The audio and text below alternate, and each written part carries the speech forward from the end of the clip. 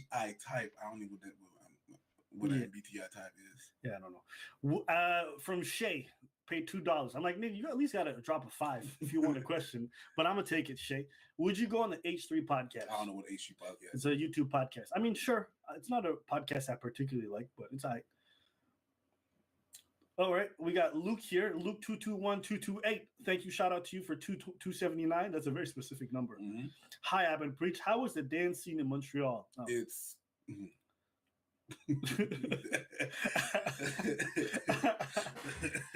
yeah, just take a shot. We're not even gonna get into that. That's all we have to say.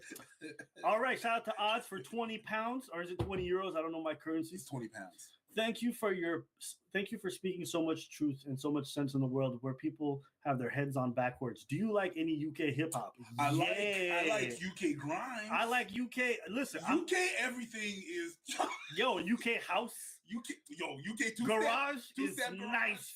The streets, fucking grinds. Fucking General Levy. There's a lot. Everything it's a different vibe. I love how they just bring their vibe to the shit. You know what I mean? Yeah. Like, it's like, you know, when you hear Canadian hip hop, it's okay, but you hear the hard influence from the States and what they try to emulate. But in the UK, they really flipped it. Yeah, they got their own thing. Side. Yeah, they got their own thing. My favorite, David. So shout out to him. I think he put out one of the best R&B albums of all time. So shout out to the UK. You guys got great music. The two-step garage. And here's a throwback. Daniel Bedingfield. Yeah, I gotta get through this. I gotta get through this. I gotta get through this. Everything gonna be all right. Oh, that shit was dope. It was dope. You know what I like was the streets. Yeah. The streets, you know, like that's how I learned how to get my English accent going on, but whatever. Yeah. Kane Halpin, sorry, story lads. Love from Dublin. Hey, Ireland, shout outs.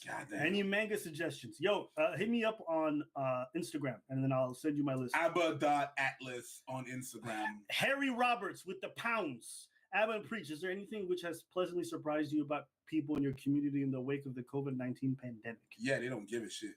A lot of people? Black people in the community, black people, like, it depends. Hold on. Black people in the States, it's really it's two steps. It's either they're really cautious, they don't get out, they close everything, they don't see nobody, or the opposite where they really don't give a fuck and they're reckless. Uh-huh. So it's just, Yeah, what surprised me? I mean, listen, honestly, in Canada, we're doing a really good job. So I'm very proud of people out here and they're taking it really well and the government's responded pretty well. So I'm happy with it. So I'm pleasantly surprised. Afro Man says, Abba, what's your favorite anime? My favorite anime is GTO, Great Teacher Onizuka. That's a throwback a lot of people don't know about. I highly recommend it.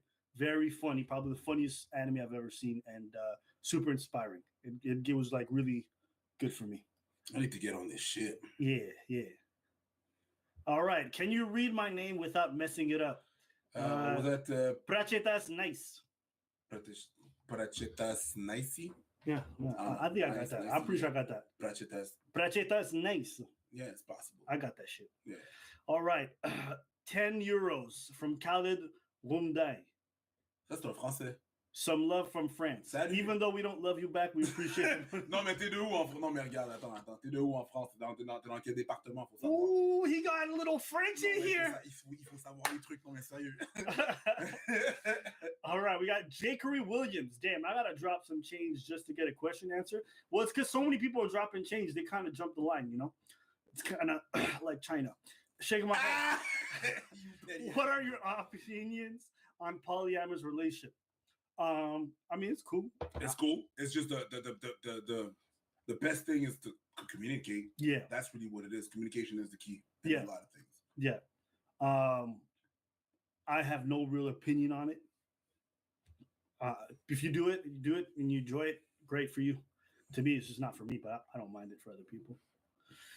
All right, let's take a question here. Abba and Preach, are you guys here to take down one bitter bitch at a time? No, I don't care. If someone's bitter, I stay away from them. It's not my job No, to take you them don't. down. No, you don't. What you mean? You post them. You pin their comments on our videos. That's what you do. Oh yeah. When someone's bitter, you put Yeah. Okay. In the comment section, yes. Yeah, you. Archio Tomic, shout out to you, $10. Hopefully it's US dollars. I have a question. How did you guys meet? Preach, how did we meet? Y'all always tell the story. No, you tell them. You tell them. I've been talking. I talk too much. Go. At least you know. How did we meet? Well, I'm a dancer. He's a dancer. I used to host dance events. He used to film those dance events. At some point, I called him to put up a video of me dancing for a reel, whatever. And then he called me to do one project, and after the project, we started talking. Yeah, and it just so happens that we both started doing comedy at the same time. No, we started after. The thing that happened, we started talking. I was like, "Yo, you're really good with the camera," and I was like, I got some things I want to talk about. You could film, I'm gonna pay you to edit. And you're like, well, I'm gonna do the same thing. So instead of it being competition, how about we just do this shit together? And I'm like, oh, okay, cool. Let's try it. And we tried a couple of times. The rest is history. And after that, a couple of months into filming, you were sitting right there and you was like, yo, I started to do comedy. And I was like, yo, shit, I started to do comedy. You started in English, I started in French. And that's where we try to think about our first comedy show. Yeah. Right? To put up our first comedy show, which was at the Yellow Door. Yeah. In McGill. Yeah. In McGill Ghetto. And then after that, we went and done another one at McLean's Pub. Right. And then we did another video that really blew up in Montreal. And we were planning to do another show at McLean's Pub. And that video really blew up in the city, right? In the province. And then motherfuckers were always tagging like, yo, we should go to the show. They have a show. And I'm the one, I was like, yeah, yo, we need to cancel that show because I don't want to turn people away at the door. Right, I remember, yeah. So let's do it the proper way. Let's cancel that show, set up another one at the... This story is long as fuck. Yeah, but that's the way. That's what it is. And that's pretty much, the rest is history, pretty much. All right, Adrian Barbosa, Cristiano or Messi? Cristiano for me, only because I think Messi's more talented, but I think Cristiano, from what I see, I think works harder, and I just like his story better. But both great talents. I don't hate either one. Preach, how long did you practice capoeira? Capoeira. I did capoeira for 6 years. My name was Nego Fujão. My apelido was Nego Fujão, which means the black that runs away. Because I was not necessarily blocking kicks. I was not necessarily, I was just going back to better attack, right? My sister did it for 9 years. Her name is acarajé, which is it's a fruit. It's not a fruit. It's a sort of pastry. Pastry. My girlfriend did it for 2 years. Her name was Calda de Veio. Calda de Veio was a fish because she used to like have long hair that she would put like in a long ass braid, and that would be the tail of the fish. So okay, yeah, cool. Sparkles 24. Preach. What's your advice on saving my marriage? Is it already in shambles, nigga? What happened? Like, I don't know what happened. Saving your marriage from what? Crocodiles? Saving your marriage from what? A guy lurking on your girls? I mean, if it's just normal shit, you just need to talk about it, right? But if it's your girlfriend comes back from the office and you ask her how was your day, and she said, well, there's a new guy at the office, and you ask, well, how is he? And she said, well, he's mysterious. You're fucked, bro. Burn the whole relationship. There's nothing you can do about that. When a girl finds another man mysterious, it's over. If your girl finds another man mysterious, you fail. All right. Fail. Accept defeat. Shout out to Mr. Mango Head. Thank you for the $1. We got CC Thrower. Okay, she's been asking this question this whole chat, which she now paid money to get her answered. And now she paid. Ab, I'm 21. Am I too young for you? Yes. Hella young. Ashanti Smith, thank you. I look for further help. My family and friends tell me I'm beautiful or good looking, but I always end up crying because I think that I'm ugly and will be single forever. Am I being ungrateful? No. I really can't tell. The thing is, there's two things in that question, okay? If your family and your friends tell you that you're beautiful, well, it's not about you, okay? It's about them thinking you're beautiful, which goes to the second point. You really have to work on your self-esteem. There's something wrong with your self-esteem. I've seen some bad motherfuckers out there that was really beautiful, but they didn't think it. Therefore, it's really a question of self-esteem. You have to work on that. Yeah. Question: what is your favorite Jubilee clip you've recorded? Congrats on 100K. Thank you, Christopher Swan. What's SCK? What kind of dollar is that, nigga? Yeah, you look that up. My favorite Jubilee clip, probably the she would probably be my favorite one, just because it was great. You had her, and then you had the guy at the end who had far more modest wants and desires. Yeah, it's Swedish dollars. Swedish? Yeah. Okay, dope. Sorry, I said Swedish, but aren't they part of the European Union? Why would they just have euros? No, they're not part of the European Union. Okay, cool. Umar Khan, I think you should revisit the China video. No. But I appreciate the money, bro. All right.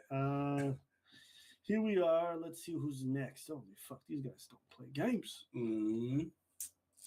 You guys are funny as hell. When will you get on TV cable? Do you have any tips on single dads dating? Andrew Walker. Listen, Andrew, this is it. It's much better to be a single dad than it is to be a single mom. Facts. Women think that men with kids are really cute. Hot and cute. And the fact that you're responsible and you're taking care of your shit, they will love it. So don't stress it, bro. You're not in a bad place. I'm gonna give you that tip. Treat your kids like they're dogs. You're gonna walk them in the park. Go to the park with your kids, nigga. Am I lying? No, you're not lying. It's crazy what I'm about to say, but if you want to, that is. Here's what happens, right? Like when a girl looks at an Instagram and she sees a man with a kid and they look cute together, she'll be like, oh. When I see a woman with a kid together, I'm like, yeah, I got this. So that's just me. Jackery Williams, shout out to you. Just curious, because I asked quite a few times people this question with different answers. What do you think are men's biggest problems with pleasing women sexually and vice versa? Preach, I'll let you go first. What is what? What do you think is men's biggest problem with pleasing women sexually? And vice versa. Well, I think it's really a thing where they think women's shit is too complicated. But the reason for that is really because they don't communicate. People. Hey, love, and welcome. Thank you so much for today's topic. Today's topic, Jubilee, and the title is it ever too much makeup?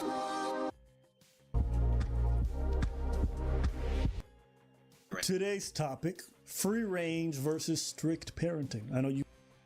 Today's topic, we're going to be doing a follow-up. Everyone requested that we watch part 2 because we watched a part 1 on Jubilee where this couple discussed things and I cringed uncontrollably. So let's watch the part 2 since there's a follow-up where 2 years later they end up talking and watching the video and discussing their feelings about it. Oh, FYI, we were right. They didn't state it. Today's topic, we got a video from Jubilee. Originally, I just wanted to react to this, but this turned into an accidental cringe report. So tune in and I don't know any woman who...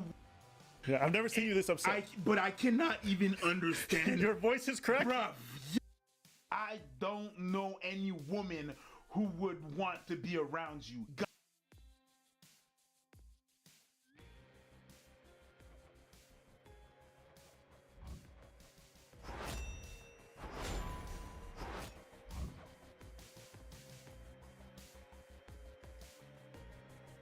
What's going on, guys?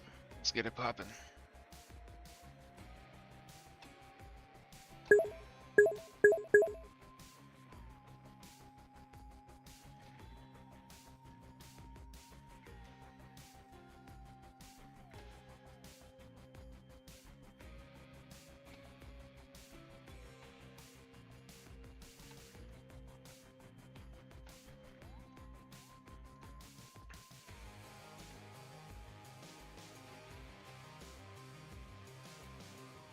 You know what would be hilarious?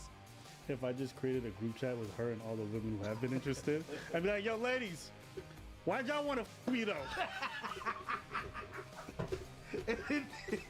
Today's topic, I got some very colorful messages. So Abba's been having some messages. I've been telling him about him being careful about every time that he speaks. Because sometimes when he speaks, it really looks like he's promoting himself. I don't mind. It's fine. It's cool. This has nothing to do with that. This literally has nothing to do with that. Here's what happened, okay? I received what may be some of the craziest messages I've ever seen in my life. Now, to be fair, I didn't know who this person was. So I woke up and I saw, "Don't you ever call me a again." And I said, "Who are you?" I didn't know who this person was. I'm gonna say this in her defense. Turns out we did a live stream. During the live stream, at one point, this girl said, "Abba, I heard you dance. Dance for me." And in my head, I was like, if you don't get the fuck up out of here telling me to dance, like, if there's one thing that irks me deep in my soul, A lot of dancers. is when someone finds out I do something, they just expect me to do it on the spot like I'm some monkey for them. "Oh, you're a comedian? Tell me a joke right now." You. No, I've had this at parties. I've had this at so many events. Dance for me, as if I'm, you know what I mean? Where do you work at? At a bank, open an account. Well, it's not, the time for that. Exactly.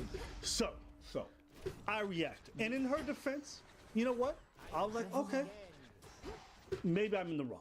But first, I'm gonna just let Preach read off the messages. Preach, read it with her energy.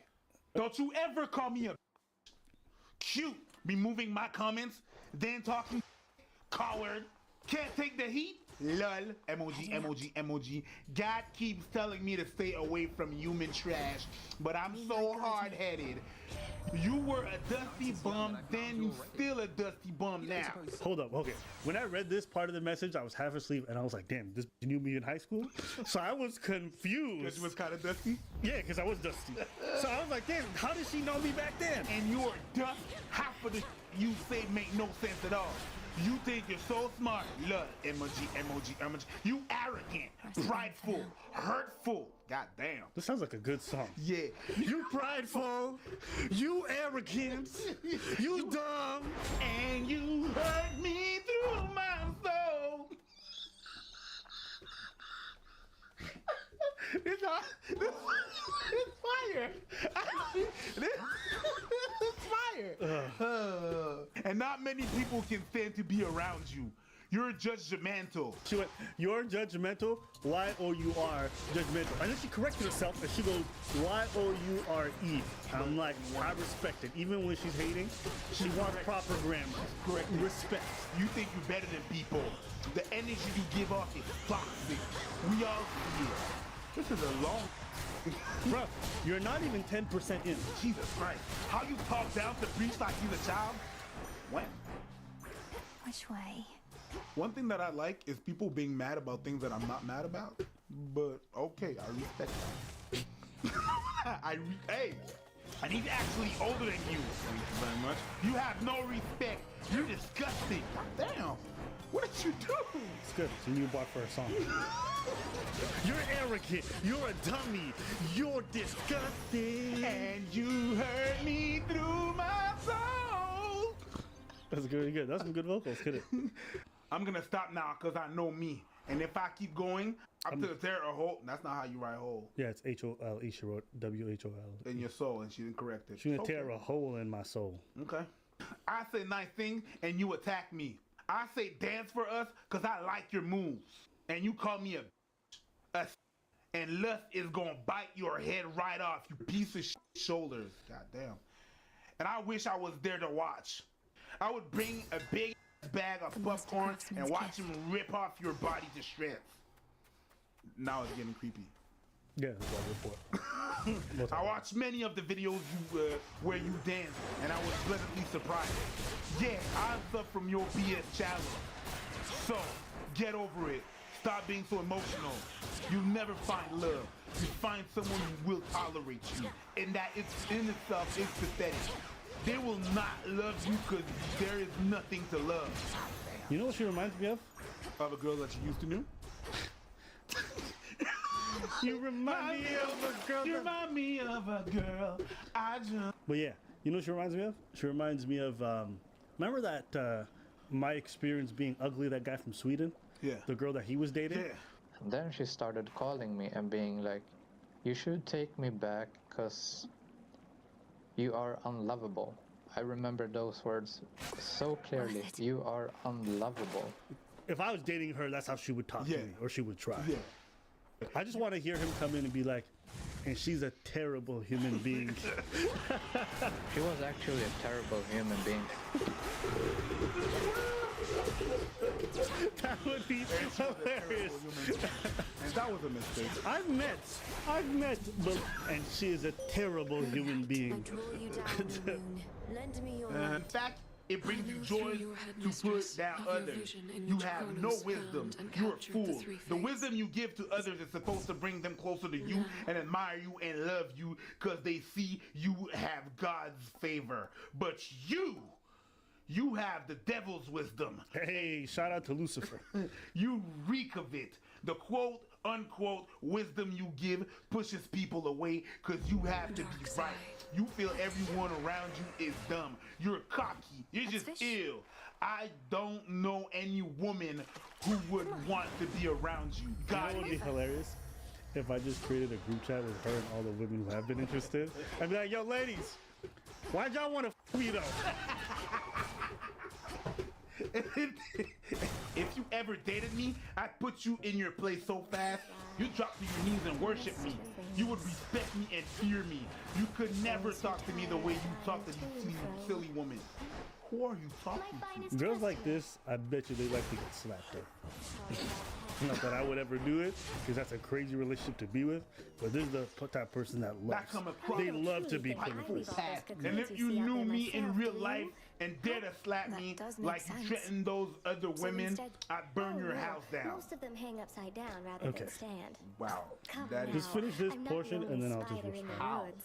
Because I'll park my car, throw my keys in the woods. Hold on, read that again. Because I'll park my car, throw my keys Now in the you woods. enjoy I thought I read that wrong. That's what's written. If you want to go there, because I'll park my car, throw my keys in the woods, Okay. and rip your pathetic apart. And I'll jump off the cliff just for fun. Keep reading. Meaning idiot. When you think it's over, it's only just begun. I'm sure what I've just said with my analogy went right over that peanut head of yours. Okay, hold up. This went over The everybody's head. secret was about the Oh, surface. well, that must be it. About how I can survive. She's gonna throw her keys in the wood because she's not gonna back out. She's gonna This go can forward. grow She's into gonna rip my exactly ass what to I need. shreds. Then after she's, Epstein me, right? So because when I die, I'm like it's over. But then she jumps off the cliff, right? Then she goes to join me now because she's not going to heaven because she also has the devil's wisdom, right? And then from there, she'll be like, "You thought it was over? Nah, nigga, it's just begun." And then she drops a fire mixtape, right? It really sounds like Don't Call Me with extra steps. So in short, Q, kiss. Here's the thing: you can't write 10 pages of insults and then say in short. No, you already wasted my time. There was nothing short of There's nothing worse than somebody who comes to you with this long story that wastes 10 minutes of your time, and then at the end of it, they're like, "To make a long story short." No, it's a long story. It's already long. So she writes all of this, and I respond to her. You're right. I'm sorry.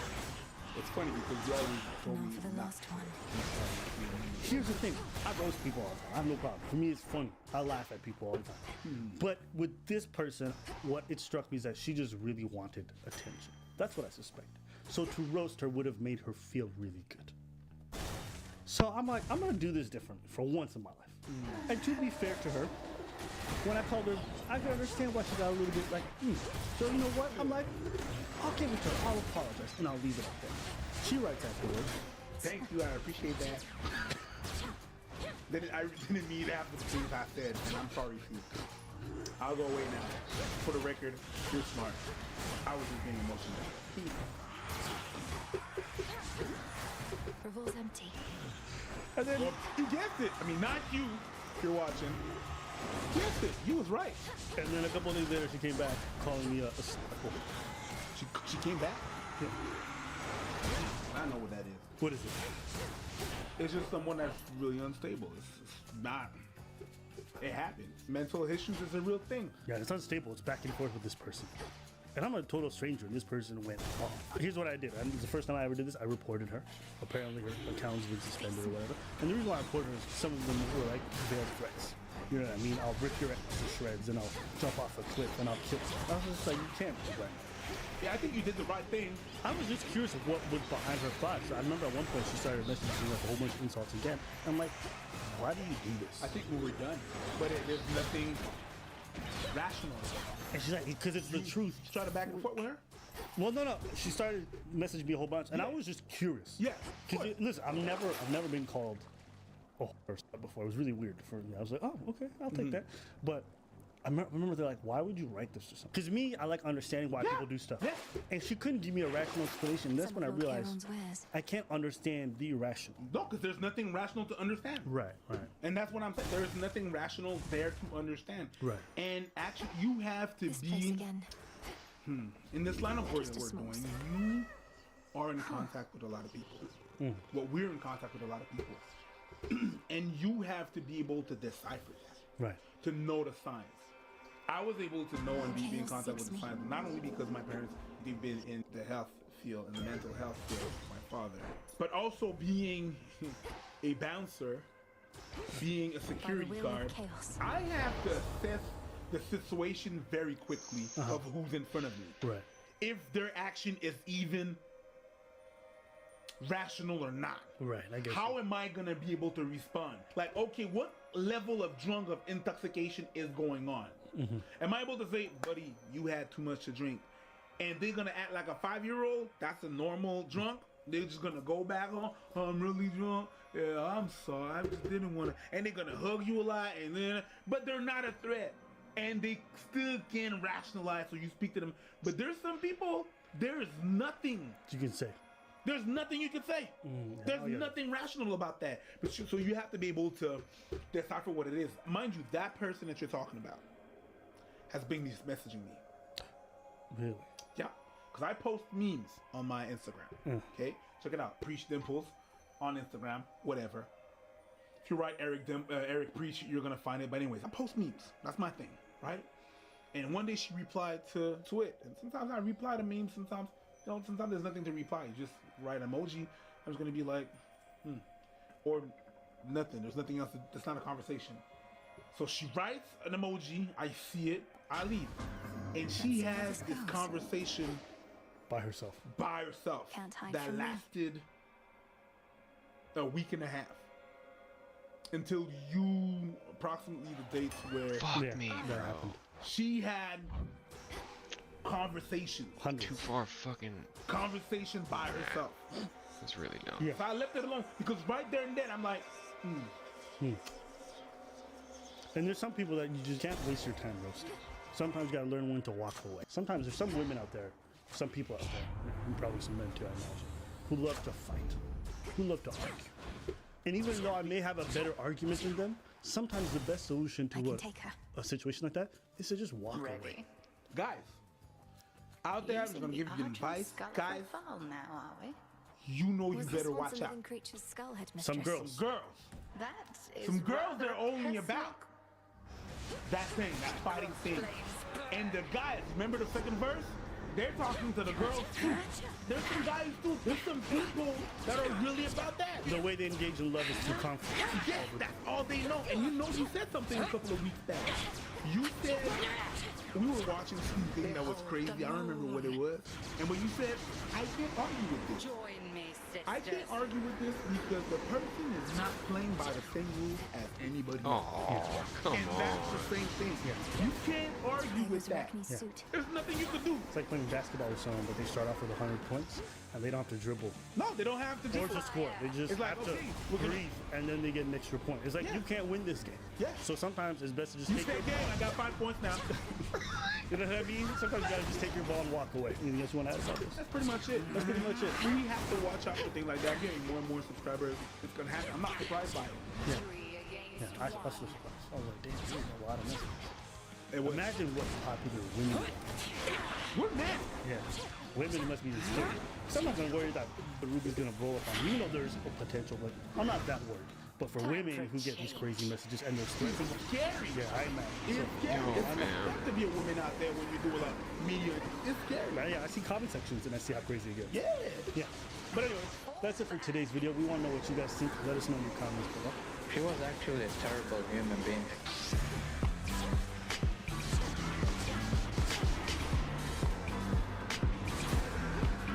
Yo, I'm fucking this all the way up, bro. Hold on. Welcome to another episode of Abba and Preach and the Floor. You don't like like the goddamn floor. Pay us to fix it, okay? I think the floor adds character. It does. I'm a big fan. Yeah. Yeah. If you're hearing all this noise, that means our energy levels are rising. It means it's real. Yeah. If we don't hear no noise, because we're standing still. But if we gotta move like this, Yeah. and you hear cracking, because we're cracking. And to be fair, it is This Montreal. all the way up. That's so embarrassing. All the floors are like this. All of it. All you talk about is what you used to be like and what you do to people. No wisdom. Fool. No, I'm sorry. Fool. God loves the peacemaker. You are of your father, the devil. You passed this test. What kind of gospel is this? People actually ask you for advice. Abba, how do I make my dreams come true and make them a reality? Abba, Stop being a bitch and get off your ass. That's the advice she thinks I would give. That does sound like advice I would give. Wow, groundbreaking advice. You're like the next door Dr. Phil. Abba, How do I lose weight? I've been struggling with it since I was a teenager. Abba, get on a treadmill. bravo. You suck. Literally. Do you suck? No, but I do you lick it for sometimes. Do you eat it? Hey. It'd be kind of hard to suck a bumhole. You suck the poo-poo. Then they begin to poo-poo, huh? And the other one is eating it. Hajjat, look at this one, huh? And the other man is poo-pooing in his mouth and he begins to lick it like ice cream. Huh? Bishop, Stagafulaiza. This is a parental guidance moment. Yes, yes, that child can be removed. Your heart is black and you know it. My heart is made of fire. But if your heart is made of fire, at some point it's gonna run out and it's gonna be black. Ooh, you're so sensitive. Your heart's made of snowflakes. Calm down. And you know it. Mine is made of fire. It burns when I come across you soulless humans. You sell out. You're violent. She keeps writing, you are wrong now. Yeah. I guess as this conversation went on, her priority shifted. Your heart is black and you know it. My heart is made of fire. But if your heart is made of fire, at some point it's gonna run out and it's gonna be black. Ooh, you're so sensitive. Your heart's made of snowflakes. Calm down. And you know it. Mine is made of fire. It burns when I come across soulless humans. You sell out. You're violent. She keeps writing, you are wrong now. Yeah. I guess as this conversation went on, her priority shifted.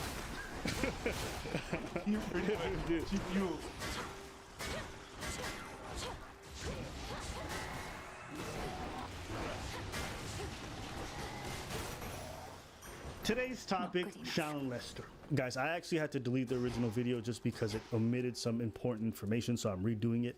Based off some of the research I did, I believe that Shallon may be lying about the whole story, right? And it seems disingenuous for us to react to that story and have our take on it when it may be based on completely on a fabricated story.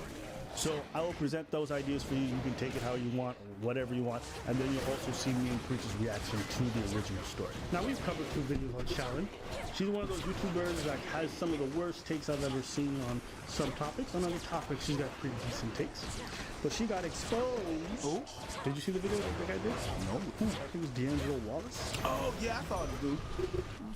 She was saying a bunch of lies about him. Right, exactly. Yeah, and he got the receipts and stuff like that. Yeah, so she got exposed for basically making up stuff about celebrities on her videos, claiming she had inside sources, but things that could be easily disproven with online Google searches. Here's some things that I know about Ellen. She is so mean to that wife of hers. What Ellen did to her allegedly that was always so bad was that she refused to let this woman have a baby. But the issue with that is that's just flat out wrong. Like when she said it, it didn't sound like a real thing to me, so I did a bit of research. Not only did I find this clip from Ellen explaining that her wife Portia doesn't want kids. No, Portia doesn't want kids. She doesn't like the squealing when they're in a pool, that high-pitched squealing of joy that they have. I also found this quote from Portia herself in Out Magazine saying, "You have to really want to have kids and neither of us did, so it's just going to be me and Ellen and no babies, but we're the best of friends and married life is blissful, it really is. I've never been happier than I am right now." Here's the thing. We didn't want to cover it anymore because I thought the other YouTubers did such a good job. They did. Right? So, what ended up happening is that she put out a video recently, and I want you to watch this, okay? Okay. Hey, Shalloners. So today we have to talk about something with the friends. I am being extorted. Stop. She's gonna die. I've never seen Shaolin without makeup. This is what you do when you know you're gonna cry. Yes. I'm about to put on a performance. Let me make sure my hand comes out. Or as they say, my UK fellas, here comes the waterworks. A woman named Swati Shukla. She is someone I consider a very close friend. She runs the Shaoliners WhatsApp group. And we were going to go into business together in a different venture. And I woke up today to a message saying, these other YouTubers are offering me money to sell our private WhatsApp chats. And I'm going to do it. I just want you to know. To create more controversy because your views are down 80%. Ooh. Ooh, you've been hit real hard. Let's listen more to what this. Michael Jackson bad? Yeah. Mike Tyson bad. When I was like at my most vulnerable, and that's a really hard thing to think. You know, like you can have like strangers on the internet hitting you. It's like who cares? Like who really cares? But like when you have someone that you share things with, and you think that you were just like a mark to them.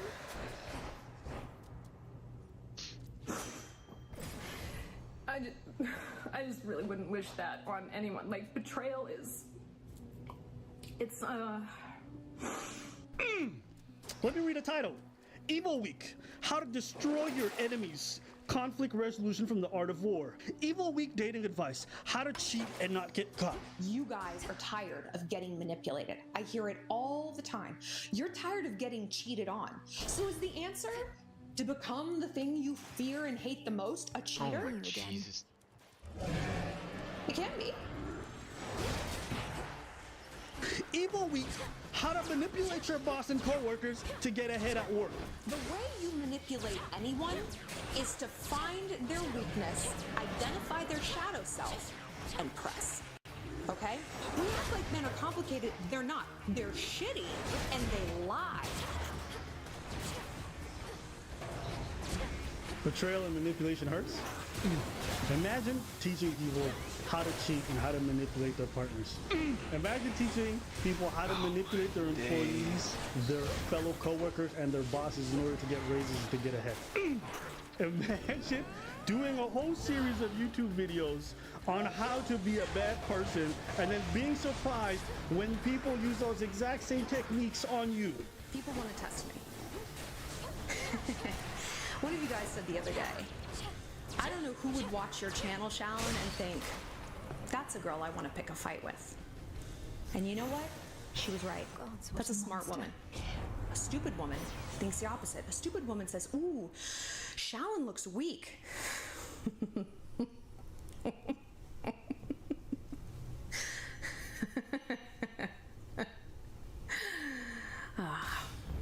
War is strategy. And now I just look back, I'm like, was she just buttering me up, you know? Like, was she preying on me when I was like at my most vulnerable? War is patience. And if you knock on the devil's door long enough, someone is going to answer you. And you won't like what's on the other side of that door. Why not? I just really wouldn't wish that on anyone. Like, betrayal is... It's, Now, I recognize that extortion's bad. I would never encourage it on anyone, including Shaolin. But it does make me feel a little bit less bad when someone teaches people how to scam and then gets mad when they get scammed. Am I crazy, my nigga? Bro, this is the game that you thought. Now you want to play the game? Let's go! You got played, boo-boo! Bro, I didn't believe in karma until this moment, but now I'm a Buddhist monk. Let me tell you, this crazy. She goes on crying during this video. Tell him.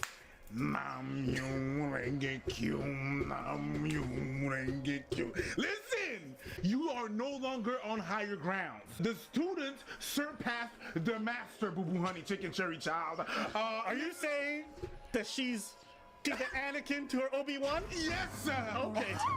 Listen, boo boo, you got played by your own goddamn game. I mean, listen, you thought you were playing Mario Kart, but your controller was not even plugged in. They played you like a fiddle. It's over. And I'm not excited because I see you down like that. I would have wished that on that. But that's what you prone. You put out there. Yes. And you got smacked back. Jeez. Yeah, you're mad that she lied to you and misrepresented the relationship. Boo-boo. You've lied about so many celebrities as if they weren't human beings. You literally made up facts. I'm not saying you got things wrong. You have purposefully and intentfully made up facts about people and then misrepresented them and haven't apologized and retracted those things. So how am I supposed to feel bad for someone who continuously lies, who teaches people how to scam, who teaches people how to cheat, and then when they get in a bad situation, Dude, they want to get on YouTube, cry, and think they're going to get my sympathy or anyone else's? No! And her fans are eating her alive. Have you checked her Reddit? It is one of the greatest things ever. Her Reddit is bananas. It's gotten so bad that they've had to ban people for calling her out so much. So what I would say in this situation is this. Treat people how you want to be treated. Put out into the world what you want to return to you. Generally speaking, what we do is ask for accountability, or we ask people to be decent human beings to each other. Unfortunately, Shalad, some of the messaging that you've put out has been extremely negative. And you have to take an accountability for that. Nope. And we've retracted those things and apologized. Absolutely. Right? What up, Dojo? Yes. Meow back at you. Okay. The people that you're gonna on your way up, you're I gonna get have to no face fucking them boons. on your way down, boo. And that's exactly It's what you're doing literally right now. fucking What's crazy. happening? You're facing the music. It sucks. I know, but it's self-inflicted. That's right. And so your YouTube channel is plummeting and you hide your subscriber count because you don't want people to see just how bad you're being hurt right now, but you are. And you can say all this talk about how you're like, I got other revenue streams and it doesn't hurt me. Seeing you cry on your YouTube video, boo-boo. So no makeup on, barely a shower. Yeah, this would never be a video I would cover normally. But just knowing your history and the things that you've said, I just find it very ironic that you haven't addressed that, yet you want to be sympathized with. You said before you think Miss me with Kronos that is bull. going to influence the leavings of the fate. Yes. Maybe you should be teaching things to people that you are not applying yourself. So at one point, when she's telling the story, she talks about how she gave Swati $1,400 as a way to help her. And she provides a screenshot of the transaction. Now, at face value, it looks very legit, right? You look at the screenshot, it looks right. So then I compared it to my phone. I have an Android, so when I send someone money, it looked different. Some of the words were slightly different, but I'm like, it's on an Android, so maybe it's a problem with me. So I borrowed my roommate's iPhone, and then I downloaded the app, and then I went into my account, and I did the exact same thing.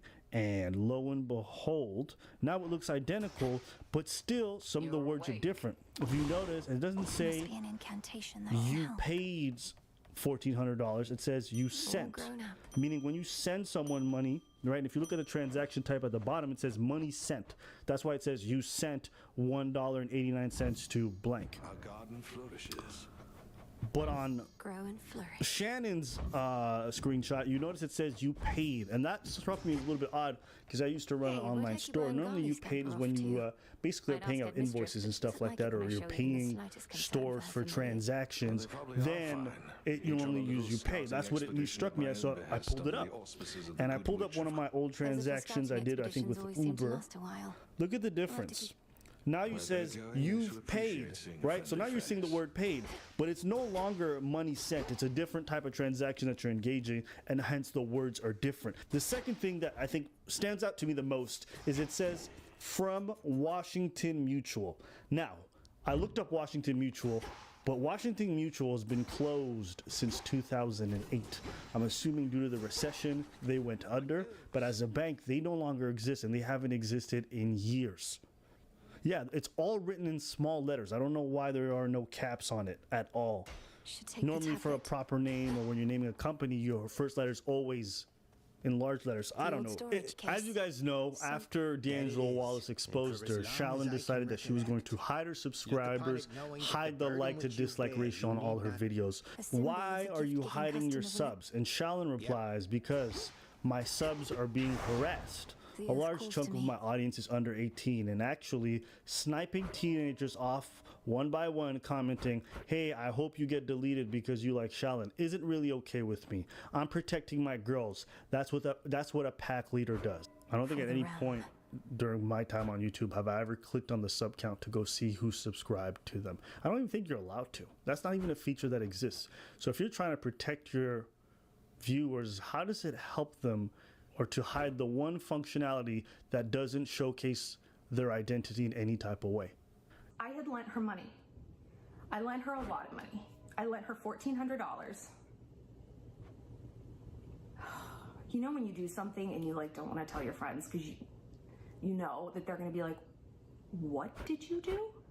Like, and it's not because your friends are being judgmental, it's because they represent what you already know. They're the Greek chorus. By will of night. And she gave me this story about, you know, it's the pandemic. She lives in India, but lives in like a 20-bedroom house, has servants, would complain when her servants didn't show up and she had to wash her own breakfast spoon. Like, she's the president of your fan club is a lawyer who has a whole bunch of employees that work under her and is also from a super wealthy, rich family. And somehow she needs your money, but she also has enough time to run your fan club, but also as a full-time lawyer, she can manage all those employees. Always talking about the family wealth. So, okay. But she's like, my law firm is basically dead in the water. I drained my savings paying my employees. I need $1,400 to make payroll. And she's like, they're all women. And I'm like, I just can't, like. It is stupid. That is one of the dumbest stories. And the fact that it came from someone from India makes it even funnier. Next, you're going to tell me that you were done in by a Nigerian prince. At some point, this story sounds so ridiculous. Maybe that's the whole point. Maybe she makes it ridiculous enough. She was just like, she couldn't have tried to make up a lie that's stupid. But this does sound really dumb, doesn't it? Like, am I the only one who's listening to this and like, this is really unbelievable? You tell me that you lent $1,400 to a stranger you've never met? It's not out of spite or revenge. I'm trying to get my life back. There's no legal action you can take against me. I'm not an American.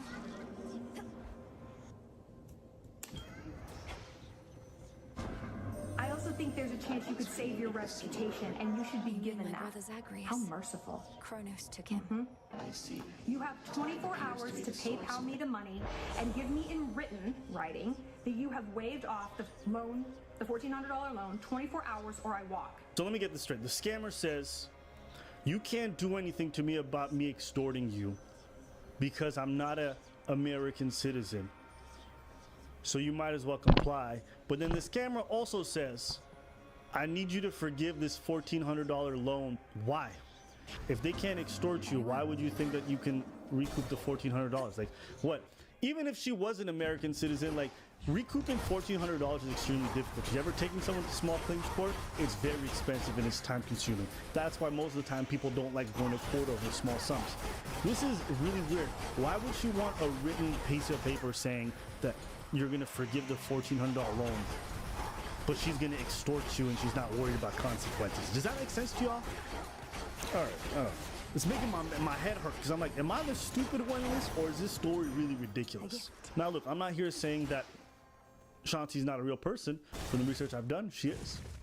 Or her account was real and that she interacted with a lot of different people. That's all we really know.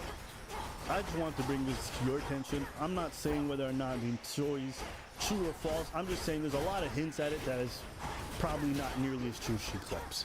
And based off her past history to lie about people, to omit and make up facts out of nowhere, it's hard for anybody to give her the benefit of the doubt. You feel what I'm saying?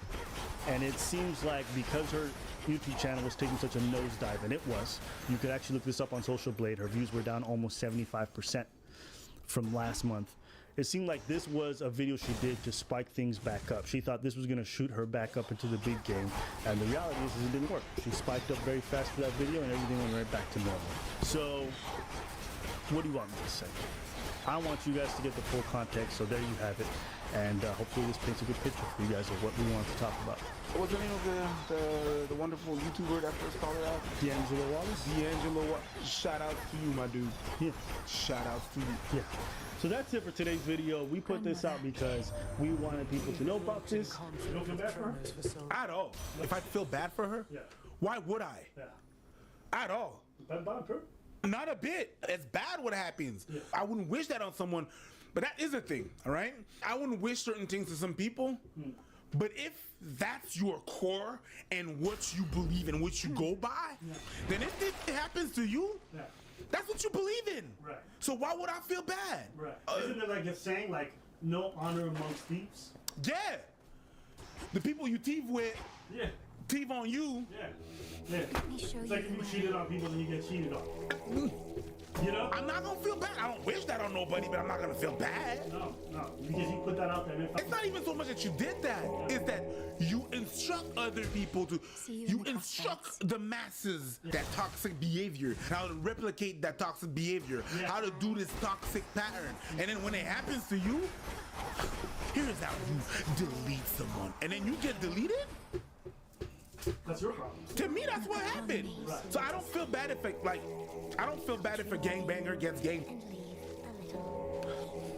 Yeah, I don't think you want to. Give me 2 seconds. All right, we're gonna stop. What?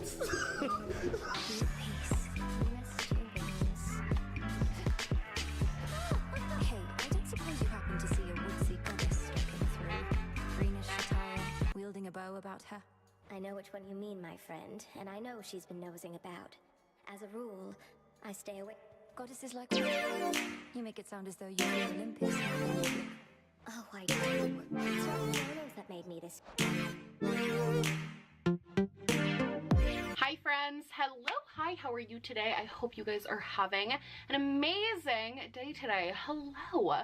So, today's topic, Shallon Lester. Guys, I actually had to delete the original video just because it omitted some important information, so I'm redoing it.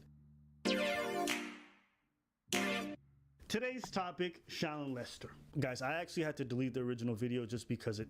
Today's topic involves somebody we haven't spoken about in a long time, but she had some interesting things to say that popped up in my feed. But let's talk about... If anything, Bumble. Bumble. I'm sorry, my bangs are... Okay, look, I'm just gonna put my hair behind my ears. I'm gonna have to look like a big potato head for the rest of the video, and you're all just gonna have to deal with it. Here's why I don't like Bumble. Some fake Okay? fabric. The whole deal with Bumble is that girls say hi first. And Bumble's like, hey, you're empowered. You've got the control. What's the big deal? It's just saying hi. Hear me now. If it's so not a big deal to say hi to someone with your thumbs on an app while you sit on the toilet, why can't guys do it? No.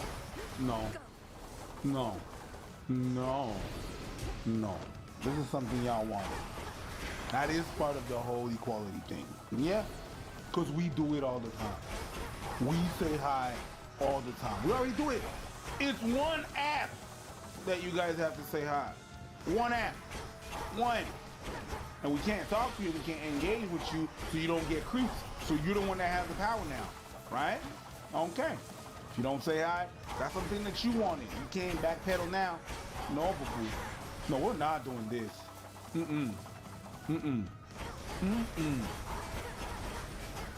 Go on. Sorry, I have to put the last one there. Do you? Here's who's on Bumble. Fuck boys. Sitting there, dicks waiting to be sucked. Thinking the girls should be competing for them. But that's what you got. That's your position.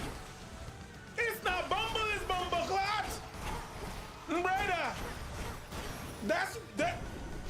If I put it in other terms, that's what you guys do. Can you put it in vaginal terms? Yeah, y'all wait, dear, under the sun.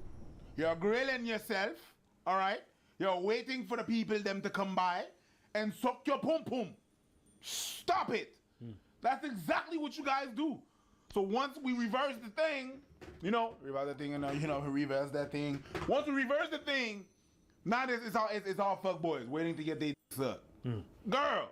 She basically saw women having the choice to now make the first move, and she went, beta! Beta. She said, "What? Women making the first move?" Beta. It's beta. This is titled "Why I Hate Bumble and Why Every Feminist Should as Well." No, that's exact. Actually, that is what. They are the hottest commodity. It's like, what do you got? Oh, that's your opening line? Oh, you went out and said that? Look in the pictures, no. How about you? No. No is right. That's a big no from Michelle. What hit them? I'll keep them I'm busy not for you. down with this construct. If it's so not a big deal to reach out to someone, why can't guys do that for us? If that is too emotionally risky for them, if that is just like a bridge too far, that's not someone I need to be with. If he can't develop the basic human interaction skills to come to a woman and say, "Hi, what's your name? I saw your profile." Like, no, what's your name? But like, this looks cool. Did you travel to Patagonia? Is that your dog? Something. If you can't come up with a hello and a question to a person you know absolutely nothing about, what do you think that relationship is actually So much for visiting the surface, huh? I feel Not seen a dumber trace of you up there. just watching this. Don't feel She acts bad. like women I'm not haven't made the supposed to first be up move there. before and had Can healthy hardly relationships breathe. afterwards. In fact, there might be ladies, No, I guess if you not. approach a man, vast majority of the time you're going to get a far more favorable response than if we approach women. Why? Because women are generally pretty defensive around men. Women are far more selective. And so we deal with rejection more often. And this girl's out here crying about, why can't you have it? Because we already do it. What kind of relationship? What do you mean, what kind of relationship? You know what I mean? You think guys don't like being courted? What, you think if you Then it's ask us out yours. first, you're just going to be like, yo, man, this Farewell bitch for is now. easy. You want to be Yo, courted? this bitch is easy. You want to be courted? Hey, ma, go get my food. What, you think that's how it's gonna work? What, you think you always gonna be on the... Bro, it's the entitlement, like, especially in this modern age of like, I could do all bad, I'm INDP, I get my own money, I get my own bills, I get my own place. Bitch, get your own approach, get your own man then. Nah, he gotta come to me. Okay, so you a boss when it comes to everything else, and then afterwards you turn to a little scared kitty when it comes to dating. Fascinating shit. Because you would never say this kind of stupid shit when it comes to jobs. You would never say this kind of dumb shit when it comes to your passion. You never say, why doesn't it make your first move on me? It's okay to go apply. Not everyone gets headhunted. Not everybody gets counted. That's a fact. And guess what? You could get headhunted and you could go apply. You could do both. That's the beauty of the world. And it's not because you apply to the job that you don't want to treat you well. That's ridiculous. The job went to get you and you're like, ugh. And you know what? There's going to be comments below of people who said, you know what? I approached my man and we're married 7 years later. My girl approached me. My girl approached me. And how many years has it been? My girl got out of... How many years has it been? 22. My girl got out of the friend zone. There you go. She got out of the friend zone. There you go. Put in that work. Guys, if you guys are enjoying today's video, be sure to like and comment. Like it. Like it. Comment. It helps out that algorithm. You're watching it for free. We provide you with daily content. Just like the video. And if you like the merch, get the merch. And if you want that 50% of people watch the videos and don't subscribe, stop it. You're already here. Let's have a good laugh and let's subscribe. Click. Okay? Ring the bell. Because, like I've always said, men are hunters, right? And when you picture a hunter out on the savannah, what happens if he has this idea that the wildebeest should come to him? Probably he's gonna starve to death, right? That's not gonna go super well for him. When people use these like food analogies for the wilderness, I always find it so cringe. So what, bitch? You think you're something to be devoured and then like picked apart and then on to the next animal? Yeah? Is that it? Because you know what, a lion doesn't stay committed to one wildebeest. He goes and he fucks everything else up. Is that what you're saying we're doing now? Is that what we're doing? Let's use an animal analogy. We fucking everything then. And you're supposed to accept it because bitches, that's your place. No? Oh, all of a sudden the animal analogies don't fit, right? People love making animal references. Well, in the animal kingdom, the matriarch is the and she gotta get fucked and ran through by every person in the tribe. You wanna do that? You know what's funny as well? With the when they put the lion analogy with this shit, I love that. Yeah, because you know the lion hunts. Actually, the lion sleeps all day. The one that hunts is the she lion. And that's a fact. So,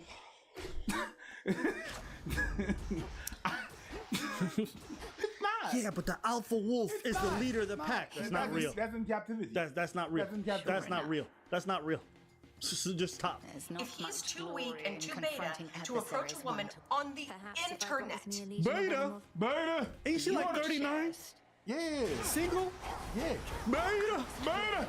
She on YouTube and she hiding her sub count because she keeps losing folks? Beta. You call yourself a feminist? Beta. This is nonsense. I'm not saying he has to walk across a crowded cafeteria, like climb a mountain to meet her. There it is. If he can't do that, why are we, and I've said this before, closing the gap between who he is as a man and who he needs to be? Why? Why is that our job?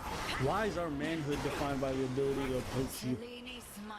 Why is that your idea of masculinity, our ability to approach you, when you don't even match the traditional ideas of what it means to be feminine?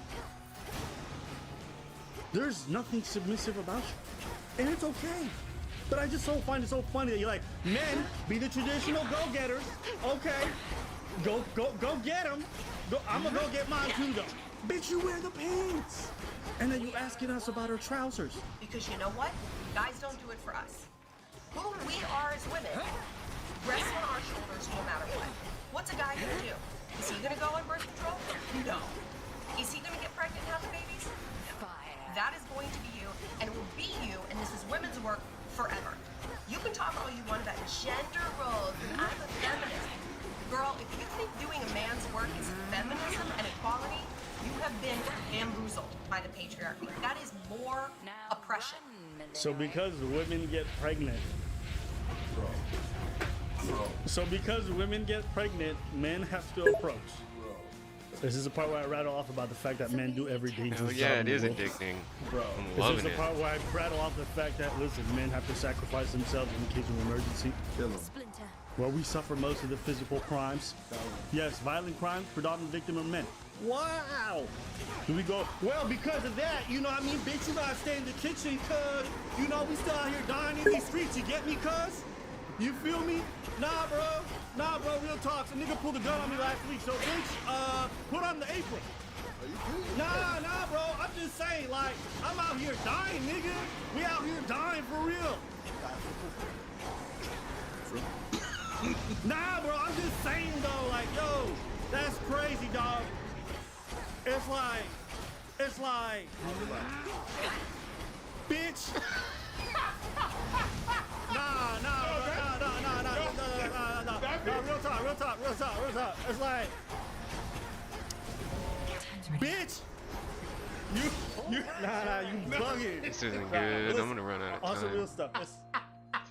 Bro, you. No, I only just started like an hour ago. I'm just saying. I've been Like, going yo, women's slow, selective feminism is and crazy. I fucked to me. around and It's like tried the for 9 almost minutes 1,000 thing, years, and we were it's oppressed, not and gonna now work we out. finally I came can out already from tell. under the Unless I patriarchy get and got our some own way jobs, better and, you know, boons. now we can take control. We got birth control, so we want to casually. We can enjoy our own sexuality and be sex workers, and slut shame is out the window and all this other stuff.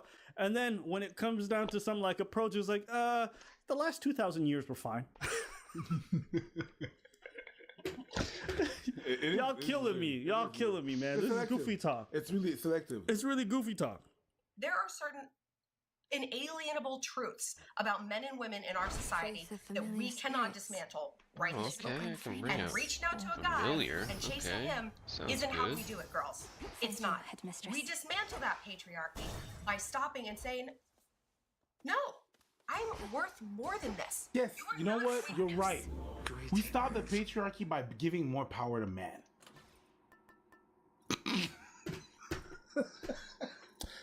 You know, it's just crazy. That's not the dumbest shit I've heard today, bro. Yeah, let's lose our agency. At a time where people are dying alone more than ever, where people are having a hard time finding a mate, your advice to ladies is to not take control of their own situations. No, and that's how you get power by giving it away. Okay. You are not going to behave this way. And if you do, you're not going to do it in my life. You can go do it in another girl's life who doesn't understand her value. We're here to understand our value.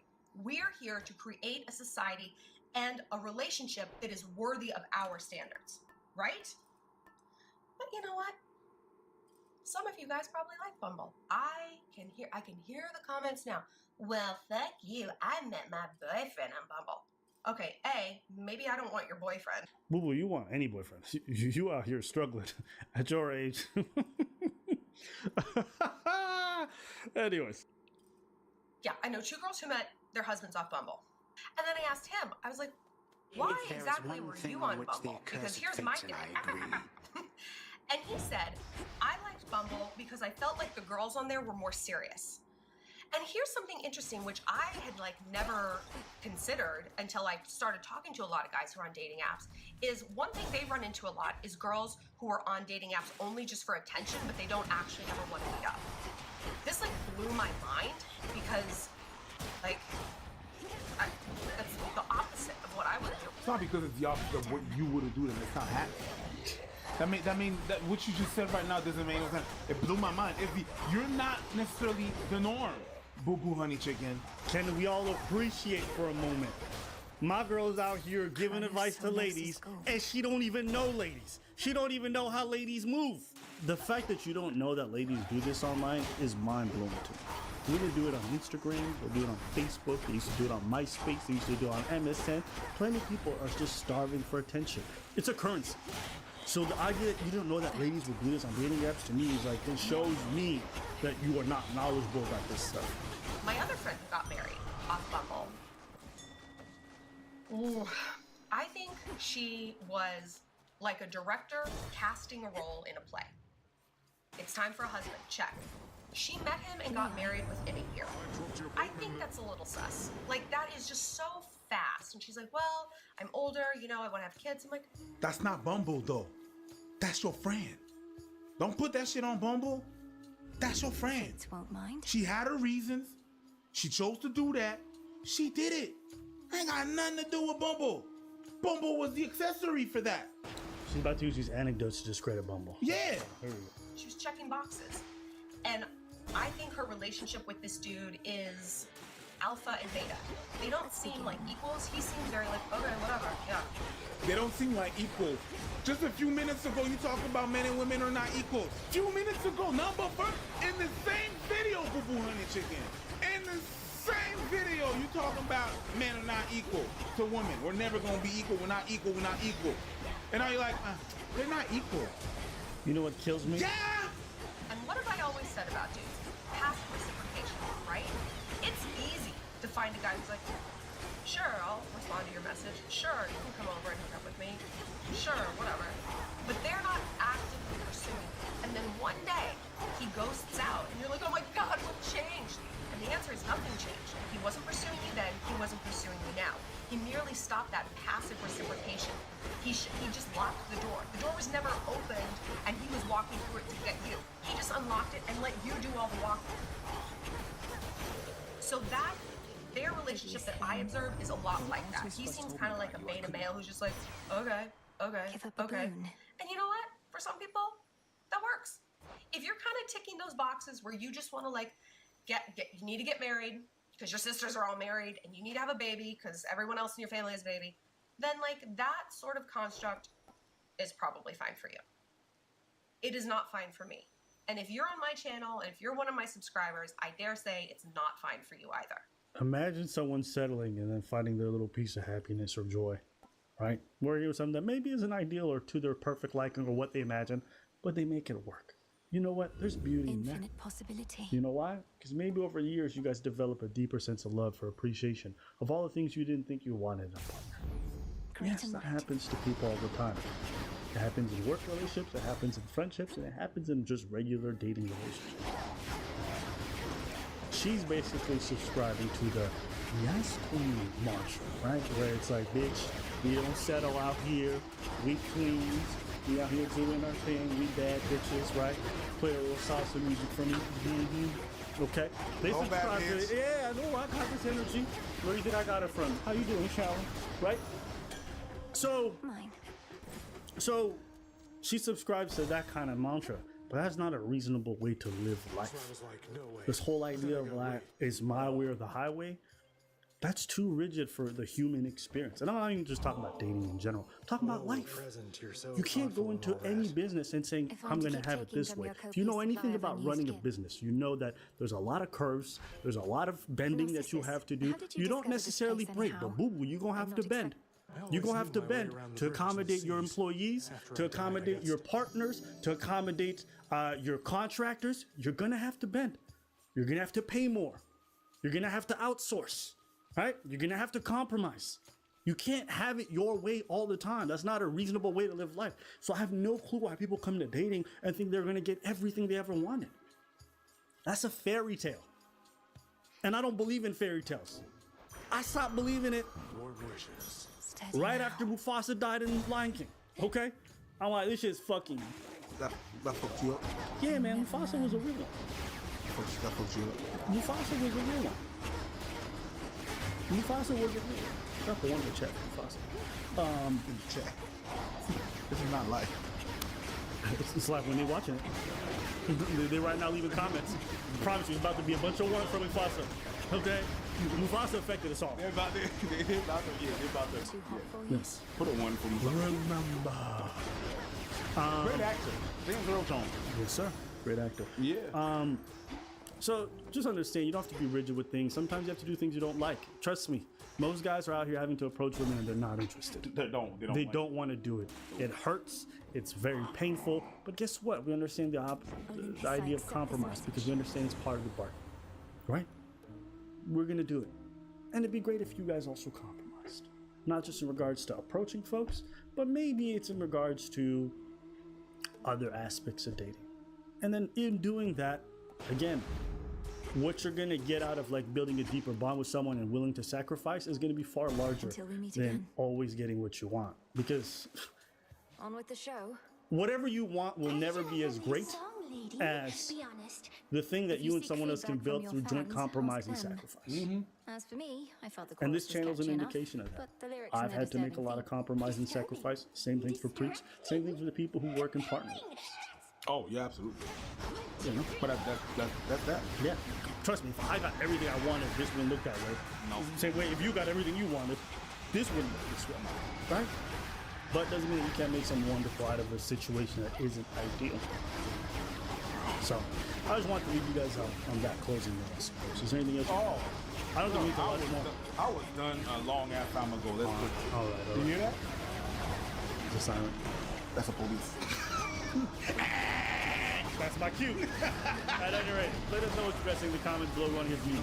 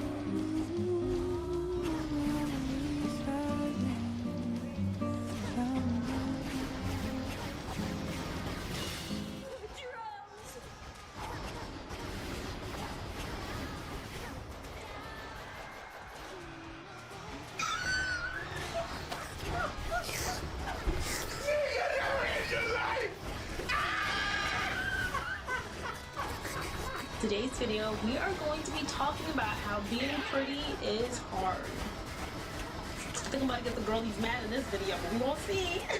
A lot of disadvantages come with being a conventionally attractive woman. So before we get into this video, sit back, chillax, get your popcorn out, get your water, get your tea, baby, okay?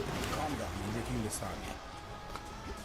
Click that notification bell, hit that subscribe button, and give this video a big old thumbs up, okay? Is that done? I hope so. Okay, you gotta bring that activity. That shit is omnipresent. And it's half the reason I'm still watching. The 1 point for pretty privilege. Carry on. I ain't mad at you. All right, you already know. She does look good. Yo, thank you to whoever picked out that outfit. Shout out Patrice O'Neal. Yes, girl. Okay. All right, y'all. So I got a few reasons why I say being pretty is hard. Y'all don't laugh at me. I'm being sprung. Shit, I'm Why sorry, are they all this is red? water, but it's hard out here, okay? It's hard out here for a pimp. Pause. Yeah, it really is, girl. You speaking to my soul. I don't know if you made this video for me, but it is hard out here. You feel what I'm saying? Not for a pimp, but for the scene. Press play. You said that? I mean, he said it. Who?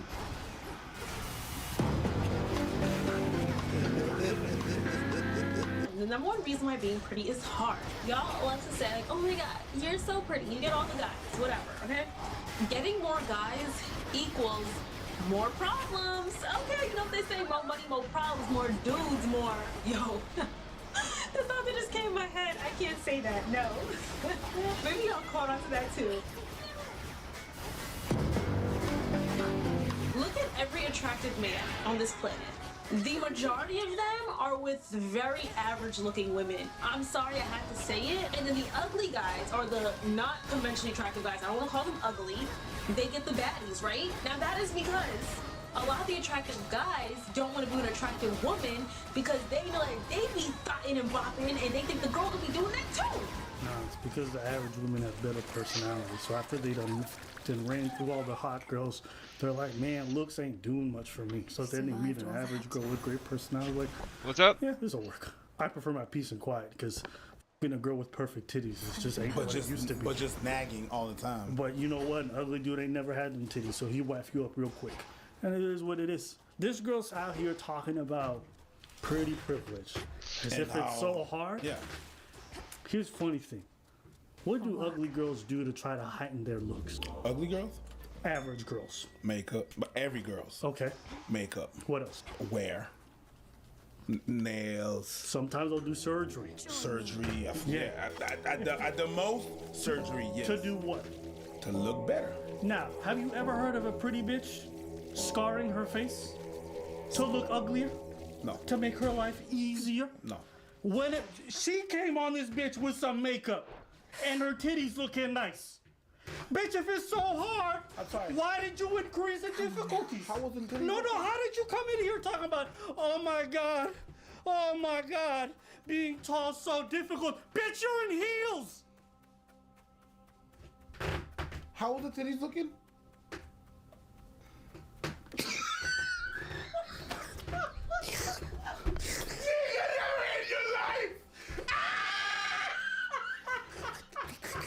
This motherfucker needs Jesus.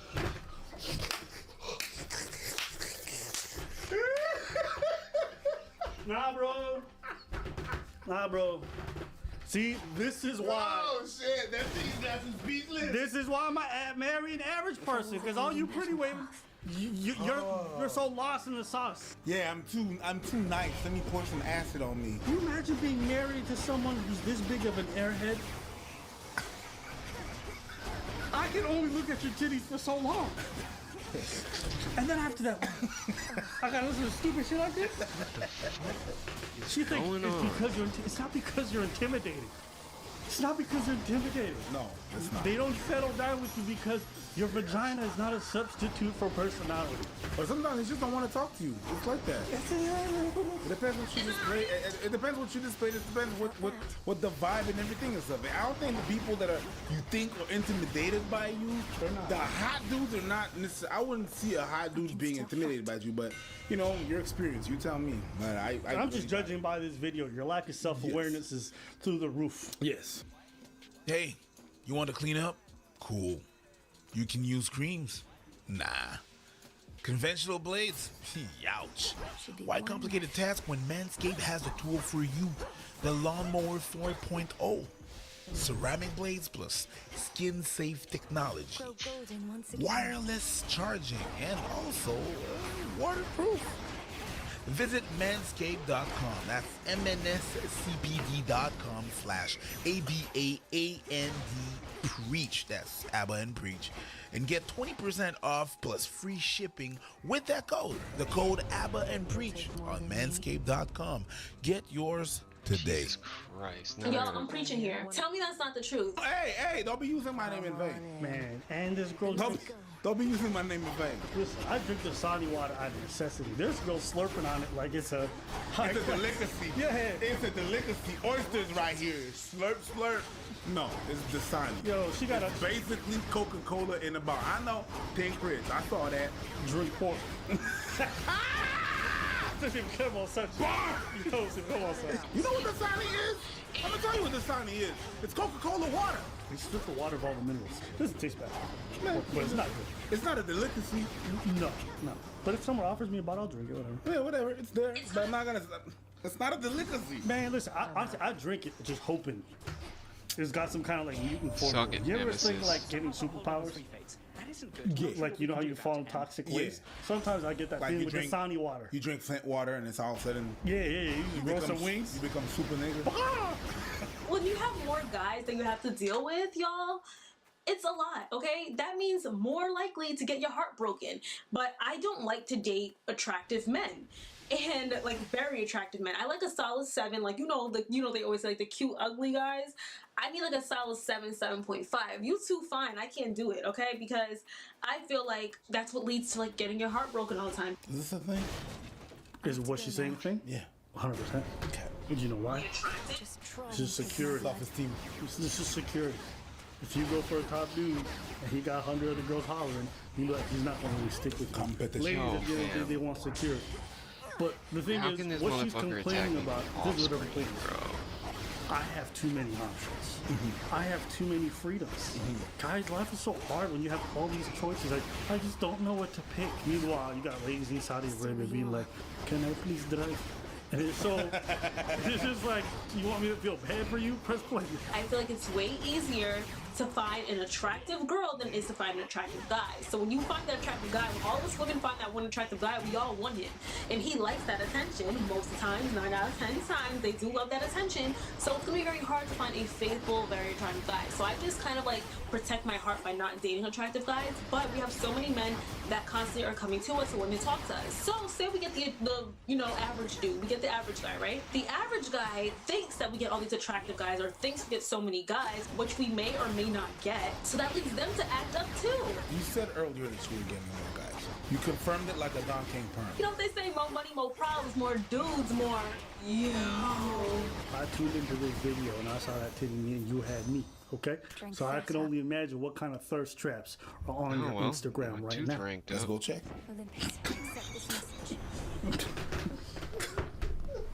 I don't know why any guy would be like, bro, we didn't even have, you didn't even, the first 3 picks. You didn't even went like this. You went like, and this.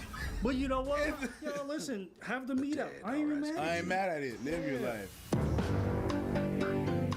Because guys, a lot of the time, they will get like intimidated by being with somebody like me. Like they think I'm doing all this stuff when I'm really not. Like I'll let you think I am, but I really am not. I'm a loyal girl. I don't have to do that much. That's another thing. I'm really loyal, but people think because I am like a pretty girl that I'm talking to all these dudes when I'm not. Probably because you're advertising and you're thirsting for attention. Just saying. If you're out there broadcasting and looking for that attention using that, guys are probably going to assume that you're talking to a lot of dudes. Same way for dudes out there posting thirst traps with his abs out and his fucking pectorals looking all buff, you would think there's a lot of girls talking to him. You literally said earlier that if a dude is pretty, you just assume that he's talking to a lot of women. Why? Because you assume that he likes it and so he indulges. It's the same thing with dudes and seeing girls doing thirst traps. Exact same thing. Listen, you're not debunking pretty privilege. You're just saying that despite having this pretty privilege, my life can still have difficulties. Privilege doesn't mean that your life is inherently easy. It just means that it's easier. There's a difference between the two. It's kind of frustrating because I feel like I know like a guy will think, oh yeah, she's cute, whatever, she baddie, whatever. Like I think that guys definitely do say that about me. But I also think that they're not gonna come and approach me because they're like, nah, like she's doing her. Like it's crazy. Like I said, I've had plenty of opportunities that I could talk to attractive guys, but I just don't want to, and they just don't want to date girls at their level. That so makes it hard being pretty. That's another reason. And it's difficult because sometimes you do want to find man here or there, but they don't want to be there, So yeah. So another reason why I'll say being pretty is hard is because I feel like you also get a lot more haters. So when it comes to being attractive, people tend to think that you always think that you're this hot stuff. Now, don't get me wrong, I do think I'm the ish, okay? But I do it in a very...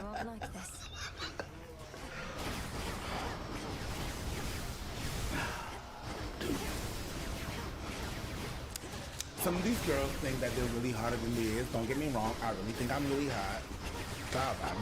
So we need to keep going. My chum. Ain't no, man. We good? No, I think we good. Okay. You think we summed it up. All right. I mean, che sono me. No, me lo matcham, non mi spiegavo poi. I'm gonna say this, okay? I'm gonna rank my privileges by order, okay? All right, this is my... belle, t'es juste une fille. Sorry, go ahead. It's all good, it's all good. So these are my top privileges from top to bottom, all right? Ranking at number 1. This is my honest to God opinion. The best privilege in the world is financial privilege. If you were born into a wealthy background, if you're born into a first world country, you're already beating most people, okay? There is nothing better, all right? You either want to be a poor-ass white South African, okay? Or you want to be a rich black person in America. I already know which one I'm picking 9 times out of 10, 10 times out of 10. 1.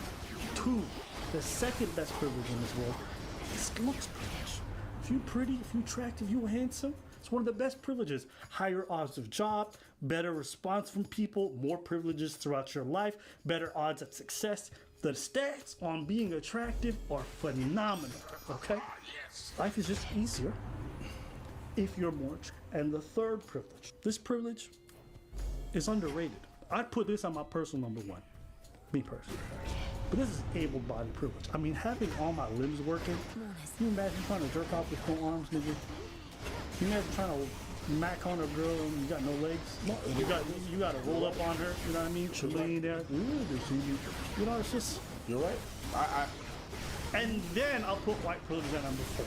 Number 4, would you rather be able-bodied but a minority or disabled Enough. but white? I can get out now. Go ahead. I'll wait. I want to be able-bodied. Dude, and a go, minority. if I'm lying, go ahead. No, I think no. Don't hide behind me. Okay, yeah, hey. Take these bullets with me. I'm just saying. It's fact. Would you rather be an ugly white person or a very attractive minority? You want to be a fucking hobbit who looks like Frodo and white, hairy feet, or Naomi Campbell? To help you, boy, no matter what. I'm a dude, Naomi Campbell. Okay. All the time. Sex change. Every time. Use whatever bathroom. Let's go. Okay? Go on a Korean spa right now. Let's do this. Let's go. What would you rather be? A poor white dude or a rich dick? Did you say Naomi Campbell because of the forehead game? Hey man, I always got to show up my forehead. I'm just saying. So for me, like, yo, the pretty privilege is a real thing. She didn't do anything to debunk. In fact, just the mere fact that she can have a YouTube channel and be that popular and her lack that much self-awareness is indicative of the fact that she... epitome privilege. Yes, sir. That's right after and right under white privilege. Because they're not following under white privilege, you got epitome. They're not falling for your personality. I'm just saying. So it is what it is. It is what it is. So let us know what you guys think in the comments below. Were we too harsh or am I lying? I'm just saying, all these pretty women talking about, oh my God, it's so hard. There's knives in your kitchen. You can fix that situation real quick. None of y'all doing that. Y'all still rocking makeup. Y'all still hitting the gym because y'all know deep down inside that being more attractive makes life easier. So let's stop the cap. Let's stop lying because we all know what's up. We good? We good. All right, then. Stop playing with me. That was it. That's it, no? I'm terribly looking.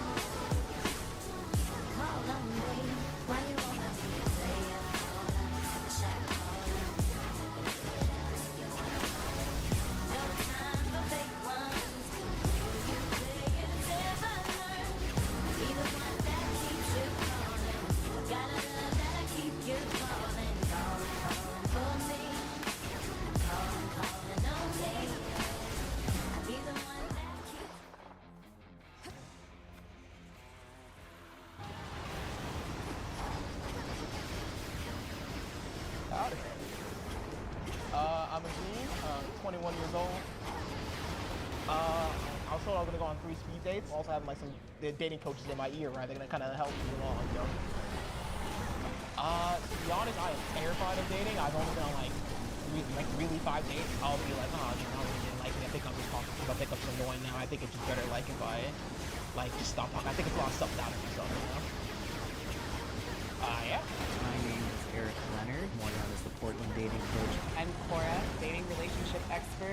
for you now. And also a dating coach. All right, you're doing something really brave here. We've got your back, and maybe we're gonna go on your first date. But hey, how you doing? Good. How are you? I would be too. I'm Zane, by the way. Oh, nice to meet you. I'm Kat. High five. Yeah. Dude. You know what though? Shout out. And I'm gonna say this. Half the struggle is even the show. My man came through, and even though he's nervous and he's bumbling, he's moving forward. So right off the top, because a lot of y'all be hitting me up. What do I do? Have you tried? No. Good. Die alone. I don't like it. No? When I give a compliment, it's not about you. Throwback! That's like 5 years. That's like 5 years. Yeah. Yeah, that's a throwback. That's an even. Yeah, you guys don't know what video we're talking about. It's on Braintree. Fuck me, bro. Feel to have someone like telling you what to do. Is that uncomfortable? It's really surreal. So, Kat, also, what brought you to this thing? Like, what made you come here, you know? Honestly, I still don't know because I was like, this year I'm just going to do a stay single 2021. Okay. And here I am going on a date, so New Year's resolution never works. That's the takeaway. Ask her why she wants to stay single. Why'd you want to stay single? Why single 2021, you know? Staying single 2021 is more like working on myself. She wants you to step up and talk about yourself. So, like, I graduated, you know, from with a biology degree, right? Nice. And, like, really what I'm trying to do with that is I'm trying to become a doctor, really specifically like a pediatrician, you know? I disagree with what she said about talk about yourself. I'll be honest with you guys, the biggest piece of advice I can tell you is ask them questions about them and push with those questions. I'm not saying you gotta be inquisitive, but there's a natural way to go about conversations where the other person gets to talk a lot about themselves, and to provide the conversation free-flowing and fun, they'll enjoy it. And me personally, my advice, dude, is you're better off asking questions about them than being the one who just talks about himself out of nowhere. There's times for it. I'm not saying it's necessarily bad, but the opposite's actually better. Yep. Here's the difference between men and women. A woman who talks about herself is just sharing. A man who talks about himself is arrogant. Yes. Right? Absolutely. So if you just are volunteering a bunch of information, a woman's going to be like, when are you going to start talking about me? Whereas if a woman's constantly talking about her things, guys are like, we still tonight? We don't have that same thought pattern. Here goes. We don't. Bars. I've had so many girls tell me, oh, the guy just talked about himself the whole Not day. much fun I for have now. never heard a dude say, she didn't ask me any questions about me. That you never heard that. Never. So that's the difference between the two. It is a genders. big difference. And that's also why I would never take advice from female dating No, coaches. I wouldn't. I would be skeptical. I'd be like, okay.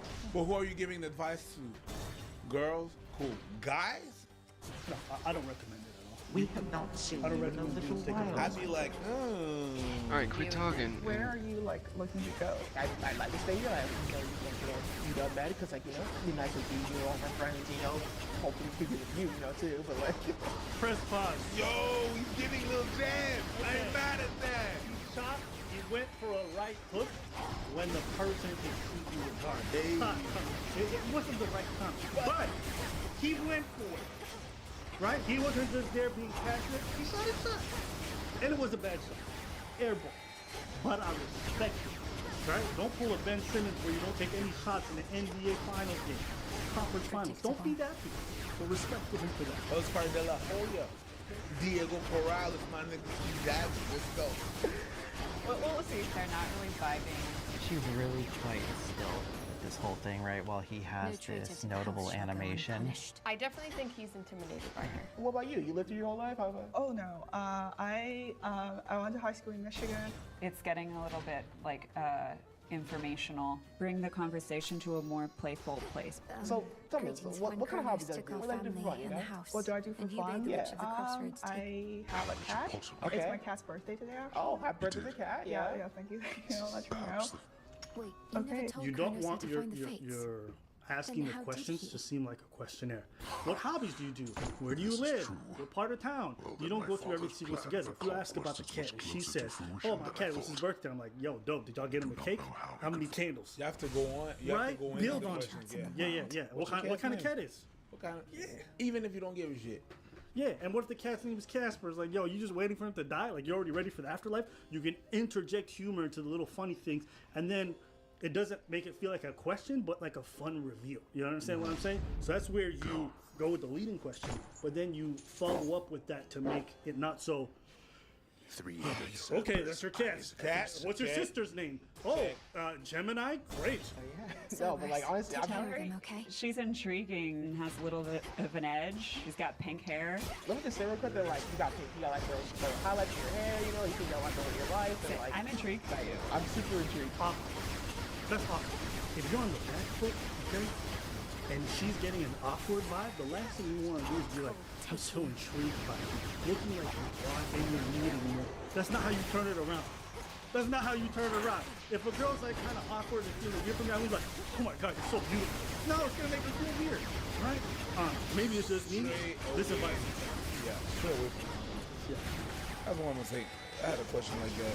People question me, they're like, yo, what do I do? Like, in my language, pick up line sounds very rough, and girls always reply to hi. If you want to wow a girl, you have to get outside the box, okay? Don't do the obvious thing. If she has beautiful eyes, don't talk about her beautiful eyes, because one, because she heard that all her life. Two, it's not her fault.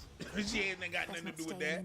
Three, every guy that she's been with or she's seen talked about her eyes. Go outside the box. I would actually avoid compliments that are obvious. If you like her style, that's one thing. If you like her vibe, that's another thing. Her eyes, her haircut, things that we like, you know what I mean? But use it like spice, you know what I mean? Seasoning your food is good, but too much salt is high blood pressure. You know what I'm saying? You know? I really appreciate that, although I don't know how much of it is like your earpiece, they're in your head, or I won't do that. Say you'll find out on the second date. So you'll find out on the second date. Maybe we can editing. Maybe like a girl for little request. Hey, so let's say hypothetically, right? Let's say we're on a second date, right? Let's say like I plan a picnic for you, right? Would you be into that? A picnic? I'm already like looking forward to the next date. Okay, yeah. Alright, okay. It's at the end of this date. Thanks so much for joining me. That was fun. Great to meet you. Are they still talking to you? Yeah, they're still in my ear, but I was going to say, thank you so much for meeting me. I really do appreciate it. How did that go for you? It's just a little weird. Like, I feel like almost ingenuine. I don't know. It's a weird feeling, but I feel good. I don't think he feels worthy or feels comfortable approaching a woman. She was, in fact, questioning his sincerity a lot, I think. If I can be completely honest, I'm not convinced she wants to see him again. Captain fucking obvious. Hey, is this really your profession? You guys are trash. He doesn't seem like he has too much confidence. What gave that away? This fucking fumbling for 10 minutes? You guys have nothing insightful to say? Jesus Christ. You know what's crazy? The girl in the middle is actually out of both things. The other two are useless. Listen, I'm sorry. There's a lot of people who are dating coaches, okay, who are trash at what they do. Who probably don't really get out there that much. And release. This will calm down your nervous system. When she enters, look into her eyes and do like a little water cheer. You're James Bond. Own it. Oh, like a...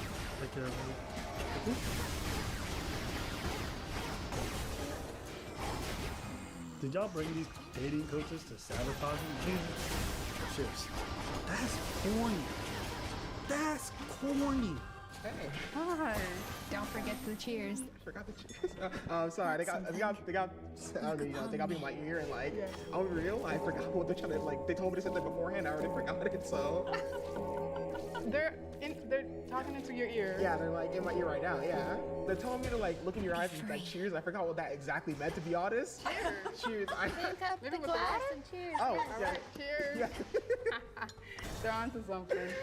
How did you get here? Like, I've been kind of like, I'm not gonna lie, kind of in the dating scene for like a pretty long time, you know? What about Tinder? Have you tried Tinder? I have, not the greatest. Avoid talking about previous dates. So that's another bad piece of advice. This one. Previous dates are fantastic conversations. How would I tell you? Talking about bad previous dates or funny dates is one of the funniest parts of it, because most of us go through dating and it's like a exasperating experience, like we're all going through it. So asking about it is perfectly fine, providing you're not now just like hot bitch and we fuck.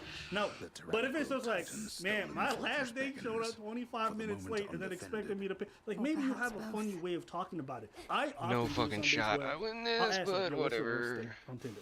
And the stories are fantastic because at least I made it. It's kind of like our YouTube channel where we talk about something like terrible that happened that we all share and laugh about it. It's the same thing. So what she says, don't talk about previous dates. Do not listen to that advice. It's perfectly fine to, provided you do so in a humorous manner or tell interesting stories. What are your hobbies? We kind of like split between, you know, like working on like medical school applications. Medical school? You trying to be a doctor? Yeah, I'm trying to be a pediatrician, really. Bling, bling!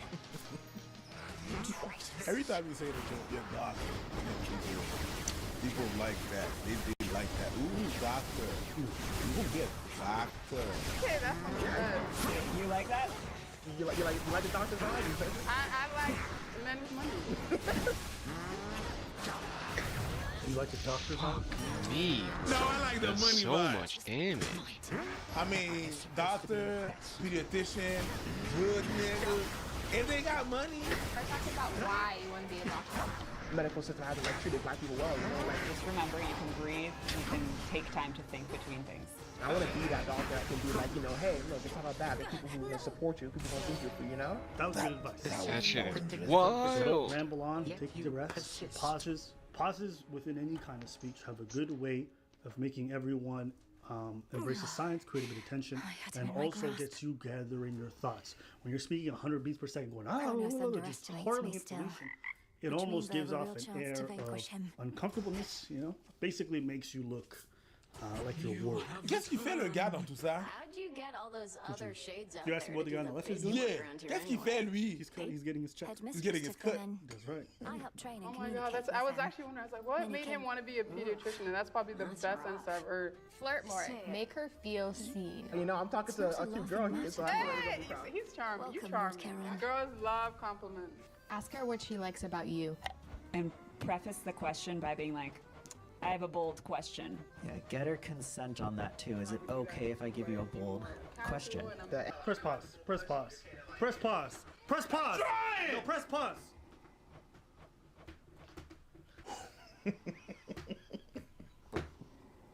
Did this man just chime in? Swear? What's going on, Laura Smith? How we doing today? Your mother Nick smiled. I saw her lately in a nightmare or a dream. Yo. She was Nah, bro. Hold up. I need to just calm Oh, down. wow. Be in your body. You know what? Breathe. You know what though? You know what's sad about this? There's people paying for his But of advice. course. That's the saddest part. Sad. Dating is hard enough. Loving You Hades got too. Ubers like this man. Talk about ask for consent to ask a bold question. Jesus Christ. When you say, can I ask you a bold question? That's the consent. Now you're asking the fucking question twice. Do I have your consent to have the consent to ask you a bold question about a bold question? Fantastic. And it's a terrible question. What Do what you do you stream? like about me? Like you're fishing for compliments? It's like such a direct. It's not even like nuanced or flavored. That's setting up for failure. Maybe you might have been like, "Hey, what made you want to go on this date?" That's a way better question than being like, "So what do you like about me?"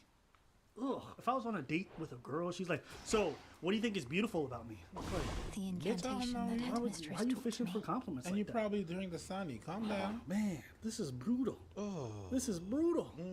This is how you know motherfuckers got no game. And yo, I got like a bold question if you're okay to like answer. You know? I'm worried now. What you like about me, you know? I think your ambition, it stands out. Also the hair. Yeah. Oh. So I don't know how you keep it so. How? Next time we go out, I'll tell you all the secrets about my hair. You want to know more? I can tell you next time, you know. But next day. But yo, so for like a next day, what would you like to do? You know, because like we just have to maybe do a picnic, maybe go find somewhere to eat. Oh, wait. Would it be like, where would it be? Ask her for her favorite type of international cuisine. What kind of food you like? What's the, like international food? What you Well, like? shit. My That's Tell her that you would love scary. to make her a tom yum from Thailand, and that she is tom yum. Make it all the way back to If you're referring to the House of Hades, then Make yes, you a tom I did yum make from it that. Thailand and you Though tom you could best yum? describe it as the House of I don't know. Creamers at this You're point. gonna make a He was waiting within tom just yum, as expected. okay, from and Thailand. and you tom yum, you know, like. You mean corny but can't fault cute. you for trying. Corny but cute. So what's the plan now? Keep throwing yourself at him till you're. The task remains the same. Well, first and foremost, Sekiro and Ghost of Tsushima are like my favorites of all time. Bloodborne's a really good one.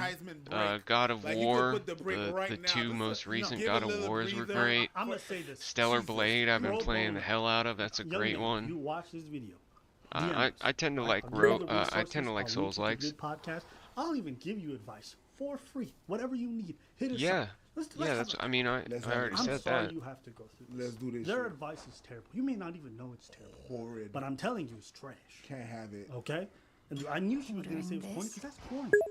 That dating coach, he's corny. He's corny as Super cool, right? And I could actually see in you, you're actually really cool. Other than your nervousness, you're actually very vibrant. You got good energy. You got good taste. Okay? So don't stress it. Most days. Together, but I'm On the sorry weekends, you I have to get usually advice hang from out these with my people. I promise girlfriend, I'll but- redirect you in a good spot, okay? But this is sad. Tom Yum, this man. Tom Yum. What's your favorite cuisine? Italian? Ooh, Yeah. I'ma make you What some about you? What are pasta you and into? meatballs. You What want what meatballs? fills your days, Laura Smith? You're delicious. Yo. Like a meatball. Corny, bro. Oh, you like Italian? Well, I tell you that no. Like, no, why didn't they also acknowledge if they're really trying to get this band second date, No. right? No. If you don't have that level of endearment between the both of you, don't be like, yo, come over to my place for some homemade cooked food. Like, We're not that's there. coming too strong. There's levels to this shit. If you guys don't have high chemistry, don't be like, hey, girl, why don't you come by my place? I'll make you some pasta and DBD? meatballs. No, What's you push it too DBD? fast. Right? Especially if you didn't have, like, Dead by fireworks on the Daylight? first date. On the Okay, second okay. date, still go for something chill and casual. That's what's okay? up. If you, I appreciate the compliment. It's very kind of you. And y'all going out, like, hey, if you want some food, y'all can always make some of my place. Eventually, I'm gonna have to stop ripping But ABBA and this Preach is and awful. Destiny and Chud Logic Of course. in the corner of my stream, but in the meantime, while I'm so small, I just You're gonna try just the person you're looking basically do what I She's not would into do it at all. She's not into normally. it. She's having a good time. She's chilling, but she's not into this dude whatsoever. Stay End of decisive. last year, Be like, so I'll see you at that picnic. few You months. know what? Next day I'm finna see you at that picnic. All right, well, great to meet you. Keep your charm, and continue to be ambitious. Thank you so much. Yeah, That rejection. was a soft send away. Rejection. Good for her, though. We're curious if you ever feel intimidated by women. Not gonna lie, sometimes, you know, I feel like they can like see through me sometimes, you know. Only good things to see. You got this. Hold on, I gotta text my landlord. I'm Azim, by the way. Your name? I'm Sophie. Sophie, nice to meet you. Nice to meet you. This is interesting. Oh no, for sure. Compliment her. I love your eyes, honestly. Oh, thank you.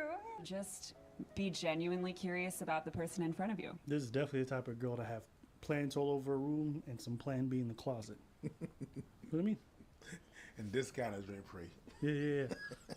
Sometimes you never even had sex with a girl. Y'all just making out. And then right in the middle of making out, she reaches in her pocket. She got a condom ready. He's like, "Well, we doing that?" She's like, "Yeah." And it's going to be safe. Because you know I what? just cleared my chlamydia last week. So. You like anime? Yeah, do you? Oh, yo, I'm big weeb. Oh my god. Okay, that'll make this way easier. Yeah, actually. yeah. They're bonding. They're already doing it. I like Hunter x Hunter, if you've ever seen it. Oh my god, I love Hunter x Hunter. That's I got, enough like, a manga time? that continues after the anime ends. They have some good ass fights. Do Corolla and Hisoka ever fight? Yeah, actually, that's the fight that I'm talking about. And Okay, I gotta because I'm not He's so excited. like He's pretentious into about And it, y'all I'm shutting just the doing what fuck I up do, and and if saying people like shit. it, people Did like you it. notice But that? I'm Yeah. not Did you trying to do notice this that? whole like That heavy the one date moats that was going and great do all the was crazy the one like that you shut about that for. More than that, but you notifications also and keep shit. thinking. they talked about anime. And they People want to subscribe. People want to subscribe. If you just keep delving, they want to show up and watch a few ads and give me you cannot love a little bit of ad credit or whatever the fuck it's called, then sure, fine. But when I'm having a conversation with someone who loves them, I'll ask about why. What is it about them and animals? And then I'll maybe relate to some experience I have with animals. Yeah, did you read the animals ever since I was 4 because I was in a taxi cab and I imagine you provide these services. On that conversation. That's what they're doing. That's it. That's it. That's what they call chemistry. So these dating coaches, the one in the middle is probably the best one out of the 3 because her advice on breathing, taking your time, impeccable, right? But the other 2, absolutely useless. Not only useless, let me rephrase. They're not useless. They're a net negative. But I'm happy for the dude. I'm happy he made some progress. Yeah, catch a ban. Better in the advice about you had to click something calm, that said breathing, having, taking the time for yourself to be comfortable in that date. Solid advice. Otherwise, I thought the other 2 coaches were terrible. But yeah, hey man, my offer stands if you ever want to hit us up. That's it. You got to do just more stuff. That's it. You just have to go out there more. You got to put yourself out there and experience. You don't even know yourself in certain situations. You don't know yourself in dating situation. And you got to learn that. It's just a new experience that you got to go out there and experience. Yeah.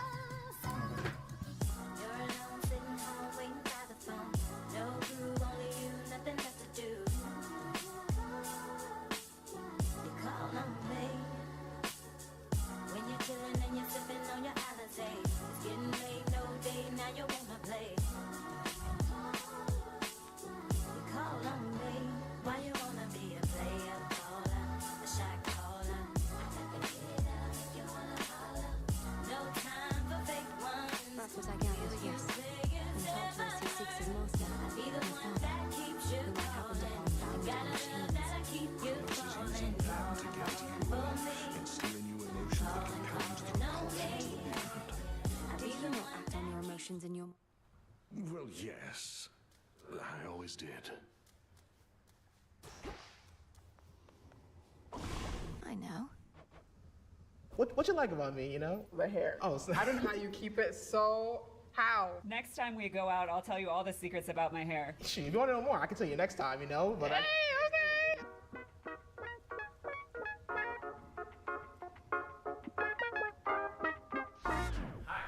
Howdy. I'm Azim, 21 years old. I was told I was gonna go on 3 speed dates. Howdy. I'm Azim, 21 years old. I was told I was gonna go on 3. Today's video is sponsored by Surfshark. Hi. How you doing? I'm good. I'm a little nervous.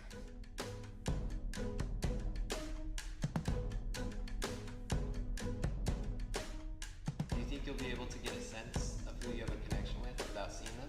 I honestly have no idea because I've never been on a blind date. So maybe, but we don't know. I have no idea, yeah. A blind date or a blind date?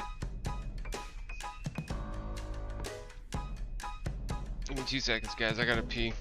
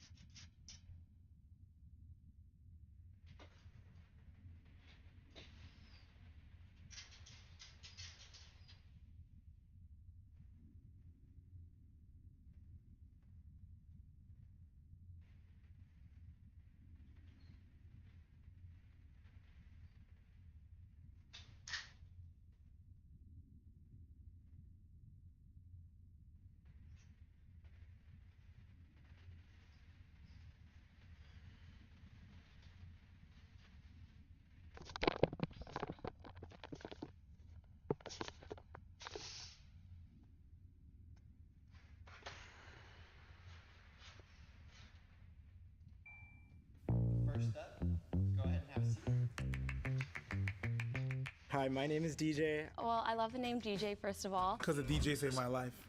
I'm sorry, man. I'm also into reading. Have you ever really liked the Harry Potter series? My parents would not let me read them. Oh, really? Okay. Why? Because of sorcery? Yo, that sounded super Muslim. I'm not gonna lie. Haram. That's for the shaitan. Shaitan's Arabic. Yeah, for devil. Yeah. They don't like magic. I know my classics. Okay. I know my classics. Good. My mom let me used to let me watch Lord of the Rings though.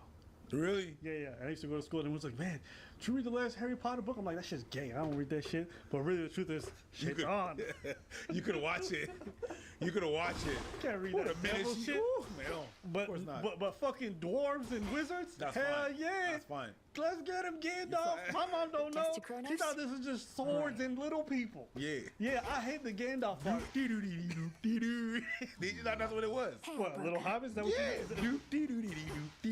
Bro. Big ass feet. Don't even front. That's how you see Irish people. No. Irish people is Disgusting. Father. That shit never gets old. It never gets old. Yo, shout out Danny Boy. Hey, man. Shout out Danny Boy. That's Never the man. gets old, bro. As soon as you hear Ireland, you think of potatoes, leprechauns, and fucking rainbows. And green. I sing and I play the ukulele, so I can serenade you. Oh, that's awesome. With that voice, she probably gonna think you want to be her girlfriend. Again and see how everybody's doing. Hey, listen, don't get me wrong. I fucks with it, all right? Personally, I'm a big Daniel Bedingfield fan. Daniel Bedingfield, I'm gonna get through this. I gotta get through this. I gotta get for any reason other than to keep it up. Here's how I'm gonna get through this. You can't imagine. Don't correct me on my shit. When you fuck up, I'm Marclise. Okay? I'm Marclise, acceptable. No. Daniel Bedingfield's a fucking classic. He's a staple. Don't you dare. We'll see. Wrong with you, Because every time you sing it poorly, I gotta get through it, and it fucking pisses me off. Yeah, that's right. You're gonna get through it. Yeah. I gotta get through this. I'm gonna get through this. That's my nerd side. I just remember being a kid, and that shit would come on. I didn't know shit about. I didn't know anything about house music. But I was like, fucking God. Wisdom of the ages. That's it. I didn't even know about two-step. And there's a bunch of people watching right now who don't know this song, but there's a bunch of people who do remember it. Yeah. And they like, ooh. And you know what the next song that come? When that song was coming, when Daniel Bedingfield was coming on, you know what song was after? What? Sonic. Go for it. Oh man. Concentrate. Yeah, you gotta give me a melody, because that is not one I remember. Wait. This shit. Yeah, I remember the song. Hold up. Stop. I can't even front. That shit was kind of fire. Hey, hold on. Pause. And your love, give me hands up. Baby. And your love just give me so high. There you go. Can you tell me a little bit about yourself? I'm a sex symbol.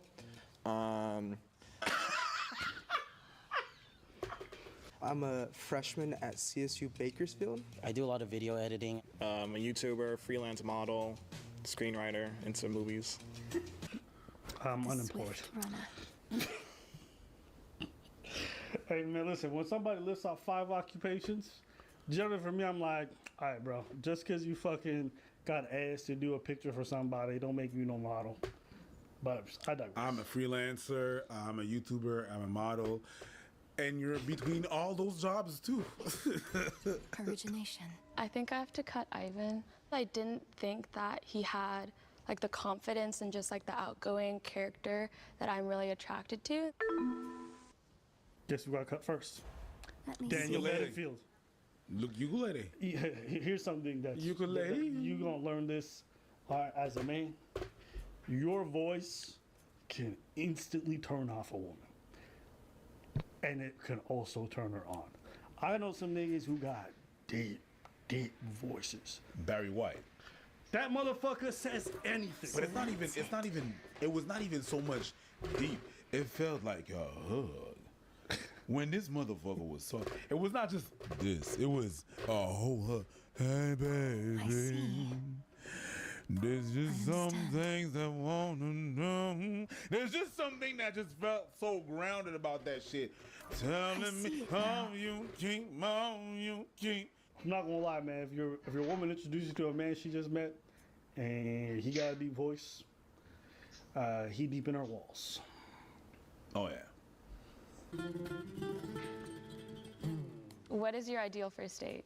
I'm taking you to a spot that I know over by where I live. It's super romantic. Was that the guy that was not able to watch Harry Potter? Yeah. Yeah. You mean Dalal Shamari Muhammad? DJ. Bro, what was that? What the fuck was I don't that? know, man. He looks Muslim. No, say that racist shit again. Dalal. Yeah, say that Islamophobic. Muhammad. DJ. For short. Because, you know, you don't want to sound like one of them in the States. Hey, all the Arabs watching, you guys can leave your angry comments now. Eating is for sure. Hands down. We gotta Yes, eat. I I'm not agree. talking about salad and some soup. We gotta go get dirty. I was 3 steps ahead of you, bro. Hey, shout out to these young guys. They got no idea what they doing, but they talking. And I appreciate the effort. Hey, man, we're not getting no salad or no meat. You gonna get some meat, but we getting dirty. Because, you know, chocolate all over your face. Huh? Who? What? Yeah. This video is brought to you by Surfshark VPN. A VPN is an application or an extension that you put on top of your browser in order to change or to mask your IP address, you know, to change the location of your computer. Why would you want to do that? Well, sometimes I want to listen to other content from other country and they won't let me in. Knock, knock. Who's there? Canada won't let you in unless you're from the UK. Switch the VPN changer and then boom. Knock, knock. Who's there? It's actually the UK now. Yes! Come in, lad. Come have some tea. I know you guys don't speak like that, but you know what I mean. So you're able to watch much more content, and then boom, the world is open to you just like Aladdin on a carpet. I can show you the world. And for the next month, you have 83% off and the 3 next month's free. If you use ABBA and Preach code at Surfshark VPN, use the link below. Go ahead. I was just wondering if you could just also talk about like your foster care experience. I've moved 34 times, and wow. but it's made me what I am today. I'm blessed for it. I feel really bad because I don't want them to think that it was their fault at all, but it was your fault. Based off what you said to me, I'm going to eliminate you. And there's nothing wrong with that. Like, No, she's like, it's just that I don't want them to think it's their fault, but it is. Because the problem is not that it's their fault or not. The problem is that she has to reject them in their face. Yes. She has to do all that shit, which you would have done on social media I could or understand. by text. I get it. I understand. Nobody wants to be that dude like, no. Because he's like, oh, this bitch arrogant. No, she just sure what she want to say. So everybody got to do this whole like, yeah. I mean, So can you just be like, I'm not interested. I'm not interested. my biggest deal breaker is someone who is very full of themselves and is cocky. I would say my biggest deal breaker is whether or not we can be open with one another. I really like connecting with someone on a deeper level. Definitely people who don't respect themselves. Excessive self-centeredness. In a relationship, it definitely takes two, and people fail to realize it's not 50-50, it's 100 and 100. And everyone deserves love. Having someone that really portrays that and embodies that to other people, and not for just everybody. No, okay, how do I say this? Not to the people who deserve it, like your friends, your family, but to everybody, to the waiter, to okay, for sure, yeah. Shall we go? The way they end Time. Stop talking. And he was just like, yeah, no, not to everybody. Not just your friends and family, but the waiter, the dog, the person you see across the street. Time. No, but your sister. She gonna get some of this kindness We're too. good. We and good. you know what I'm saying? We're good. We gonna get dirty, and you gonna get some of this kindness. I like it though. I like the energy because he's going, but he's bumbling and stumbling the whole way. You gotta appreciate that. I think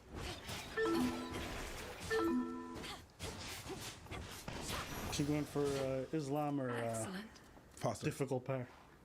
The foster? Foster care. Which one do you think between the two? Foster. And he said he does boxing. Come on, bro. Who, DJ? in the future. No, foster care. Yeah, you have to learn boxing and beat up his foster care.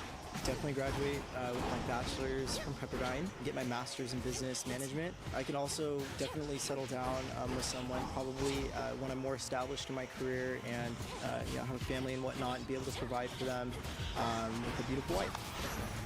Oh, that's so sweet. Oh, we're getting real right now. Oh, goodness. What are your goals in the near future and just in general in life? Right now, I'm very close to finalizing opening up my own gym. And how did you know you wanted to get into coaching again? Because I knew a good coach when I saw one, and that's exactly what I wanted to do, is pay it forward.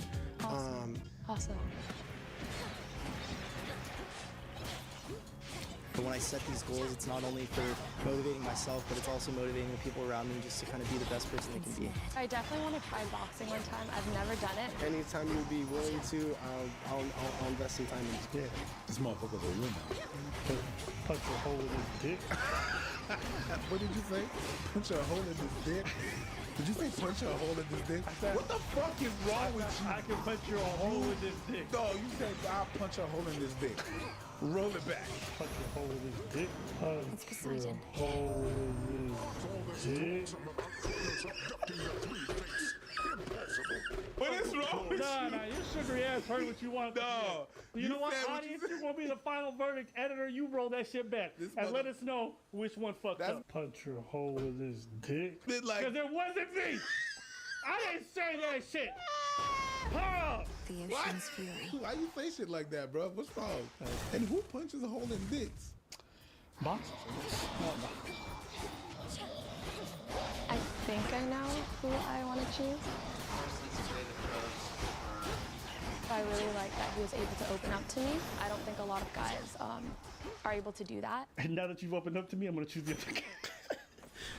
Because I don't want you to open up all the time. I find it disgusting. I appreciate it. I'm not mad at her, though. I think I will choose Cody.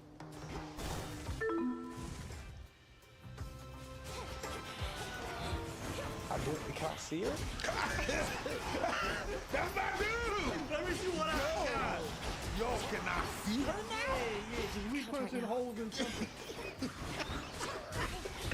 I really loved your background and how dynamic and different it was from the other guys.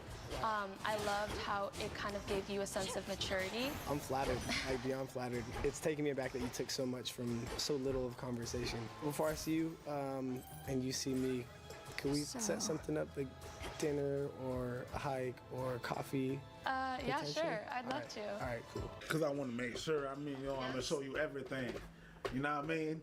Because we're going to set it up right now before, you say no. Here's the reveal. I'll call you back. Here's the reveal. Let's see if it gets awkward.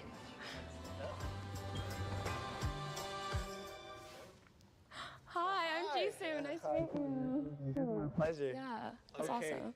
Do you guys, now that you see each other, do you look the way that you expected the other person? I had no idea. I had no idea it was you at all. I don't know. Just look at the body language. Did he look like what he looked like? I don't know. I had no idea. That's what it looked like. This body language is not like I find you sexy, which, hey, everyone got their thing. No, it's good. Yeah, I'm not sure, it's awesome. All right, well, yeah. If you're hungry, I'm just Now that you've seen Cody, do you still feel like you want to go on a date with him? I feel like I would try it out, just see what happens, maybe. Bruv, okay. Bruv. This right here,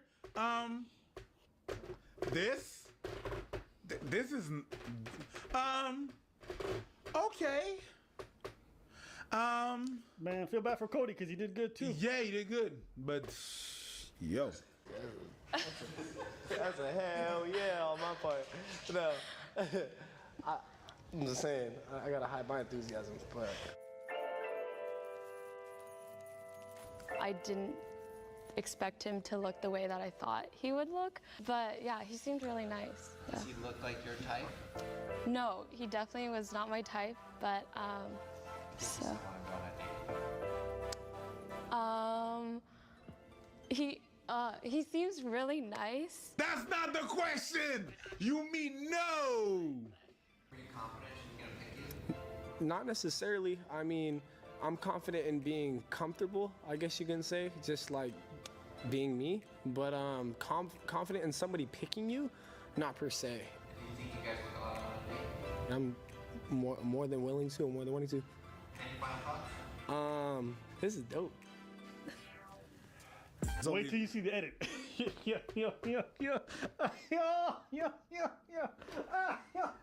Because that's how the editors were laughing when they were editing. Oh this. yeah. Let me say this. There's some good material right Sometimes, ladies, you guys gotta learn tact is sometimes cruelty. And in an effort to try to be nice, you guys draw out the truth and you stretch it so far we can't tell what it is you're trying to say. I think the fates Where determine you much could about just our lives. save everybody When a and where lot we of are trouble born, and a for lot of heartache by instance, just and saying no. But I don't think they set every Yeah. detail. Just sometimes. I'm not saying it's always got to be the case. Sometimes it's not safe for y'all. I get it. But sometimes it is. And sometimes you just want to avoid the situation. Say, I'm not interested. You know? Especially if it's somebody you're not even like attached to or in a relationship with. It's just like you just met. It's okay to just sometimes say no.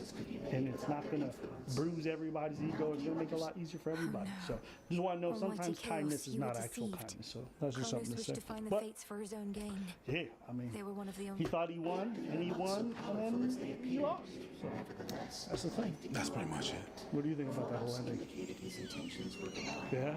She would have allowed it to. But to be fair, I don't think none of the guys were her thing. I think she would have maybe go for DJ. Physically, that's the only dude that she would be like, oh, yum. Maybe. I think. But the other guys was like, no, I don't think it was happening. They did her dirty. Hey man, Cody, keep your head up. I'm sure you're doing fine though. Stay in there. Force à toi.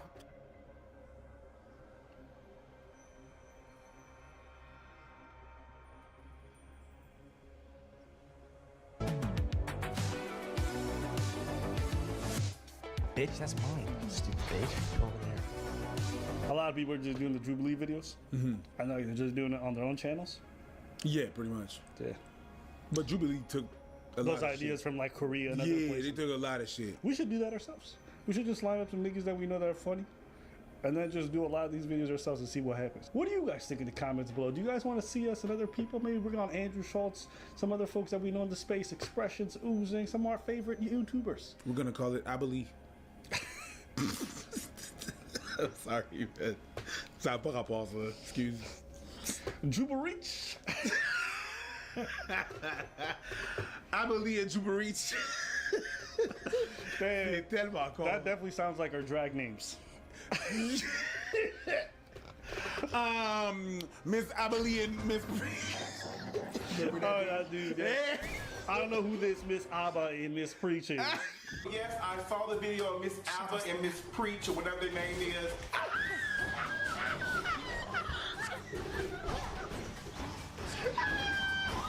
Yeah, I remember that. That's a throwback. with the tasting himself. Yeah. And I'm here to win some money. Hi, my name is Danny. I'm a Twitch streamer and a photographer. These guys all look like they belong on TikTok. Huh? They all got the same, like they all dyed their hair the same way. JC, I'm this guy's friend.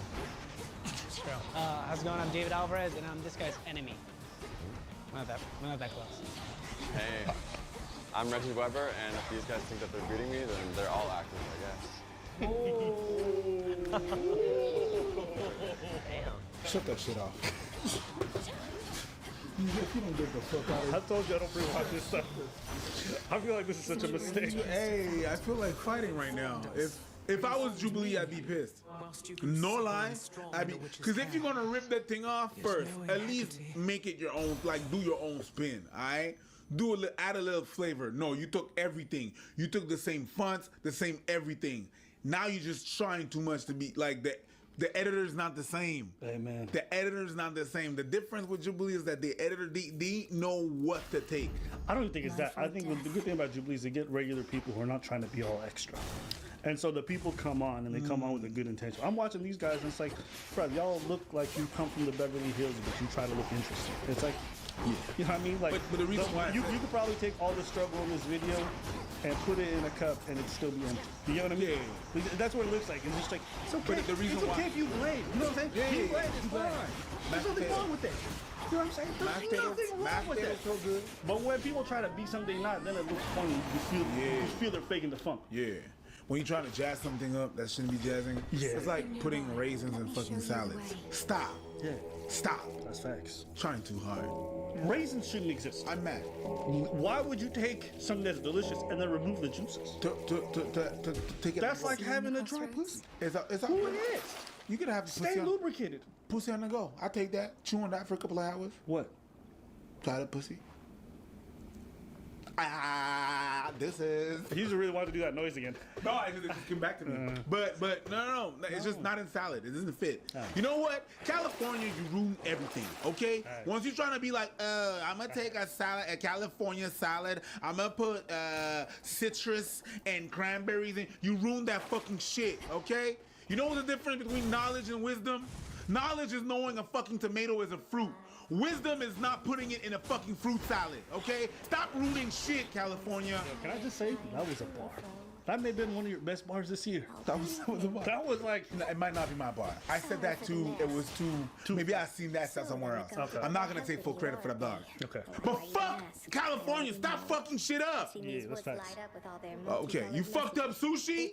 Oh, you know what would be nice? Let's put mango. No, bitch! We got soy sauce and wasabi. Why am I mad like that? I don't know. What happened? I think your rage is carrying on, and I'm in a happier place.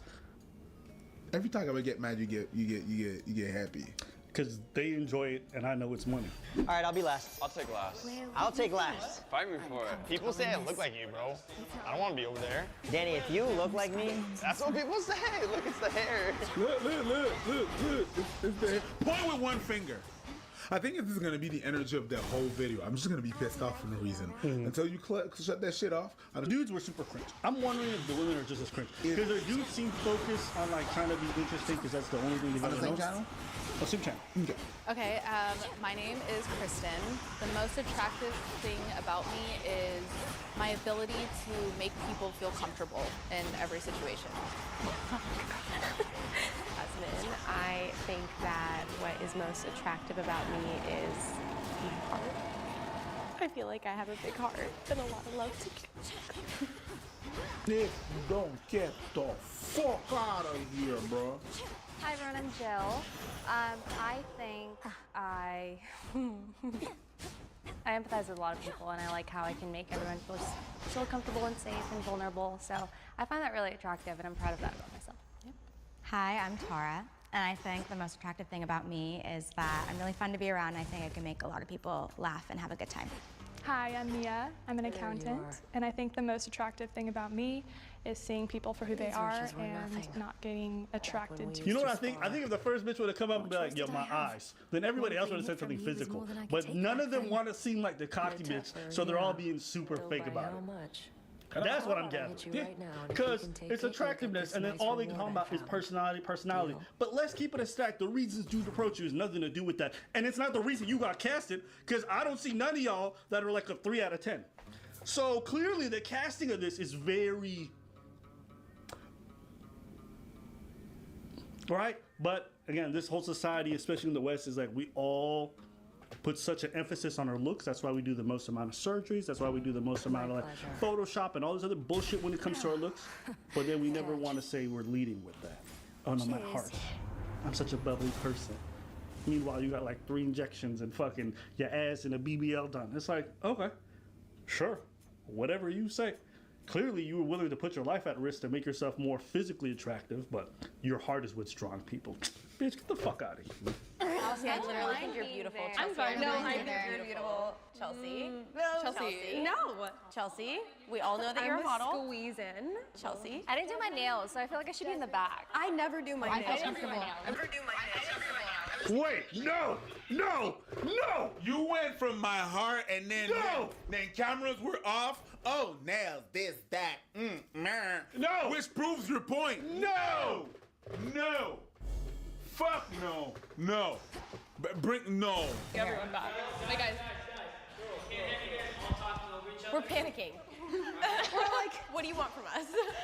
I'm comfortable with Chelsea being number one. Me too. I'm not. I think, Yeah, we're all comfortable I think with Chelsea that. is literally one of the most beautiful people I've ever seen. I agree. I agree. Okay, now It's just. You know what it is? I need to calm down. You know what it is? down. I know. Hey, bro, don't I'll worry. calm down. You're I'll getting calm better. down. You're getting better. I'll calm down. You're getting better. I'm just gonna. You're getting better. You're getting This better. is so stupid. It's because we all. This is so fucking. We all. That's why I appreciate, and this is why I said this, right? I've watched a few videos where women have come on to the stage and they're like, "I'm drop dead gorgeous." I'm like, "Yes, bitch, own that." No, headmistress, it was not. Own that. I remember we watched a cut video and a black woman came on. She said, "Look at this." I got no problem. I'll never call a woman a bad name for coming out and saying that shit. Why? Because we know what it is. We know what we're looking for. So I hate it when they come out here and do the whole bullshit dance. They're like, I'm such a kind person. I'm a Libra. No, no, no. And all their pictures is their titties popping out their turtleneck, as Dave Chappelle would say. We know what it is. So I appreciate people when they're forward and they're not doing the bullshit dance. And the thing is, these women didn't even keep it up for more than a minute. They started talking about personality. All right, it's time to rank these bitches. You're so fucking gorgeous, bitch. I love you, and I want to kiss your lips. What happened to her big heart?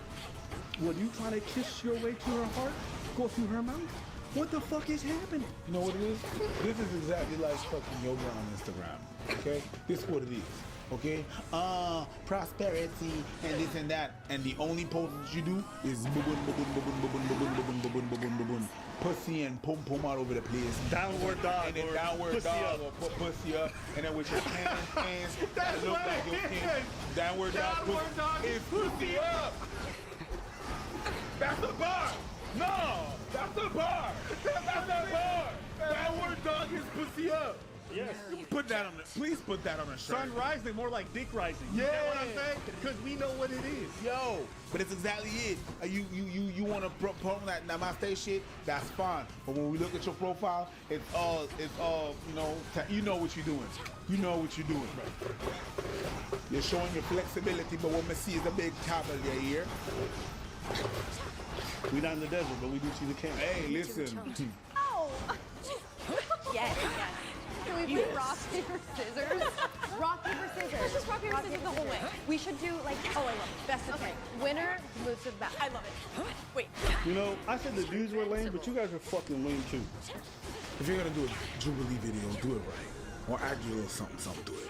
Now it's just a bunch of people talking. And you know what? Maybe I'm just not right for Western culture. Because you got everybody in the comments being like, this is so wholesome, this is so nice. And I'm just learning, like, everybody values this whole fake niceness that everybody does. Yeah. And I'm just so over it. Like, I just don't care for it. Sometimes I have, when I'm talking to women, she's like, I don't want to say anything that might hurt your feelings. I'm like, listen, I just need you to tell me the truth. If it hurts, it hurts. Whatever it is, just say it. If you think my outfit's trash, just say that. I don't care. If I ask you for your advice, tell the truth.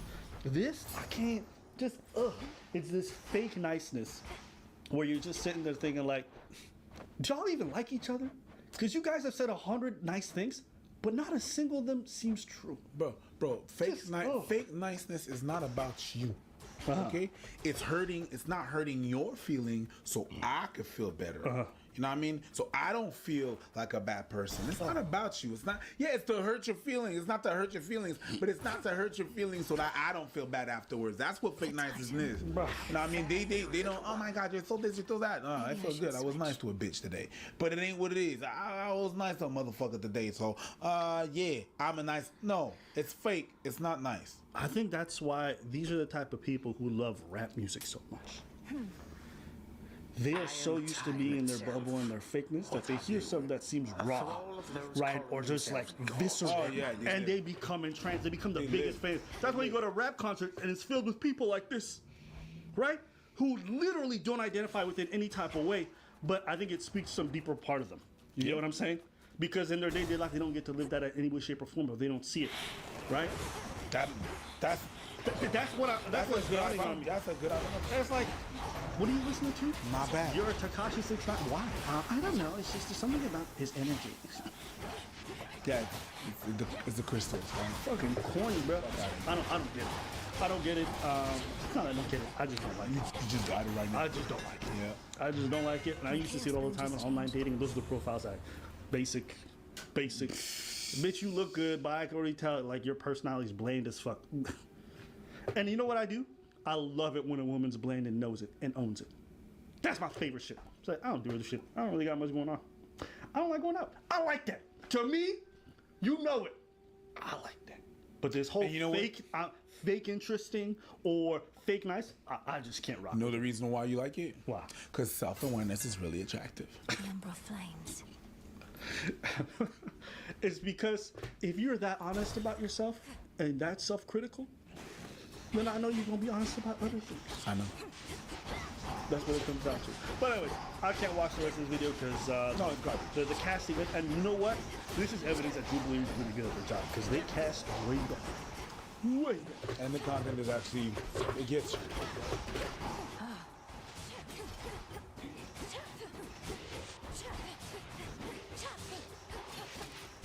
Women rank 5 men by attractiveness.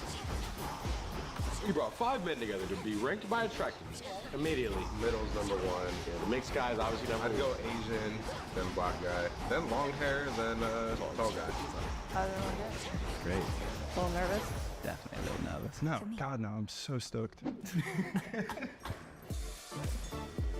Be not afraid.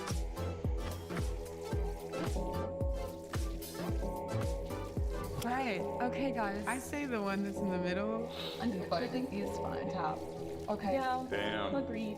Ah, you already knew it. Would you have done this episode if you walked in and saw he was there? Dude, that would have. Do you think you could have handled being honest? My ego. Would you have said, "Oh, I actually forgot I had something booked today"? I don't know if I could take that. And you see how they pointed at him? He said, they didn't even wave at him to move. Imagine like y'all two are next to each other and then you just see him bump you. Nah, bro. What's going on, brother? Not like they're doing to bring guys out or something and I'm there. Hey, they bring him. Should go slow motion somehow. He looks at Ryan.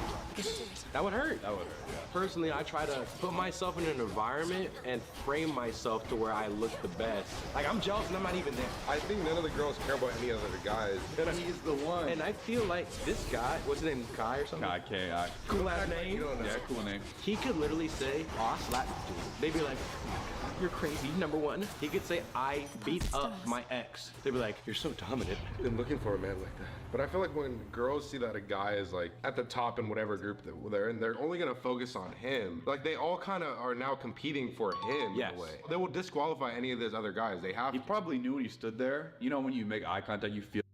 So I'm seeing a lot of videos about the Drizzle community.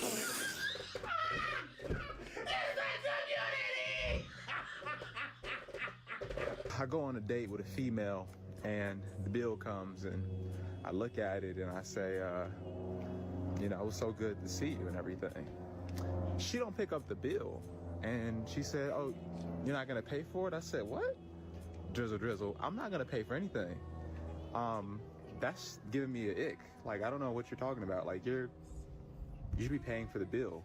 I got ready, like my suit cost like thousands of dollars. My cologne cost a couple thousand. Like, I got ready and showed up. Like, I don't know what you're on, but I'm in my soft guy era. Drizzle. So Run the track. I'm not mad at it. Run the tune. You on it? That's funny. I'm not. I would. You on that Drizzle? Hold on. I'm not saying I would do that. But to me, you know about that Drizzle? I don't know about that Drizzle, but that's funny.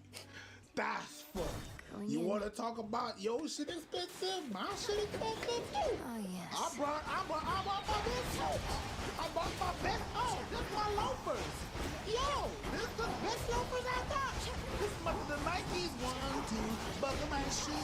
3, 4, give me some more. They're like 5,000 each. Like, come on, man. You pay.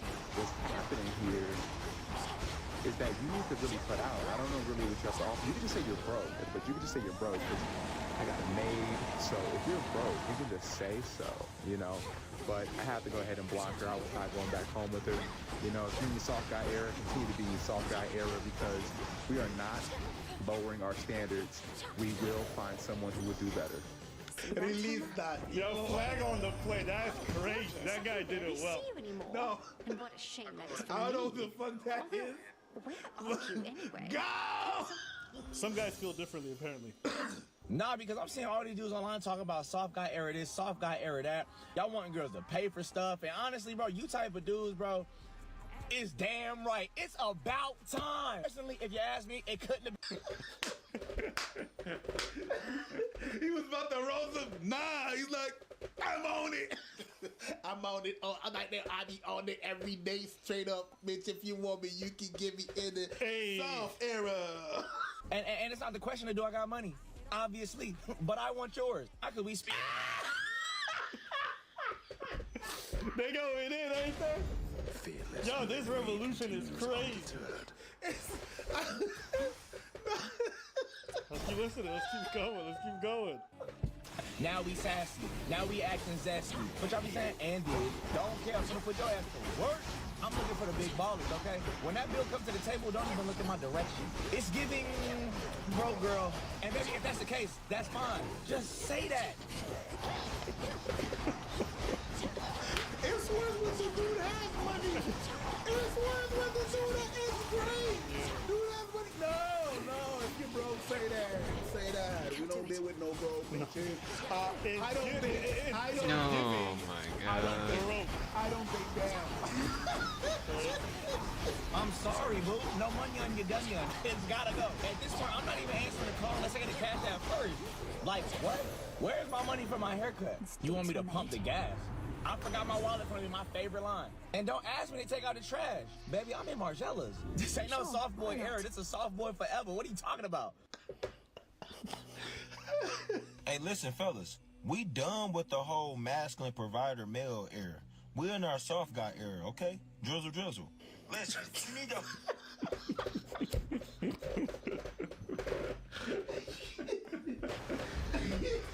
Drizzle, wild.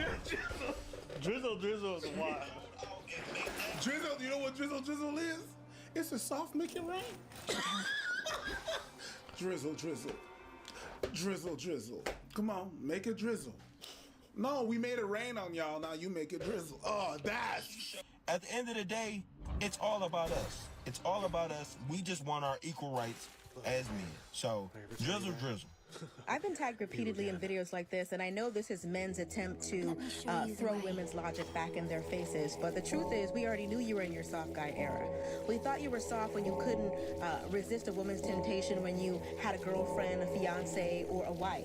We knew you were in your soft guy era when you went to the store to get a pack of cigarettes or a gallon of milk and never came back. We knew you were in your soft guy era when you begged your baby mama not to put you on child support because you couldn't survive if she took that $250 a month, even though she was the one who was feeding the child and clothing the child, and she was the one who was providing shelter for that child as well. Like, we already knew you were soft. We're just proud of you guys for finally having the strength to admit it. I know this is meant to be a joke, but the joke's on you. Oh, that's clever. Only ever talked about her. So go ahead, get your laughs, get your views, get your engagement, and then get out of single women's faces because they don't. Well, it's good to see that all is well in the dating world. All is well in the dating world. All right. Let's keep going. My God, that's funny. There's some more people who have something to say about this drizzle. So I'm seeing a lot of videos about the drizzle community.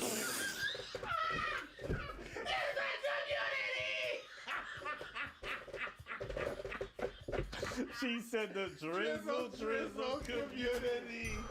Oh. I'm going to the DR. What, Dominican Republic? No, drizzle community.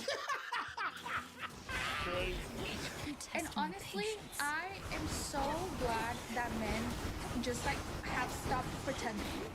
I would much rather dusty men know their place and own the fact that they don't have the masculine characteristics to actually provide for a woman and be the leader of the family. The best part about them owning drizzle is the fact that it's going to make dating for women a lot easier. Because now men are not going to be hiding whether or not they're dusty, whether or not they're providers. I've had so many girls that stay in relationships for years because the guy convinces them that they're a provider even when they're not providing. And they future project these women and they're like, yes, when we're married and when we have kids, I'm going to like buy you everything and you're going to be a stay-at-home mom, just for that to never happen. So now I'm really glad men are really, you know... I love the comments. All I hear is, I'm broken, I can't afford a good man. Drizzle. They don't care. They don't care. won't tote They them. don't care. And it's funny, especially, there's something funny about calling a well-dressed man dusty. Because he doesn't want to pay, especially if he's got money in the bank. The guys are going crazy in the comments. Oh my God, I can feel her brokenness through the phone. Drizzle, drizzle.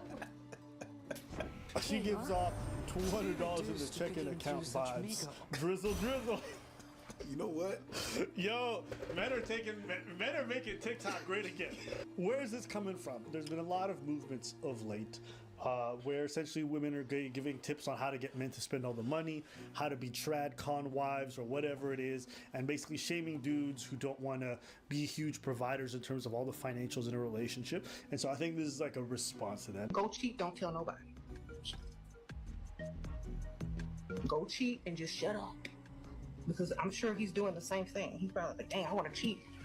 Yes, I tell women to cheat if this is your circumstance. If you're not cheating, you should be, okay? If you living like this, paying half the rent in this, with a Dusty, who probably cheating on you too, you should be allowed to cheat and level up, okay? A lot of people are afraid, you know, of women that are going to start seriously cheating like men have. That comes as no surprise to me. With no guilt. If you're a woman and you're jealous and you're married, you married the wrong man. Sprinkle, sprinkle, sprinkle, sprinkle, sprinkle, sprinkle. I'm not mad at it. I love it. It's still comedy to me. I don't give a shit. Sprinkle, sprinkle. Go ahead. Live your life. I don't know anything about it. I've heard the name before. This is my first time seeing it. I don't give a shit. It's funny. This person's name is Shira7. They started some kind of movement online. Live your life. Sprinkle, sprinkle. So, yeah, the drizzle drizzle is a response to this nonsense. This is a response to the response to the nonsense. This is great. I love it. I'm not mad at it. She's like, there's like all kinds of levels of dysfunction. It's funny to watch. Yes, it's funny to watch. Go ahead, my girl. Live your life. Shit's funny to me. Also, men, if you know that you cannot give $30 or if it's hard for you to give, then you need to date within Don't your... date. Do You not can date. No, you can't. Do not date. But date with the woman that, number one, date. does not... Don't like 50-50. I don't do coffee dates. I don't care how much money I ever make. I still want my man to pay for everything. He should pick me up. He should drop me off. He should buy me Ubers. In exchange, he gets to not embarrass me and breathe my air. I think it's pretty fair. I think we're even Stevens. Otherwise, I don't need a man just to have a man. Jizzle, jizzle. Jizzle, jizzle, jizzle. Never argue with a man. Exactly. Cry. Like, crying is so much more feminine than arguing, and you get exactly what you want. That shit's funny. I don't give a fuck. I agree, it is funny. I don't give a fuck what you say. That shit's funny. She's not serious. So she is. She is? She is. Really? How to get a guy to get you anything that you want. So the Sprinkle Sprinkle lady suggests two ways to do this. You have the first way, which is very direct, and the second way, which is the power of suggestion. So with the first direct way, there's two requirements. Well, actually, there's only one requirement. The guy has to like you a lot more than you like him. If it's like this, it's not gonna work. Because assuming this is a guy that you just met and you don't really know him that well. So, let's assume that the guy likes you a lot more than you like him. You can say something like, do you wanna make me really happy? And he'll be like, yeah. Okay. So now that we have the whole context of how this all started and what it's a response to, then I hopefully now it makes sense to everybody. These people are crazy, but you know what? They feel like high school to be honest. Yes. You have to make sure that he likes you more than you like him, or else and then you got the red pillars say, guys, you have to like your woman. Pancake. Flip him, it's still a pancake. Same shit. And these people are just gonna be, they're gonna be the same. They're doing the same thing on their side, and they're gonna be doing it on their side. Yeah, so at the end of the day, the rest of us at home, we're just watching, we just have a laugh. You know, we can laugh at the whole drizzle, the sprinkle stuff, but none of it's serious. None of it's really worrisome to me. And if I ever hear a girl that says a man has to like it, of course not. And a lot of dudes, you know what I mean? They're coming up with this, where they're using women's logic and essentially trying to flip the script by saying, well, listen, if I spend more money than you on my looks, why shouldn't you pay for the date? But we're equal, right? I mean, we're equal but different. So equal rights. Equal but different, baby. We're equal, right? So equal rights. And that's where it's from. Diviso, division. I like this one. Yeah, Drizzle's funny stuff. I think it's fun. I don't think these guys are actually serious, but the comedy in it is really funny. Yes, and I think it's just to highlight the ridiculous. Yeah, it's a meme. It's a meme. That's exactly what it is. It's a meme. Yeah, I always think, if you want a man to pay for, that's fine. You don't justify with bullshit about how much you spent on your lunch or whatever. You just say that's what you want for your life. Don't shame dudes who don't want to do it. Don't be lazy and be like, oh, it's great that these dusties or whatever. What? Just let the dude pay for you if he wants, and if he don't want to, just move on. That's going to be my new response to the red dude. You're not at it. Oh, drizzle. drizzle. You're not, you're paid up. Drizzle. That's like I plead the fifth. Why should I pay? You should pay for me. Drizzle. You should simply pay for me. Yes? I'm just a boy, you're just a girl. Huh? Could I make it any more obvious? You're not vet bill. You're not you pay the iPhone. bills, Drizzle. I make the bills. What more can I say? Drizzle. Time for another I like this one. I think we should have a movement where the women pay for the meals. That shit's funny. I am a man of haute quality. And as a result, you should pay for everything. That shit's funny. And I will make love to you en français. Just the ways you like it. I will make sure that there will be a meal for you when you return home. But you must pay all the bills. I will play video games and make sure our children have diapers on their bodies. Drizzle, sprinkle, little star. How I wonder how you'll provide. Bruin.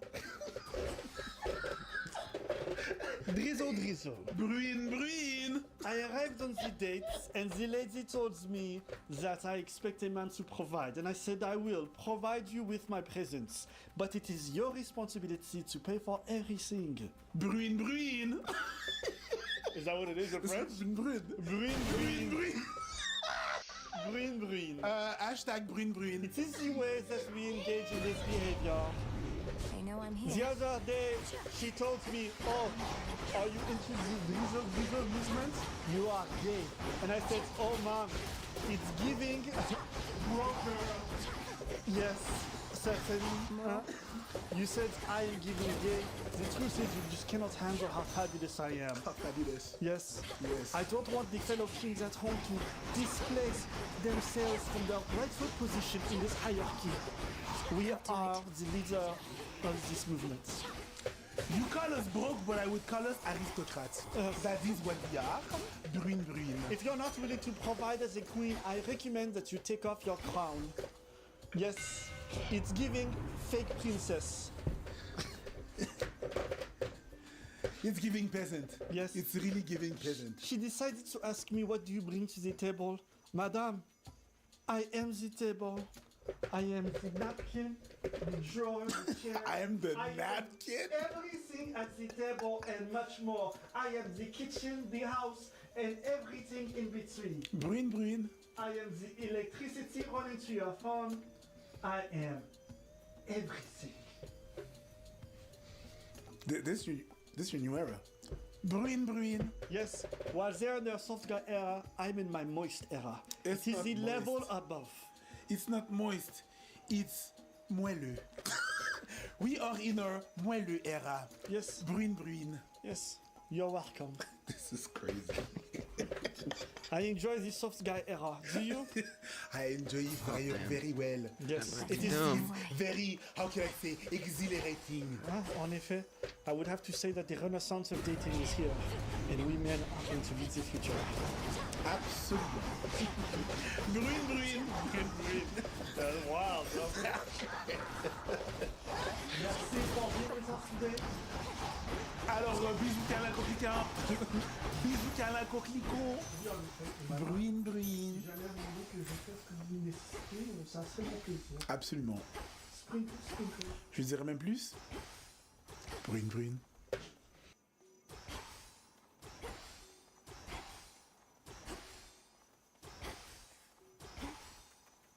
No, you do not get priority because you chose to have kids. Okay, if you have not already seen that video and followed the comment thread, please go do this right now.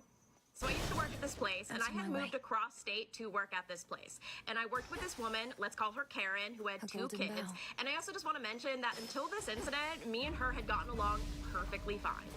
So that year, I knew that I wanted to go home for like the week or so of Christmas break. I wanted to see my family, I was homesick, and I put in to leave for that week like months in advance, literally months. And I had also sent my boss like multiple emails throughout the months just to remind him that this was happening. So it was the week before the break, and I am so excited. I've already packed, like my family's expecting me, I have friends who are expecting me, I'm expecting me. So the week before, my boss calls me into his office, let's call him Bob, and he's like, hey Evie, listen, like I know you were planning to take off for vacation, but I talked to Karen, and she decided that she really wants to take her kids to Disney World over the break. And I was like, and he was like, I was just really hoping that you could find it in your heart to like let her take your week so she can spend some time with her children. And he also has kids, so he was like totally on her side about it. And I was like, you know what, Bob? I did what you said. I've searched my heart, and it turns out that there is nothing in my heart that's gonna make me willing to give her my week. No, but for real though, I was like, Bob, I literally put in for this like months in advance. Like I have people, my family's expecting me. And he's like, I know. He was like, I was just really hoping that you would just be willing to give it to her so she could spend time with her kids. I was like, did she even put in for this? And he's like, no, she literally talked to me about it this morning. 48 hours. There's some things when you're in a work environment, a 9-to-5 environment, that it boggles the mind. Remember, I was working for a phone company, right? Selling phones in a store. And it's crazy how we would get 2 15-minute breaks and lunch, right? But the people that were smoking could go out and smoke every time there was like a break. Let me go for a break, and the manager was like, yeah. You know what I did? I bought a pack of smoke, and I said, let me go smoke. But you don't smoke. And I was like, I do now. Just to have the same privilege as the motherfucker. It's weird. That you're like, they have extra breaks. Like I can go on break, but they got extra breaks because they smoke. It's like if I was working in an environment, be like, yo, I'm gonna go on a cocaine break. It's a drug at the end of the day. And you allow them to take a break and I can't, that's weird. There's some stuff like that where, kids before anything else. It's like, nah, man, she go through the process. That's the reason why we have those rules, so that things like that could be fair. But no, Karen over here can just, I got kids. Yeah, but you shouldn't have done it before that. What do you want me to do? What do you want me to do? Give it to you? I don't have to give it to you. Whenever your employer tells you, I hope that you would find it in your heart, that means you ain't got to do shit. I hope you find it in your heart to let both of us go on break. How about that? Yeah! If this is such a matter of the heart, sir. Your job can take a little bit of financial hit. You can't find it in your heart. Find it in your heart. Send the both of us on vacation. Find it in your heart to find that out. Yeah. And you better not guilt trip her, okay? Because she already did. The minute you say find it in your heart, that makes you a not good person if you don't find it in your heart. It means you didn't find it in your heart, or you didn't have a heart to find it in. Listen, yeah, but she got kids, so there's a process to do. Follow that. And those rules are there in place so that everybody in the workplace is equal. You doing that makes the one with kids not equal to the rest. That's the handicap. Who decided that your children are more important than my family? You know? Who decided? But you know what? Forget my family. Maybe I just want to take a trip because I feel like going somewhere. What do I got to do with my flight? Lose that money? What do I got to do with that everything? Lose that? Even if I can, let's say I can move it. What if I don't want to? What if I need this vacation? What if I want this? What if I plan my whole last 2 months in order to get this time off and I've been looking for you? I got to put up my own happiness for you. No. Hey, you talk about, think about the kids. Bitch, I'm a kid. I'm someone else's kid. That I'm about to see. What about that heart? Find it in your heart to find it. I'm a kid, but I'm the kid that works in your company. You're a grown-ass man yelling, I'm a kid. My mama doesn't give a fuck. My mama doesn't give a fuck if I'm a grown-ass man, if I pay my taxes, if I got my vaccine, if I wear them. I'm a kid. To her, I'm a motherfucker. And I'm about to say to my mom, I can't come because Karen and her kid. My mom is gonna be like, fuck that shit. I'm also the kid of someone. I'm the kid of someone else. So find it in your heart for this kid to go so this kid can spend some time with his family. How about that? You know, it's funny, like people with kids often say, you'll never understand. You'll never understand. Yeah, I don't. Good luck. Best of luck with whatever I don't understand. That's no problem. Bro, I just did understand. My mama want to spend some time with her kids too. I do understand. I get that. So the fact what it's like to be like your mom. Shut the fuck up. I don't understand it. You don't have kids. You don't understand it. You don't understand. You don't. Yeah, we could play that all day, and you don't understand what it is to be the kid of my mom. Okay, I'm going. What are you saying? Are you saying you gotta choose? I haven't said shit. My mom watches this channel. Watch this stuff. I'm home. That's all I'm saying. That's the thing. You know what's so funny? Yeah. You live in the same city as your mom. Not anymore, but yeah. You still go? I'm still. I don't understand. I don't care if she lives next door. I'm wrong. Christmas, my mom is not even here. She's in Florida. What now? But even if she was here, I'm going. And I'm spending a whole week there. 48 hours. And I was like, listen, I'm sorry. Like, it sucks that she's not gonna get to take her kids to Disney World, but like, I'm not giving her my week. I'm sorry. And he was like, big, like, dad disappointed. Like, he was like, oh, okay, well, you're gonna have to go out there and you're gonna have to tell kids. Oh my days. That's your job, brother. No. That's your job. No, that's your job. That's your job. That's your job. You're bummed out because you don't want to do it. You don't want to do your job. Yeah, you a good manager, go abdicate your fucking responsibility. Nothing wrong. You want that's when you want to delegate? Is that what it is? This girl put in a notice literally this morning. No. This morning. You're going to have to tell her. And you want her? No, you got to tell her. She put a notice. If she wants to go in the kitchen, this is ain't so bad. Why did she say no every time? If it's so important to her, why did she only do that this morning? A week out. And you're going to make me do your job? Ooh, you found me. Forget that she can't take her kids to Disney World. You're gonna have to tell her. And I was like, okay. I walked right out of his office, walked right up to her desk, and I was like, listen, Karen, I just talked to Bob, and I know he said that you wanted to take the kids and for me to give you my week, but like, I'm sorry, like, I'm just not gonna do that. I was like, I'm sure you can take your kids to Disney World at another time that's like scheduled. And she got so mad, you guys. Like, the entitlement was unreal. She was like, you don't understand. I need to spend time with my children. I have children. Like, they need to see their mother.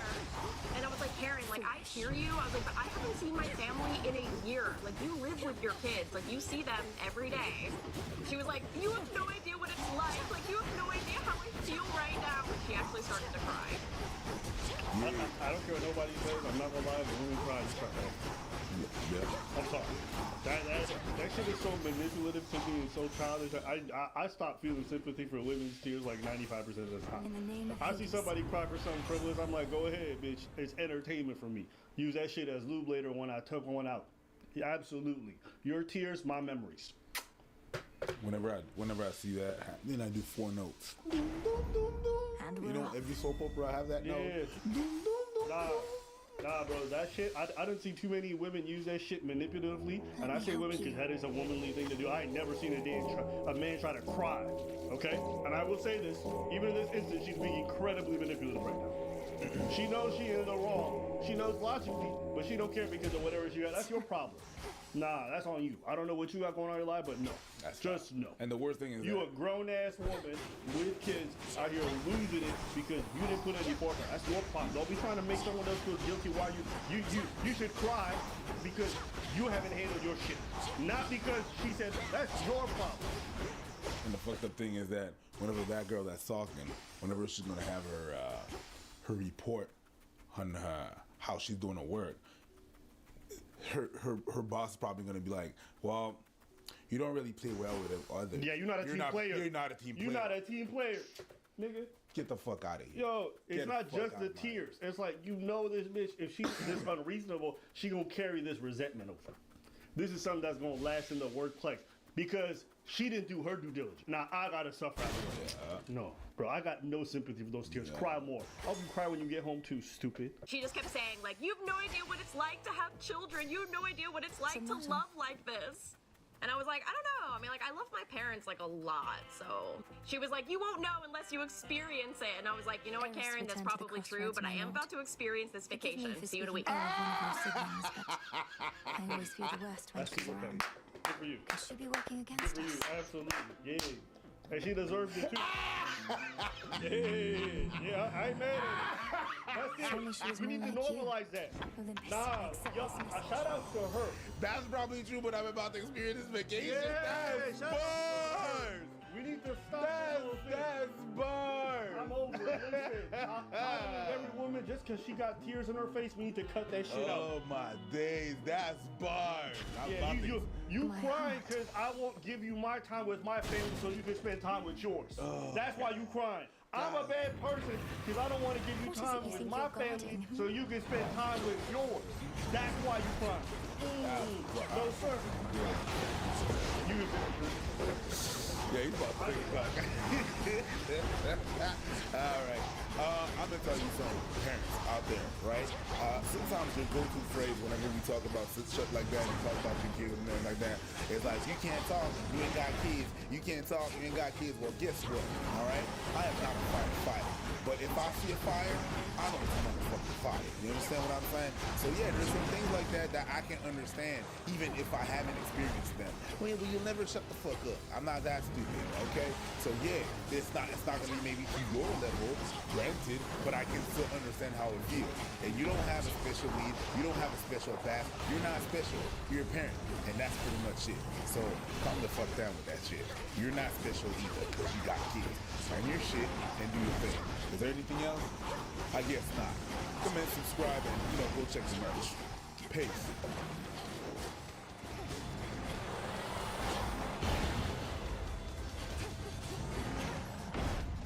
Today's video, you work a lot of customer service jobs, right? Yes, sir. You haven't? I did McDonald's for like 2 weeks. Oh my God. 2 weeks of Vietnam. This wasn't that fun actually, though. Get free food.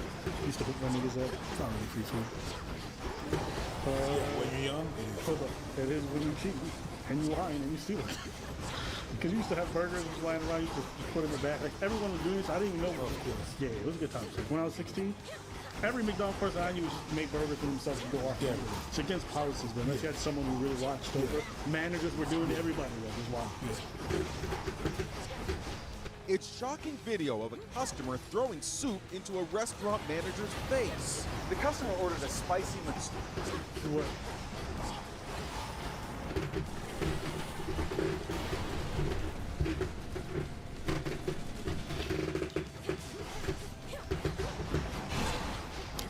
A spicy menudo soup. It's a popular Mexican soup.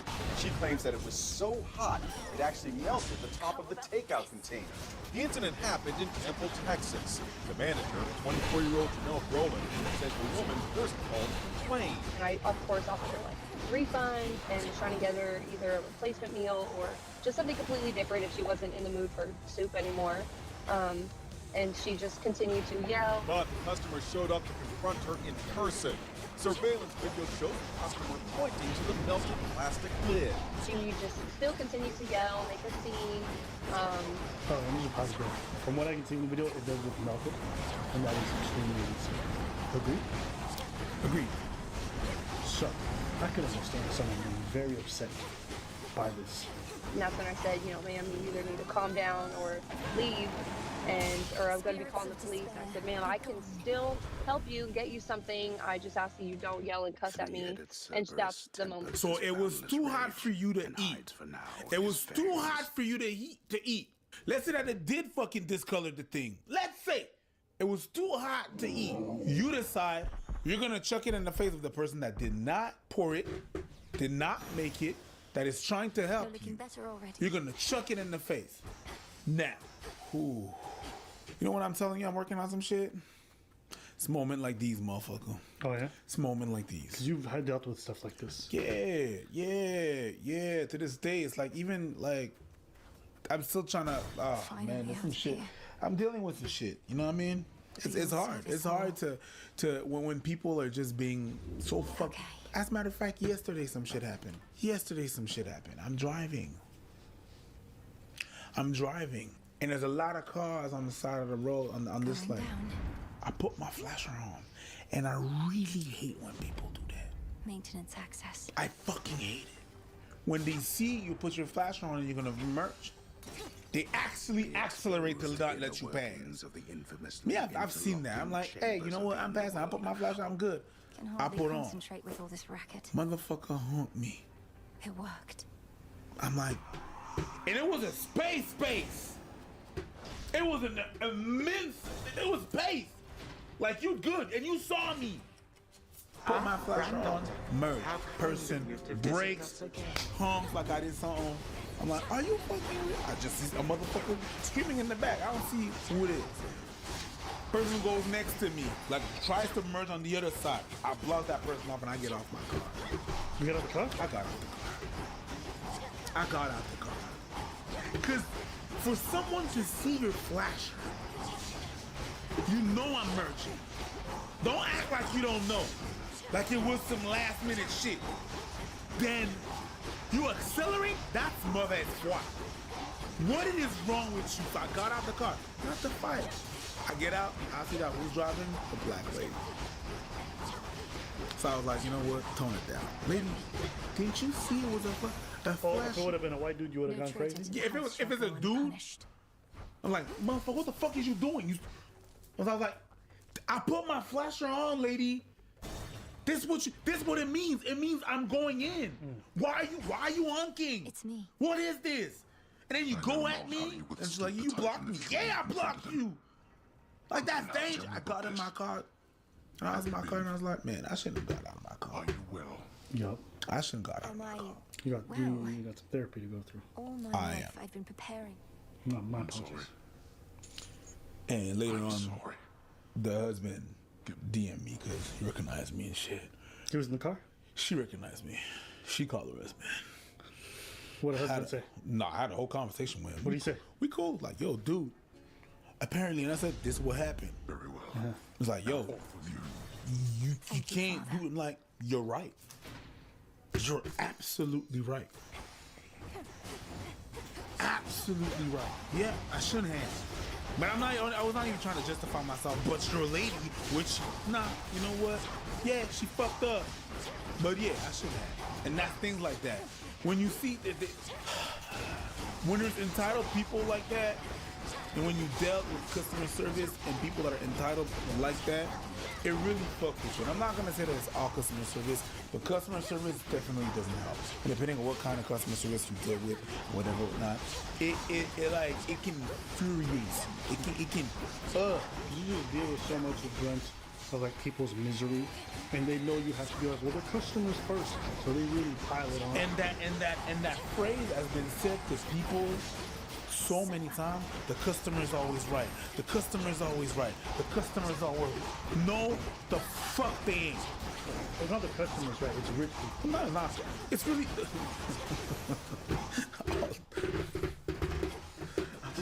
No, but. Do I risk stealing from the shortest? You ain't wrong. You ain't wrong though. Yeah, rich people know, but what's best. All you poor people working customer service, just shut the fuck up and do what we tell you. You ain't wrong. That's how people really think. Rich people are and you know I've worked for rich people, and it's another notch. Understand? I'll be honest with you. Just because my mom works in the service industry and has done cleaning, you know what I'm saying? She could be telling me stories sometimes. Oh, yeah. You know, I go by the work sometimes, just check in. I said, if I see any nigga talk to my mom crazy, because she doing her service job, watch. There's certain things that really rub me the wrong way. If you take a date and she's rude with the people that are serving you the food, I get upset. Maybe it's because of my mom. I get upset when I see Indians. If I How do you avoid that? And motherfuckers are purposely making this hard. You even saw me in Haiti. Didn't I lose it on those dudes? Bro. Because they were talking to our driver that way? Bro. If there's one thing, I didn't hold you back. It's like, bro. There's one thing that rubs you the wrong way, that you see these people working jobs that probably don't pay the best. Let's be honest, they don't. But they working earnestly, and you go out of their reach and make their life harder. I'm telling you, man. Scum behavior. Scum. I'm telling you, man. There's a lot of work. A lot of work. You gotta do a lot of work. There's a lot of work. That's the thing. Is like people go out there and act a certain way, and you don't know. Entitled. You don't know the trauma of motherfuckers. You don't know, and that doesn't excuse any type of behavior of whatever whatnot. All right, but yo, if it had been like you would have chucked the soup at someone else's face. What if it's your wife? I know, but it's not even that. If you you replace that lady that received the soup in the face, and replace it with another motherfucker, you chuck the soup in the face, it could have been a whole other reaction. Your life could have been ended right there. This person's a coward. They threw it in. Yeah, and they knew what the fuck they were doing. Yeah. They knew, and they did. Yo, Coward. listen, coward. And that's the moment she threw it at me. When cooked, soup can reach a temperature in excess of 200 degrees. Fortunately, the soup had cooled down when it was thrown into her face, but she says it still stung. The warmth of the soup was not enough to really burn me. I mean, I think I have no injuries from that itself, but the spices from the soup are what my eyes were stinging so bad, they were burning, and the spices were all like inside of the top part of my nose, and it caused me to have a nosebleed. The customer walked out, but she has been identified, and according to social media accounts, she's a nurse at a local hospital. And you're someone that gets that on a daily basis. You know how they fucking treat nurses. You know how it is in the system. I don't need to tell you. You're one of them? You work in service? I'm gonna tell you something. I walked off, but you know what? I'm not that shocked. You wanna know why? Because I hear a bunch of stories about nurses who do fucked up shit to long-term care patients. Yeah. Terrible. Yeah. Terrible things. Yeah. Like they be reporting them sometimes and find out stuff that they did. Yeah, it's something that happened there. On our city. Right Right here. So, you know what? Let's also be honest. Not all these nurses are good people. No, they're not. No, they're not. Yeah. They're not. Now these nurses are good people. No. But you work in a service on top of that. Hey, you got. Yeah. Oh, careful to not. Oh my God. It's so shocking to watch. If you could speak to her, what would you say to her? I really don't have anything to say to her. I just kind of really hope that she learns her lesson that people are not going to tolerate being treated that way ever. Police are investigating to determine whether charges will be filed. They should be, 100%. Determined? Throw the book at this.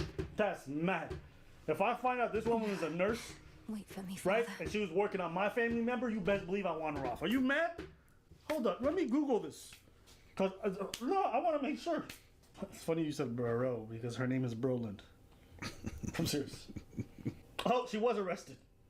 Yeah. As she should. Hold up. There's an update. Oh. Posted 3 weeks ago. Oh. This is a very special treat, Frinos. It means you'll be protected. Throw food in someone's face and you and may you be can protect me in arrested. turn. That's a lesson Amanda Nicole Martinez has just learned. On Meet me in November the training 7th, grounds. Martinez complained to a restaurant in Temple, Texas that her menudo soup was so hot it melted the top of the takeout container. Janelle Nellie Broland was the manager on duty who took the call. 31-year-old Amanda Martinez was arrested Wednesday, charged with a Class A misdemeanor, assault causing bodily injury, according to Bell County Sheriff's Department. Her bail was set at $5,000. If convicted, Martinez faces up to a year in jail and a fine of up to $4,000. Oh yeah. Hospital probably already got rid of They already know. Good. You're gone. Stupid. Nah, Stupid. Put more S in there. Stupid. Are you dumb? Dumb. Okay, Takashi. But anyways, tell us what you feel about this situation. What are your thoughts? What do you think? God damn. Oh, and sorry about the car thing. Sorry, lady. I apologize. So yeah, let us know what you guys think in the comments below. It's too late to apologize. And leave a like because the bitch got arrested. Is that a good reason to like the video? We didn't even arrest her. Hey man, leave a like. You know what I mean? The cops did their job. Blue lives matter. Some bullshit. Right? Leave a like. Okay, we heard you. Yeah, I know. Today's video. You've worked a lot of customer service jobs, right? Yes, sir. All right. You haven't? I did McDonald's. Are they vegan? Maybe they're vegan. Does it look vegan to you? Do you think they're vegan? Press the notification bell and help me get all the animals out of hell. So Chaos seeks their daughter. This isn't the first time you took an interest in your family. Or took action that the fates themselves... Hello, students. Welcome to class. Well, today we're going to be looking at this video because it says, Karen throws soup in employee's face. Well, there's two reasons I'm interested in this. First of all, was the soup vegan? You know, inquiring minds want to know. I don't know. And the other thing is, who is this Karen person I keep hearing about? Every time you hear about somebody who does something bad, apparently her name is Karen. But you know what? Let's see if that is her actual name. Now, what about these two guys? Are these decent guys? Are they vegan? Because, you know...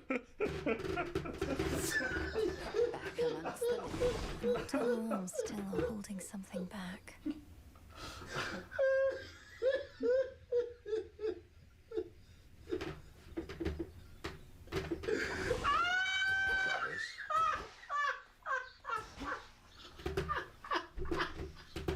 Oh, you got me fucked up.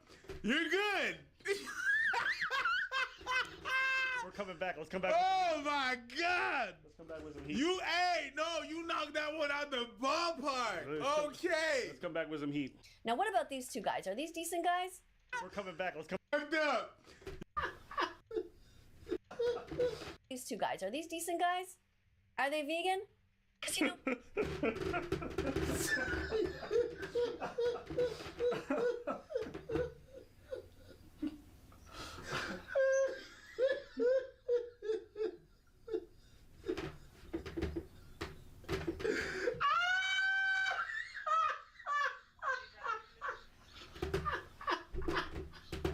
Oh, you got me fucked up. You're good. We're coming back. Let's come back. Oh my God. Let's come back with some heat. You knocked that one out the ballpark. Okay. Let's come back with some heat. Now, what about... Welcome to class. Well, today we're going to be looking at this video because it says, Karen throws soup in employee's face. Well, there's two reasons I'm interested in this. First of all, was the soup vegan? You know, inquiring minds want to know. I don't know. And the other thing is, who is this Karen person I keep hearing about? Every time you hear about somebody who does something bad, apparently her name is Karen. But you know what? Let's see if that is her actual name. Now, what about these two guys? Are these decent guys? Are they vegan? Because, you know... Oh God. Let's come back with some heat. You knocked that one out the ballpark. Okay. Let's come back with some heat. Now, what about these two guys? Are these decent guys? Are they vegan? Chinchilla. Who got the keys to my beaver? Who am I? They got them sugar. Okay, now make love to a fella in a rush. Pass me the keys to my truck. Who am I? The girl them luck. And I will make love to precious, but anything she want, I will give it unto she. I can't believe today my friend them tell not she flee. I don't believe it's angry and I don't believe it's grief. I don't believe it's Susan or Karen or the other girl I breed. Okay. We come back with fire. Listen, you went there. Let's go. In our belly. Let's get it. So let's have a look at what's going on with these two guys. Let's see what they're saying. Let's see if they're talking about the vegan soup. If it's vegan, let's see if they're gonna, why they're using this name Karen. Her name better be Karen, because otherwise it's prejudice against people by that name, always using that poor person's name. My goodness, I have students named Karen and they're like, why is everybody always making fun of us? And an older lady down the street who was afraid to tell me that her real name was Karen one day. When I asked her name, she goes, well, I could tell you my real name or I could use my made up name on this play. She said, well, because everybody makes fun of my name. So anyway, this is just wrong. Let's see if the person who threw soup in someone's face is really named Karen, and let's see if these two guys are decent. Okay. Oh boy. Okay. You 100% do come across as a Karen. Okay. So Doom is going to stay with us a bit. Just off the top of this. Just the way that we just come across as non-vegans. Yes. But I will say, to all the people who are named Karen and are white women, y'all got dealt a shitty hand. Not really. My father, It sucks to be you, Kronos has all right? locked away in Tartarus. It's been like that. People, I understand. Yeah, You know what? Oops. Oops. Everybody that's named Gavin or Kyle has a shitty name. You all drink about monster drinking people. You know what I mean? Energy drink, monster. Everybody that was named LaQuisha at some point was dealt a bad hand. But there you go. Here's an example.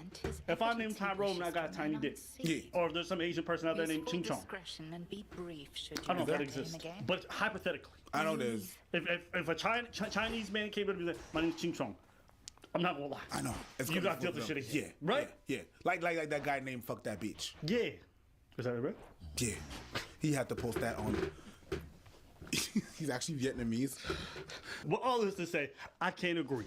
That being said, let's see what's happening. See if they're vegan. Randomly checking them out. Today's video.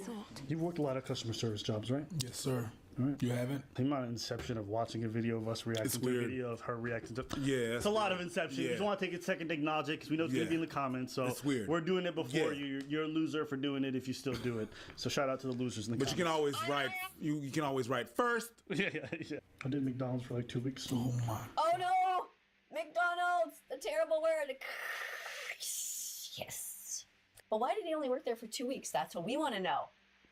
Maybe he got tired of seeing all the dead bodies on the grills. Maybe that's what happened. Which leads me to believe, or to wonder rather, what do you think is in these guys' stomachs right now? What do you think? Okay, you're 100% a Karen. What's her name? Yeah, I think this person's unhinged. What's her name? Yeah, I don't know who sent me this link or why you did, but this motherfucker is unhinged. You're not a Karen. You're a vegan. Yes, unhinged. Undoubtedly, this person is nuts. That person gives vegans a bad name. Do you think there's dead bodies in them right now? Just picture them right now. What's down here? Did they just eat before turning on the camera? Is there a dead chicken in there?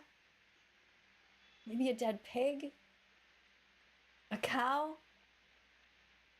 Or maybe they're vegan. Maybe they really are vegan. And maybe they have some nice, lovely tofu in there. And maybe a delicious salad and a big bowl of healthy chili made with lentils and chickpeas. I don't know. Let's keep watching. We're looking for hints. It really wasn't that bad. I actually enjoyed it. Get free food. Used to hook my niggas up. It wasn't that bad. We used to get free food. Ugh! That's not food. It's violence. Just breathe. Hold up. Is this girl a parody? No. No, I think she's real. Yeah, this is one of them like people who live in Seattle or some shit and have too much time on their hands. She 100%. And too much money as well. She's 100% real. Oh, she's real. Let's find out. She's real. Not really free food. Yeah, when you're young, it is. Hold up. It is when you cheat and you lying and you stealing. Cheating and stealing? Cheating and stealing from McDonald's? No comment. Don't even front. That's a pretty good thing. You consider what they do violence. So why would I pay for the violence if I could just steal it? Don't even front. She said no comment because she wouldn't be like, my nigga. At least. Come on, Karen. Come on, Karen. Come on, B. Come on, Karen. Give me some credit. I was stealing from a fucking monopoly, okay? From a huge mega corporation like McDonald's that's creating violence. That's good. Isn't that good? That's good. To fight your oppressors? Come on now. By stealing from the resources? That's why you don't want to comment on that. Come on. All right. That's why she's gonna talk some shit. She went, I've reached my limit. no comment. But on the inside, she's like, yeah. Every McDonald's person I knew was just make burgers for themselves and go off and eat it. It's against policies, but unless you had someone who really watched over, managers were doing it, everybody was. It was wild. Yeah. Everybody was stealing from them. It's shocking. Well, I'm against stealing, but I don't like McDonald's. They're a terrible company. Hey! What I yes, my girl! You finally got it. There you go. Yeah. Hey, you get the best. Hey, I said you were unhinged. You probably got a few screws still left in there. You was able to connect the dots. I see you. I see you, vegan teacher. I appreciate you. All right, shout out to Karen. I appreciate you, baby. Okay. Yeah. Do you want clear skin, but you don't want to give up eating that sausage? Pause. Well, guess what? You don't have to be vegan. Thanks to today's sponsor, Tiege Henley. I get compliments on my skin all the time. People be asking, what's your skincare routine? How do you get your skin? And for a lot of fellas, talking about skincare is a little bit awkward because either we're too ashamed to do it or it seems a little bit too feminine. But the truth is, having rough skin or having all these little dents everywhere isn't something that you necessarily want, especially if it's things that you can easily avoid through very, very good products. I recommend going through that process. And that's where Tiege Henley comes in. They got a great system in place where you can use their products to achieve your skincare goals. I personally recommend that you start with the level 1 system, which comes with all the basics. A daily face wash, which gets rid of all the dirt and grime on your face. Then got a 2 times per week exfoliating scrub to get rid of all the dead skin cells. and an AM moisturizer with SPF 20 because we all need to make sure that our skin is protected from the sun. And the cool thing about TH Henley is all their boxes come with instructions. In addition to amazing skin, members of TH Henley get tons of benefits like the ability to pause or cancel at any time, as well as free US shipping. And because TH Henley is sponsoring today's video, if you go to the link in the description below, not only will you get all the benefits that I just listed, but you'll also get a free gift. Rub out that face so you can actually start looking fresh. Oh, is this the soup throwing episode? Video of a customer throwing soup. What? That's violence. It depends on if the soup is vegan. Oh yeah, if it's not vegan. Yes. If it's not vegan, it's double violence. Yes, but if it's vegan, it's like, hey, you need to try this bitch. Yeah. By any means necessary. You don't want the vegan food? It's in your face. Taste that in your eyes, bitch. This is activism if it's a vegan soup. Death.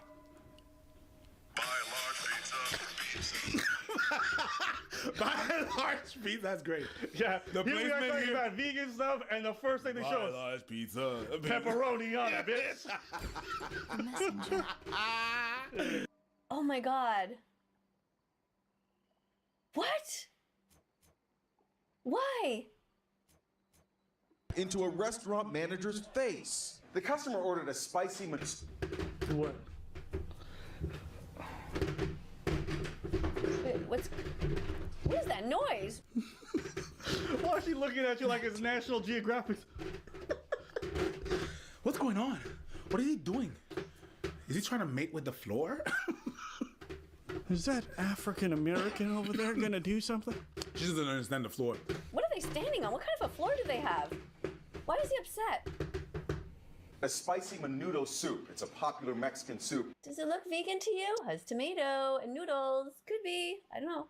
A lot of Mexican foods can be vegan because they eat a lot of beans and rice down there and healthy whole foods. And for those of you who are always saying, oh, only rich people can be vegan. Well, no, that's not true.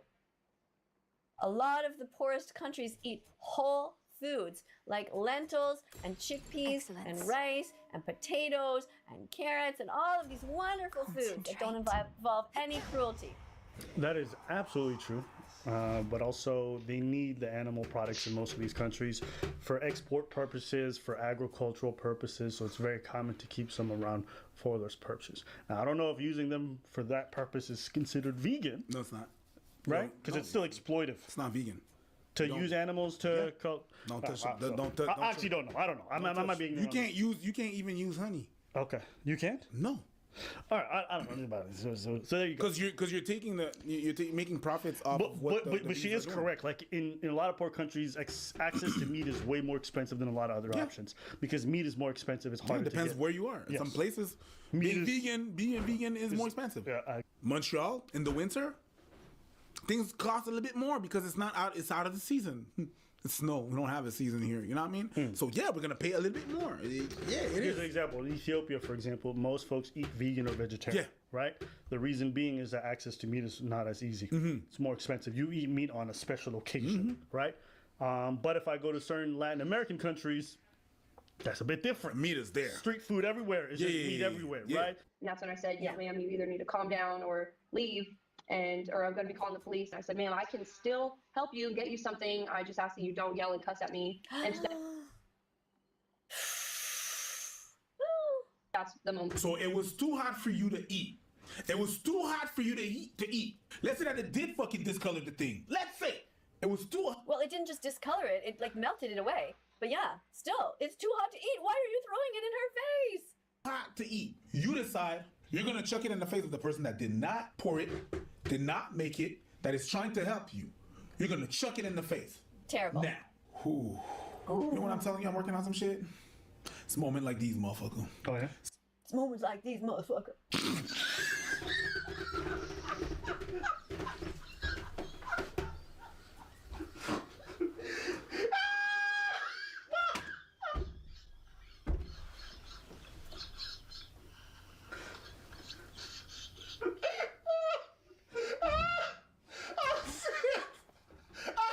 You're here. Come along. It seems we have a new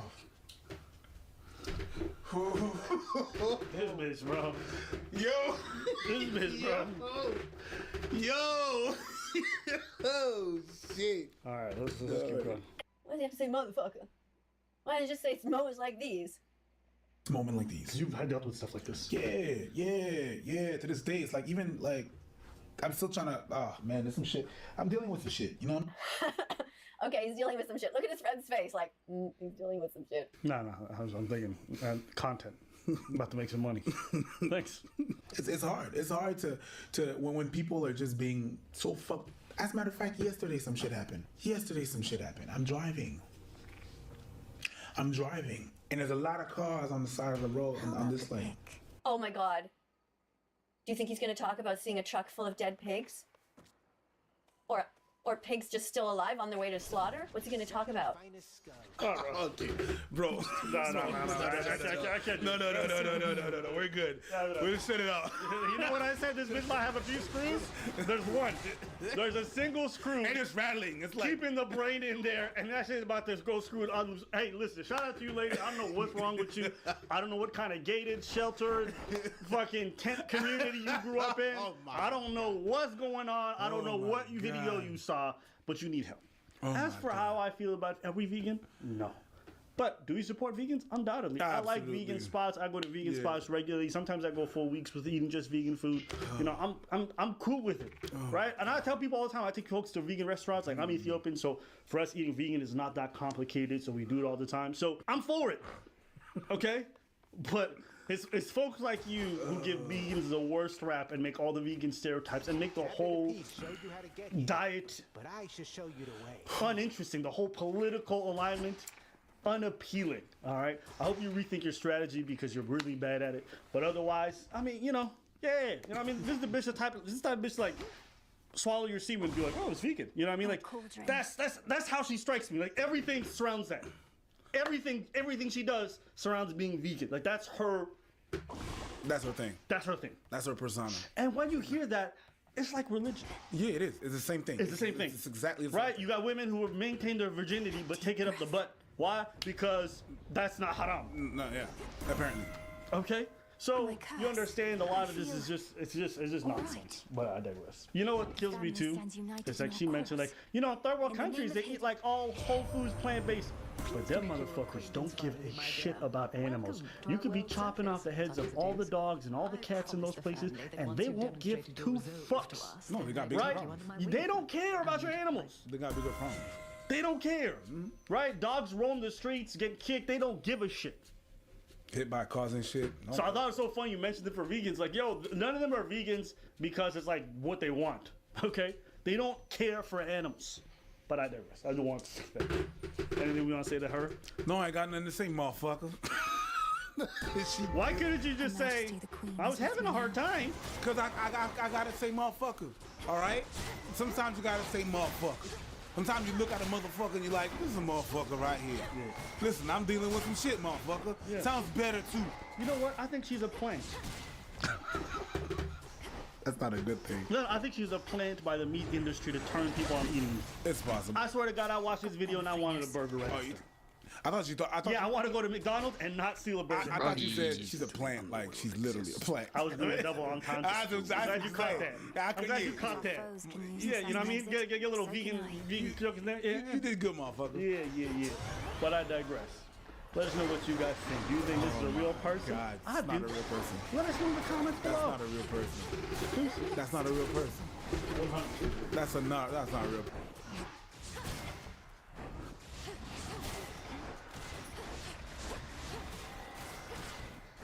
You're angry, you're like making faces, you're upset. I make faces all the time.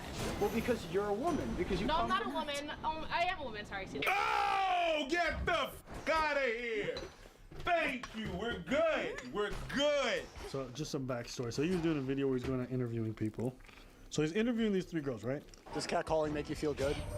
Sometimes, yeah, if you're cute. You know what? I appreciate them shooting their shot. Like, why not? There's a certain amount where it's like, okay, thank you, I appreciate it. Like, yo, ma, let me talk to you. Like, come here. Like, what the fuck? I look like a dog? Like, oh, yo, come here real quick. What? Like, no.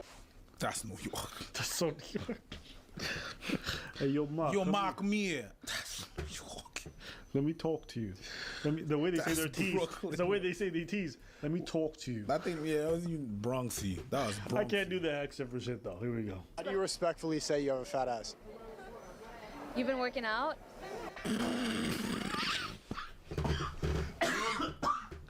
That sounded creepy.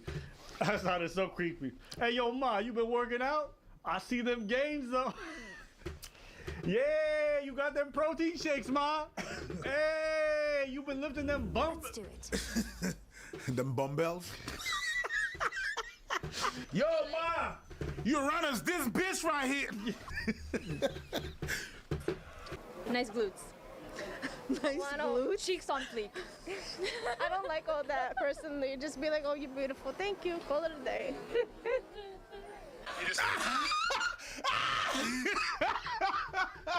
The stank face. Yeah, she's really looking upset.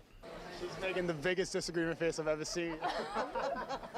I love that face. Wait, what do you disagree with? You don't think that catcalling could be like a little enjoyable sometimes? It's not. It's disgusting. It's always disgusting? Of course. It's never made you feel good? No. So what's your opinion on these three women disagreeing? There's a camera in front of them, and they're trying to be in the camera. That's it. I think they're being honest. If you're gonna get in, okay, I'm sorry, but should be like. No. The hostility's fascinating, isn't it? Women can say one thing, another woman's like, no, you're oppressed. You're just doing this for the camera. You can't even have your own opinion as a woman. No. You guys being honest, it seemed pretty like a normal response from you. When it gets to like the extreme, that's a problem. That's it. Your job? What do you do? What's your life? What is this? What's going on? Is this your life? What's going on? Why are you asking women questions? It's excuse me, 10 o'clock at night. Why are you approaching women and asking about catcalling? So we could talk about it and get your perspective. Why? To get your perspective. But no. What does that benefit for you? For me? Yeah. It makes an interesting video. Oh, really? Yeah. Okay, so for what? For what? So you kind of get the idea, right? No, you're just mad. You're mad. It's fine. It's fine if you're mad. You're mad. But you have to keep it moving. So let's go find out what she's mad at. That's where he does a follow-up video because this one goes viral, the clip of her. You're arguing literally everything I say and not hearing what I'm saying. Okay, continue. So you come in angry and yelling, like calling it mad fucking stupid and swearing and cursing. It's fucking stupid as fuck. And because I'm good at interviewing and I've been doing this for a while and I'm good at making videos, it goes viral and it gets attention. And I'm good at not immediately accepting your angry blah, blah, instead of just like, oh, okay, you're kind of pretty. Like, let me just be a normal person. That's why the video does well, not because like you were here helping me out. You're screaming at me trying to make me look bad. That same energy is why guys get canceled, why their platforms get taken away, why they deplatform people. You have a power that you're not really respecting.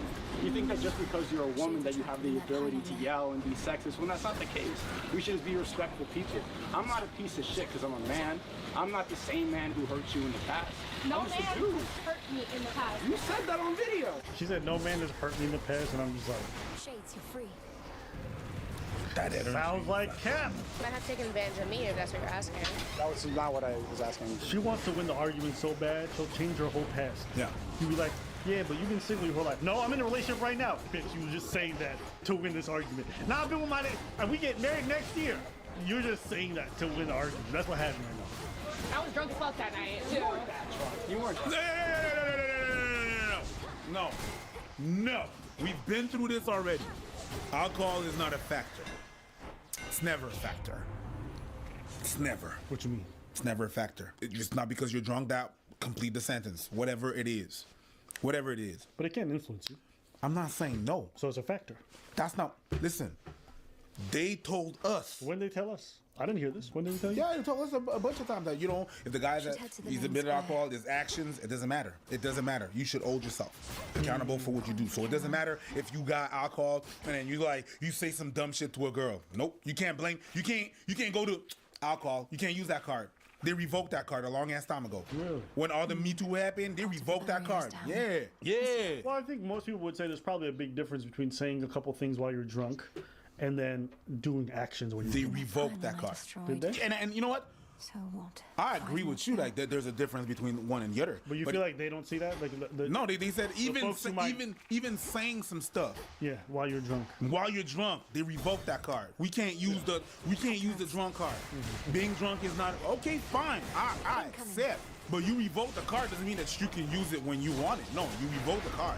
My personal take is this: if you're drunk and you start spouting off a bunch of not racist jokes, but you just start spouting out a bunch of like N-words or this and M-bombs here and all this other stuff, I'm gonna look at you funny.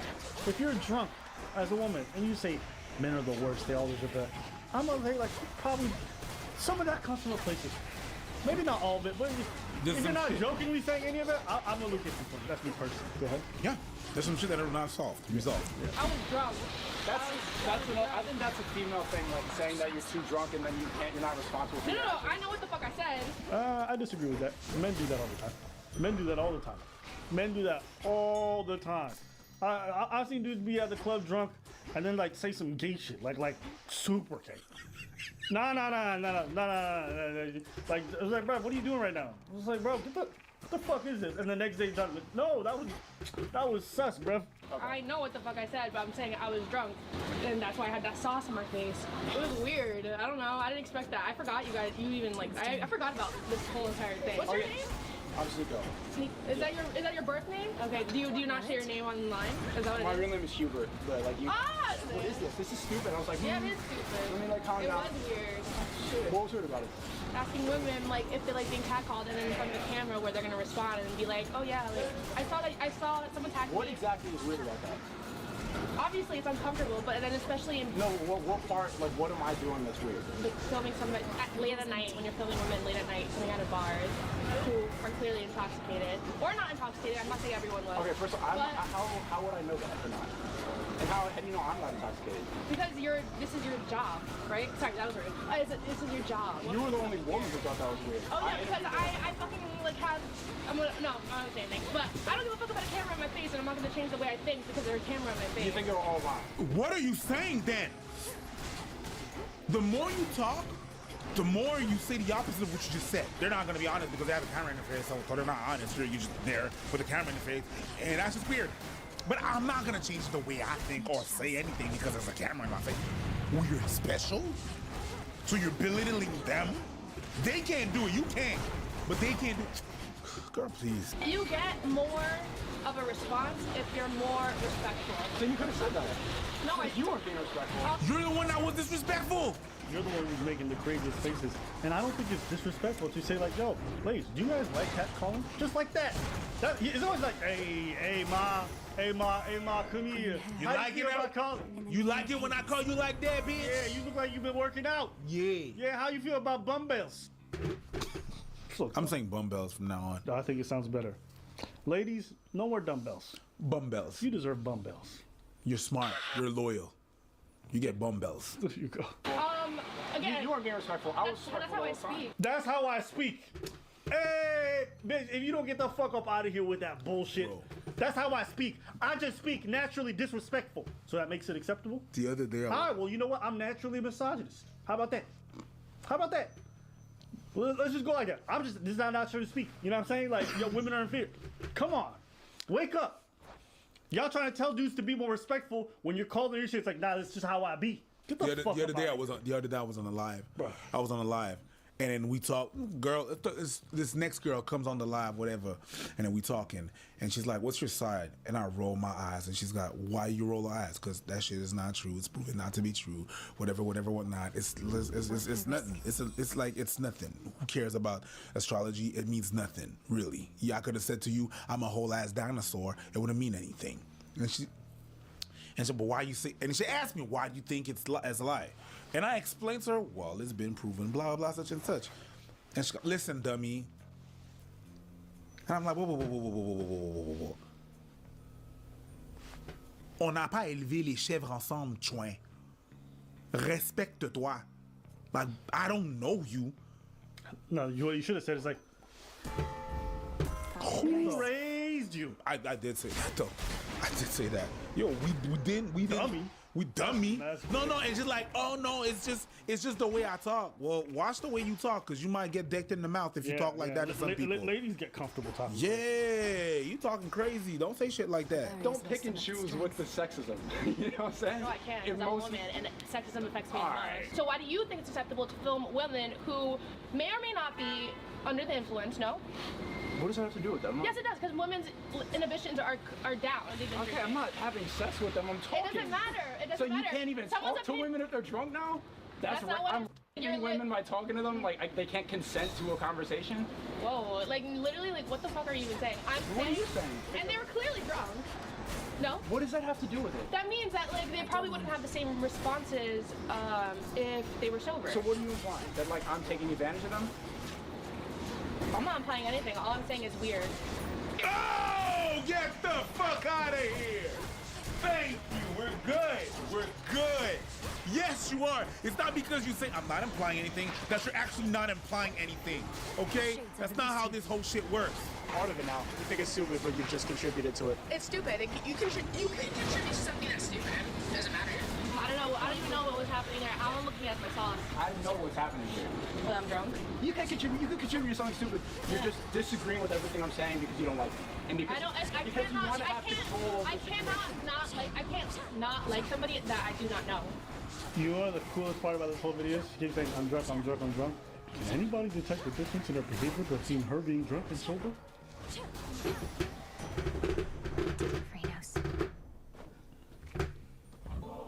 You know what this is like? To mighty Uncle Zeus, vanquisher of Titans. New year, new me. A year later, still the same fucking weight. Bitch, nothing changed. You didn't hit the gym once. You just made an announcement. I'm drunk. It's a new year. Sorry, stupid. It's the same shit. Most generous, Lord Uncle. Is it not the same shit? It's the same shit. I don't know. I was just preserving. I'm just. Boo boo, you look identical to everybody. Just as hostile. Rough. The identical, just the lighting is different. Crazy lack of self-awareness, man. When you don't like me like a man coming up at night, you're ready to automatically just no, disagree, no. You're contributing something stupid. Well, it doesn't matter if you contribute. You're just saying loud stuff, the first thing that comes to your head. It doesn't have any reasoning or logic behind it. Yes, it does. Anyone could contribute to anything stupid. It doesn't have to. You don't. It doesn't. You can contribute to something stupid. And I know what they feel. Alright, I think I'm doing this. Oh no, keep on going. I just want to finish her point. Just her point. I just want to finish her point, and then we'll where she was going with this shit and what his response is. But after that, you can do. She's doing a whole dolphin act. Girl, you know, you know what I'm saying? Like, turn it to a Jeremiah song. Let's go. Stupid without even knowing it's stupid. Without even, and you can look back at it in hindsight and be like, oh yeah, that was fucking stupid. You can contribute to anything without even realizing what you're contributing to. Well, you weren't looking at it with logic and reasoning. You're looking at it from a place of emotion. You're going off. You're going off what you feel. You're angry. You're like making faces. You're upset. I make faces all the time. Well, because you're a woman. Because you. No, I'm not a woman. I am a woman. Sorry. No. See how you argue like the most simple things. Bro, shut the fuck up. Okay, that's the thing. Shut up. No, you know what? I'm gonna say this. I don't argue. It's a waste of time sometimes having conversations with people. It's not a. If the person's not responding to what you're saying, they're just like waiting to get their point in. Shut up. It would have been nice if you would have shut up. It would have been nice if you would have shut up and listened, because you're not listening to nothing right now. You're really in. I gotta. Even if you say you don't, even if you say it's not an argument, the whole way you go about this is. So you can say all you want. No, it's not an argument. It's not an argument. It's not an argument. No, it's not. No, it's not. No, it's not. No, it is. I make faces all the time. Shut up. Yay. Pipe down. We all need to shut up at some point. Go ahead. Yeah, I'll just say this. If there's anything you guys can take away from this, is learn to walk away. Some conversations are not worth having. Some things do not need your energy. Some things don't need your time. The same way I'm walking away from the rest of this video because it's a waste of my time, y'all should walk away from anybody who talks to you like this. And walk away early, okay? Conserve whatever energy, because the more that you try to invest in this, the more frustration you feel, the more you're gonna get zapped. Yeah. This is a fucking vampire. Yep. It's a vampire, waste of time. Yep. Let's have a conversation. Every time. Why are you turning into a fucking Flintstone, looking like Tasmanian devil when you speak? Shut up. Take a second. reflect on what the person said, and then respond. There's nothing wrong with taking a pause. But just feeling, no, there's a point. Think about what it is that's coming out of your mouth. Calm down. Jesus fucking Christ. See, bro? Just calm down. Yeah. It's like, none of this. None of...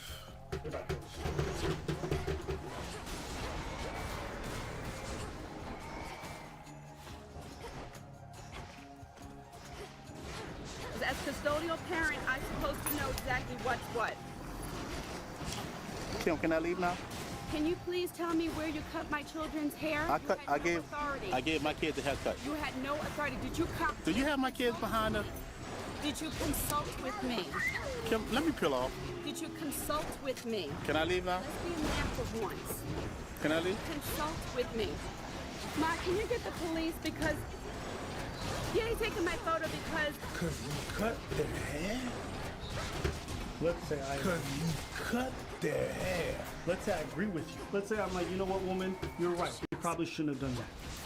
You're gonna call the police on your children's father in front of him, inflicting that kind of trouble for, even if she's in the right and he shouldn't have done that. And I give you that.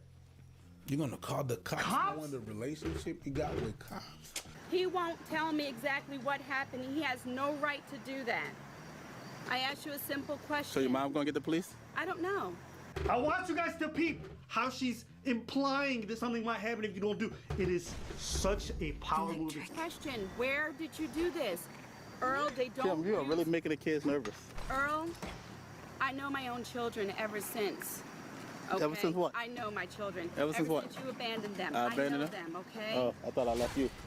No, I'm recording it too, just to make sure that we're even, Steven, okay? Yeah, I don't care about that. No problem. Oh, don't scratch the car. Oh, no, scratch the car. Go ahead, do whatever you want to do. Come on, let me hold the train.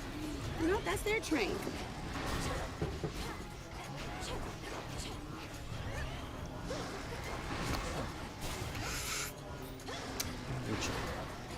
Let me chill. I'm not gonna do this today.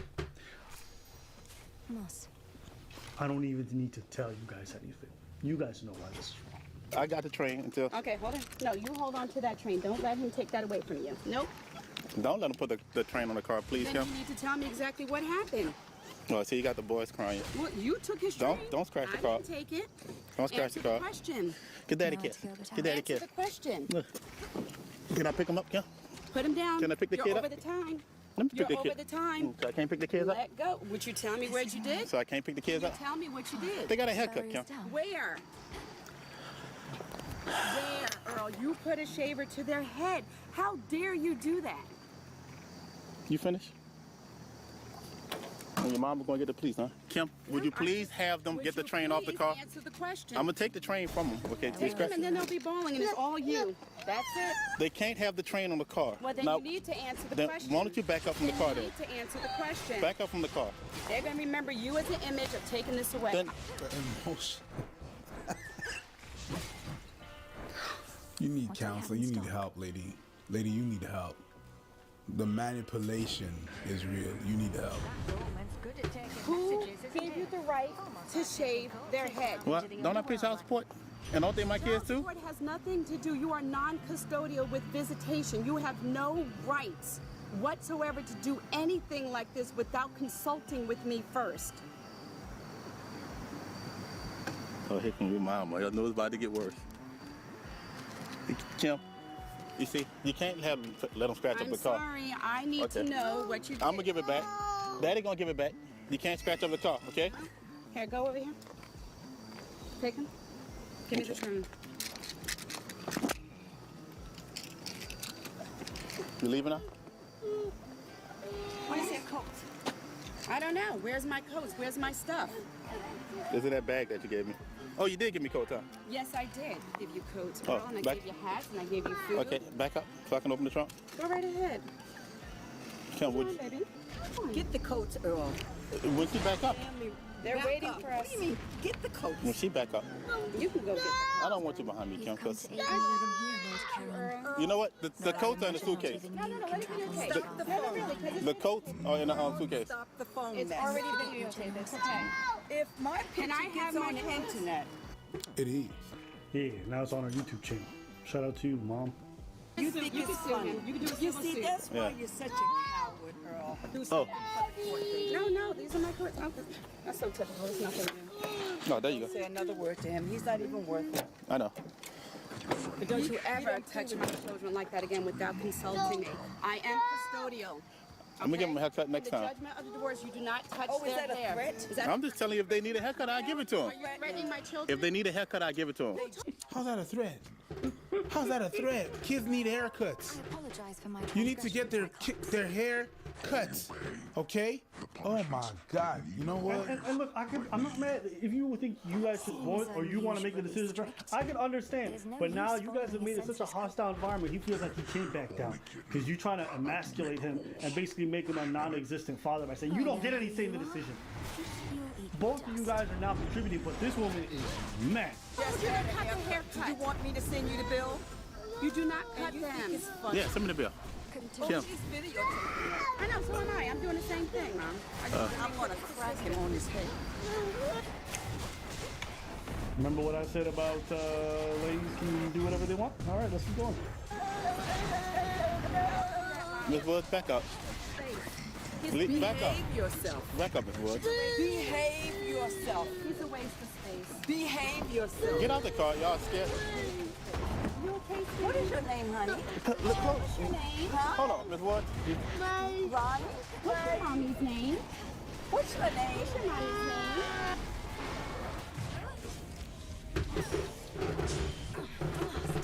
Bro, there's a kid in the car. They're going in the car asking the kid. You guys are wilding. You guys are wilding. It's not only good that you already traumatized your two kids. We want to traumatize other people's kids. Or now we want to know who the name of the other girl is. Lady, you're hurt. I understand you're hurt. Get some help. This not it. This not it. You and your mom. She got it from her mama. I know why you act like that now. You're gonna go ask the, yo, you're crazy. You're crazy. You don't want her. You don't want him to touch your kids. The kids that you guys have together. But you're gonna go ask questions, a grown ass to a kid that is not yours. You're out of place, lady. You're fucking out of place. What's your mommy's name? Let the car go. Y'all Are you touching me? get away from the car. Help! You're hitting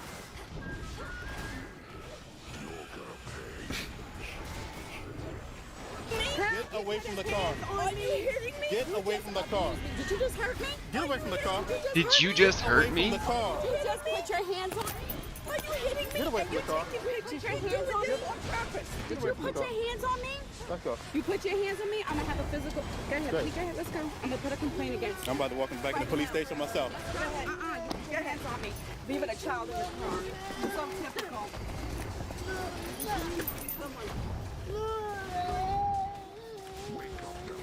So whose kid was in the car seat? My kid or her kid? They have 3 car seats. In the front seat? No, I just put that in the front seat. In the front seat? Go get a license, Wood. In the front seat, Earl? Go get a license. Go get a license. Yeah, go get a license. Go get. Oh, I have a life. You're the one that don't have a life. You know when I was Why don't you grow up? you know your husband had a woman out there in North Carolina, huh?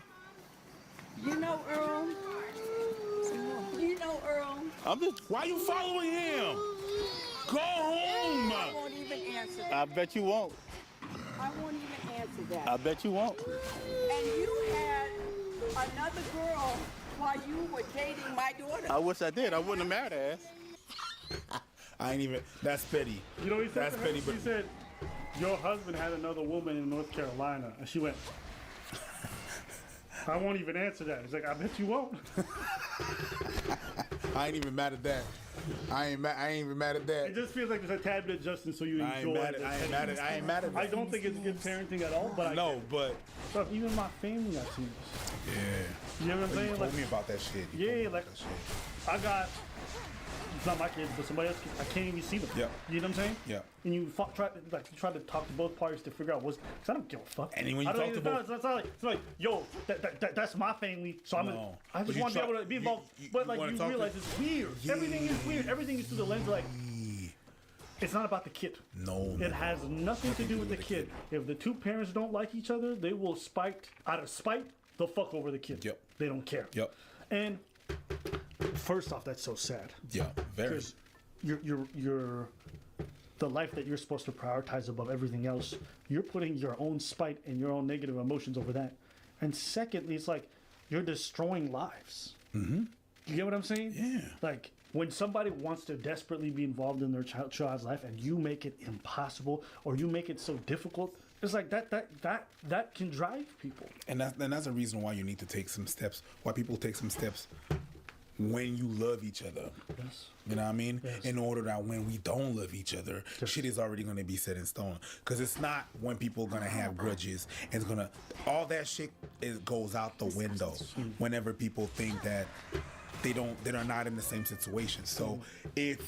And some other shit, and just it's present. It's like that. People will do stuff, different things out of spite, just to get to someone, just to make someone pay, or to trigger an emotion. It happened to some of my cousins. That happened to some of my cousins. Where they got. Not to talk about their business, but they're gonna get triggered out of spite, just to get to them. I'm gonna show you I got power. I can't hit you. Perfect. I'm gonna hit you somewhere else. I'm gonna hit you where it really, really hurts. It's crazy. Yeah. One of my homies said he would recorded his girl, and he played the recording for me. And she said, "Listen, Take me away. She says, you know what I can do. If you don't want any problems, handle this properly. Stop playing with it." This must have been the closest. And I was just sitting there thinking, like, damn, she knows what she can do.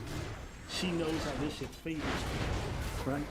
And it's very easy for this kind of stuff to spiral out of control. Fucked up. Especially if you can't afford the proper lawyers to set this up and get good representation, get the documentation you need, make sure that conversations are recorded or set up by email so there's a written trace to show like your financial involvement, don't hand her cash, make sure it's all... These kinds of things that you're supposed to know to establish like your presence in your child's life isn't obvious to most people. So you could be doing all the right things to try to be involved with the child. And if she don't fuck with it, it doesn't matter. It doesn't matter, right? So I've had to witness it from so many people around me. So sometimes when people are like, "Oh, I don't get why some of these dudes are jaded," like, I understand. Like, imagine having your fucking child with you. Yeah, I got one of my friends. Imagine having your kin, your blood, 6 years denied to you, and you have to live through online photos, right? You got to go on social media to find out about your own child and updates. That's crazy.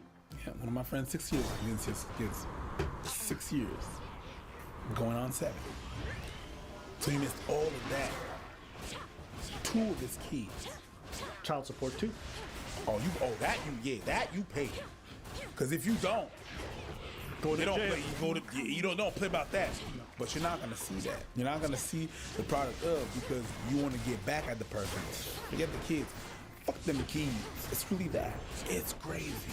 Yeah. And from the woman's perspective, sometimes she's put in a position or a situation that she's not the happiest about, because of the fact that she's having to raise a kid and the father doesn't want to be in her life, or she doesn't want him to be in her life. So she's resentful to some degree of her circumstances. There's a lot of women who are mothers who are upset about their circumstance, right? And blame in large part their partner, right? And it's a power thing at that point. Mm-hmm. So that's also a factor. And I can understand, like, listen, it's not an easy situation being a single mom. I'm not gonna sit here and be like, yeah, y'all, of course. The stars. But to deny, it's like sometimes single moms will get a lot of love. Oh, look at the sacrifice they made for their kid. They're not all like that. Sometimes they will spite just to spite their husbands or exes or whatever. They will fuck over their kids. Or here's another thing that they do. This is something that I just think is so nefarious and weird. So go to the child and speak terribly on the father.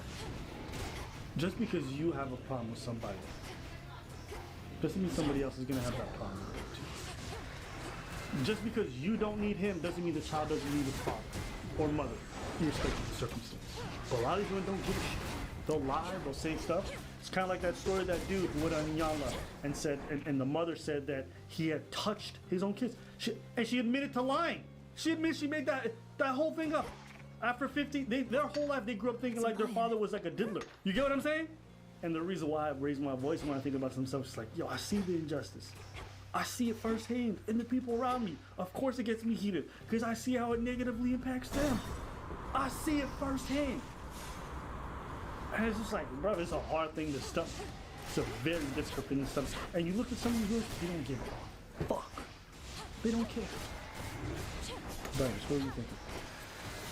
That's pretty much it, man. I was just thinking about, you know, it just puts it back in your face. Yeah. You know what I mean? And it's just crazy. It's really that. Hurt people hurt people.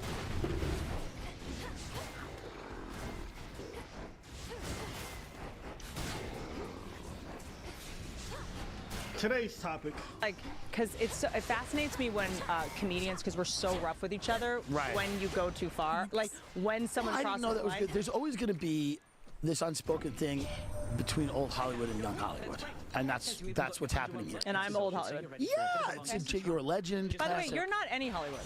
You're young internet. young Hollywood. You've never been Hollywood. But that is Hollywood. No, now. it's young internet. No, but that is Hollywood now. still exists. No, no one Yes, cares about your friends like Sandra Bullock. No one cares about them. I'm just saying. No one okay, cares. The fucking I'm the telling thing you, where she all your- the thing where she wore the blindfold in the canoe got 50 million What views was that, more than 4 years ago? I'm just saying. Bird Box? By You're the way- bringing up Bird Box?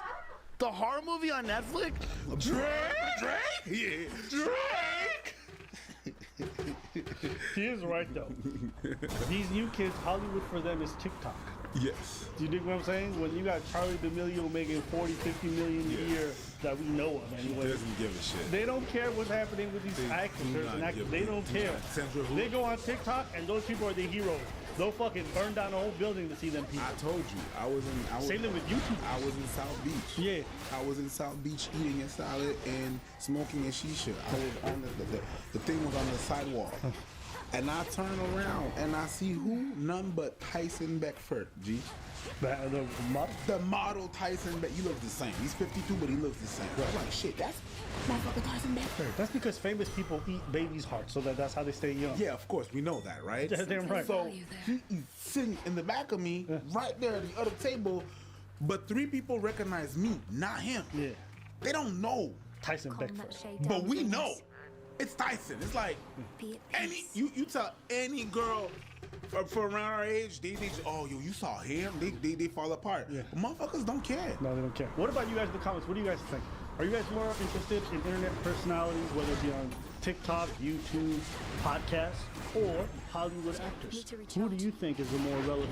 Would you care more about seeing Sandra Bullock, or maybe meeting your favorite radio host like Joe Rogan, or some other personality? I think it depends what they do. You know what I mean? Like Sandra Bullock did the thing 4 years ago, right? But if a motherfucker see Cillian Murphy, they're gonna be like, oh shit, Cillian Murphy, a guy from Peaky Blinders, the main character from Peaky Blinders. I don't even think most people would care. No? No. Oh yes, they Unless fucking it's like would. Zendaya. But I feel like Zendaya belongs on TikTok too. Am I crazy for saying that? She got a TikTok head. I ain't mad at you for that. Am I crazy for saying that? I ain't mad at you for that. Yeah. Same thing for Holland, the boyfriend. I could be wrong. What do you guys think? Would you guys? I feel like people would freak out more seeing one of the Paul brothers than they would seeing like Jaden Smith or something. You know what I'm saying? Yeah. I don't know. This is my thought. I don't know. But anyway, let's keep watching. And shout out to Tim Dillon. I watching this stuff. This guy cracks me up. And if you don't know Whitney Cummings, she's a comedian, a hack, and she's a hack. I'm just playing. I'm just fucking. God damn. Bro, you want to get just in into case the video gets back to her. I don't want to be like these fucking guys. Yeah. No. They're gonna take that out of context. They're gonna tell you. Abba said. I'll be honest with you. I haven't watched her act, right? But I'm prejudicial against white women, so that's just how I act. All right, so let's just keep watching. Is that the reason why? I don't know. Let's just, that's another topic for another day. I respect that. We all know that you put a lot into everything you do. And I respect that. I try too hard with the podcast. No, You put a lot into it, and that's Too much. okay. That's okay. I overthink it. Yeah, maybe. I don't know. I don't even know if I'm good at podcasting. That's the other thing. But I think you are, but it's a very different thing. Like you have celebrities on, and you prepare, and you do all this stuff, and I respect that. But it's like what we do is just Because a I'm little different. insecure, Tim. I don't have the white man thing of I'm just like, who wouldn't want to hear me talk for 3 hours about anything? Like I'm not allowed to be boring. I have to be twice as good to get half as much respect. Do you see that prejudice I have against You're right. white? Yeah, bro. Stop talking. Right.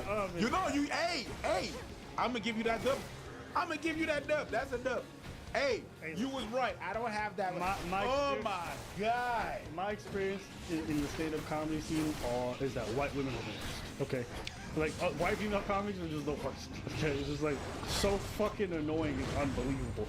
They want to lecture you about it. I had a white female comic go to me like, you know that bit that you do about like spending some time in Ethiopia and in the Civil War stuff? I feel like that's unacceptable. I'm like, bitch, it's my experience. You don't get the fuck up out of my face. There was one that was cooling me about.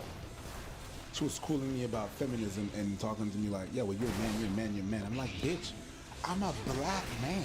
You're more No. This is what I'm talking about. But they didn't like their cut when I said they were in on the high shit. Bro, women act like they're the most like oppressed people. She was schooling me like I was oppressing her. And I'm like, bitch, you're a white woman. I'm a black. You're a man. And she said, hey, we had the argument. And she was like, you're a woman. And she's like, and she went to me, you're a man. I'm like, bitch, I'm a black man. Let me just say. You white. Yes. Okay. Freckles and pings. Let me tell you this, okay? I've had comedy clubs owner tell me I don't have more than one black person on a lineup because after that it gets too ghetto. Okay. Yes. I don't make me when I do stand up, whether a comedy club lets me in, whether they accept me at an open mic, I don't get pissy about my identity. I don't care if motherfuckers don't rock with me because I'm black. I don't make that crybaby excuse. You don't want to rock with me? I'll make my own shows. I don't give a fuck, okay? I don't make the oppression like the center of my whole existence when I'm doing stand up. I don't care that deeply. The amount that white women moan and piss about complaining is unbelievable. You would think there were fucking Jews in Germany. You know what I'm saying? Like, you would think it's World War II for these, like they're about to go in the gas chamber tomorrow the way these big... They talk like they have it the hardest, bro. They get the most amount of opportunities. I cannot rock with these ladies whatsoever on this topic. They annoy the shit out of me. They annoy the shit out of me. You see, earlier I was trying to be tame.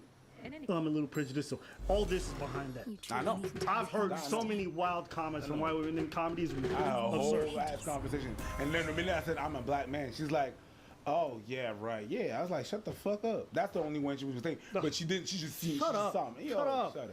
I don't have this thing where I'm a white man who can just talk for hours and people just want to listen. Have you not heard of the podcast called Call Her Daddy? Isn't that a white woman just sitting there talking about sex the whole time and sucking dick?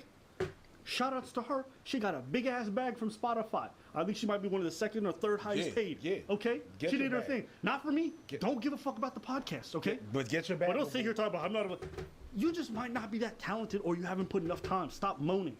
Just do it. Just do it. God dang it. I don't know. I have to be twice as good to get half as much respect. Okay. You disagree? Maybe. Well, how so?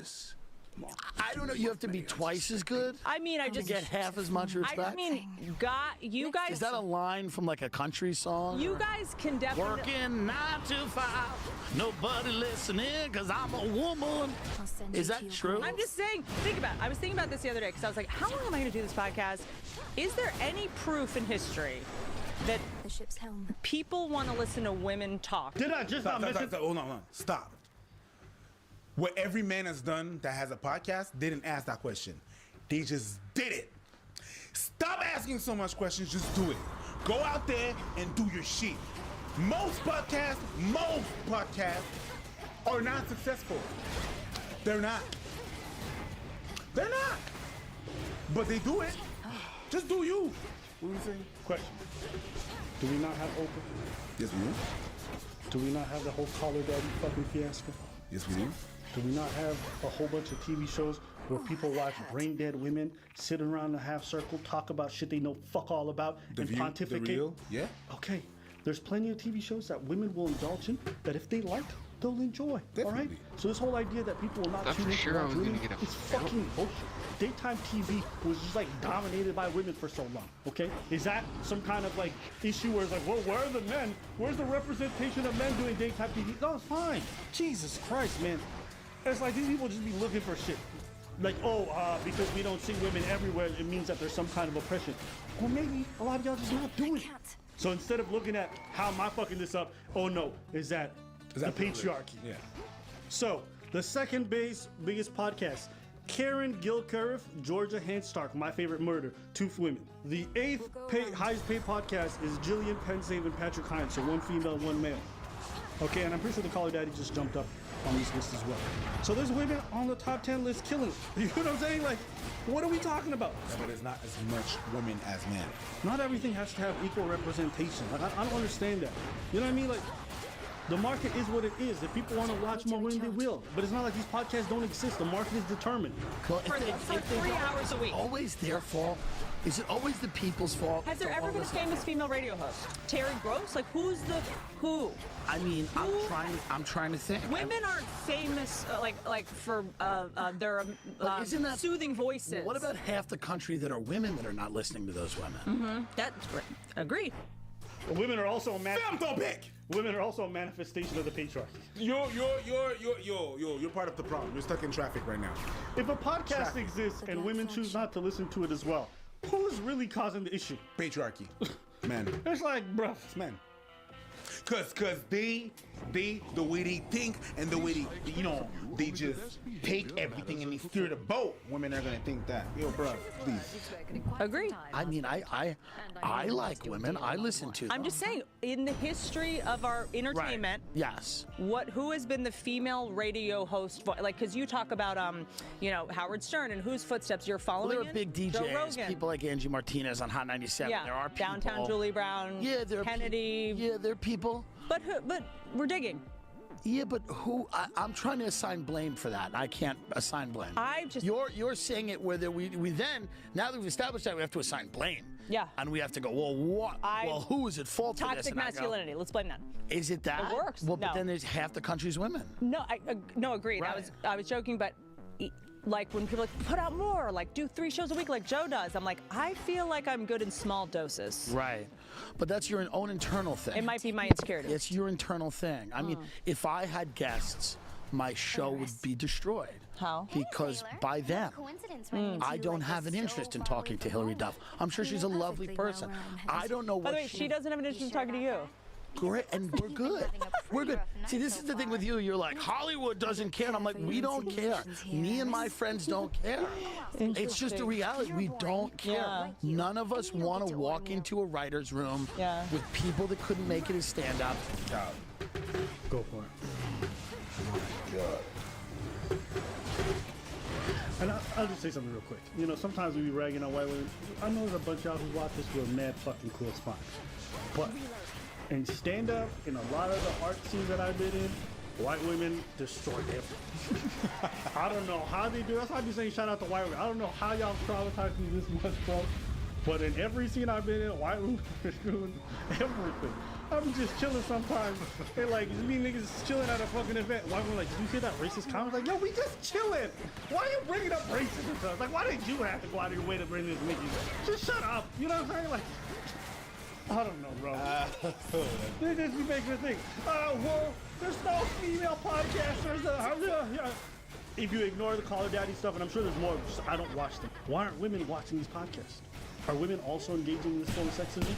If all these women are engaging in sexism, what do you want me to do? Bro, men and women are all engaged in the same form of sexism. We're all hating the same thing. It's just you and your friends who feel like there's a problem. Just shut the fuck up. Like, so men engage in toxic masculinity. Women is engaging in toxic masculinity. Women are victims of that toxic masculinity, and men are victim of toxic masculinity. Let's call it something else, because the marketing of this shit is not working. Okay, let's just fucking call it something else, because that's not what it is. It's not what it is. Okay, let's just stop. I understand where it's from, the origins. It's just weird to me that we call it everything toxic masculinity when women do it, when men do it, it's toxic masculinity. You know what I mean? But you know, if you take an example of racism, when white people do racism upon black people, we call it racism.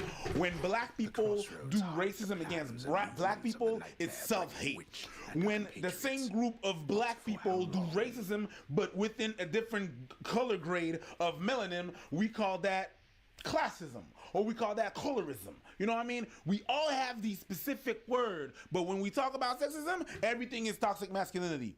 Women do it, toxic masculinity. Men do it, toxic masculinity. Who suffers from it? A woman, toxic masculinity. If it's men, toxic Come on now, B. The marketing on that shit is off, and we need to revise that. Just saying. Okay. I don't know. What do you was thinking about this whole thing? No, I said what I said.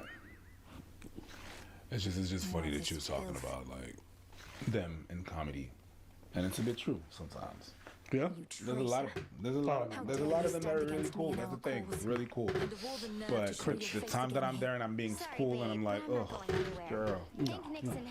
You're eating with them. You benefit from that. So mood killers. Anyways, let us know what you guys think in the comments below. Are white women the most oppressed? And if so, who touched them? All right, let us know in the comments. Don't let us know. Then you serve Kronos. Sure.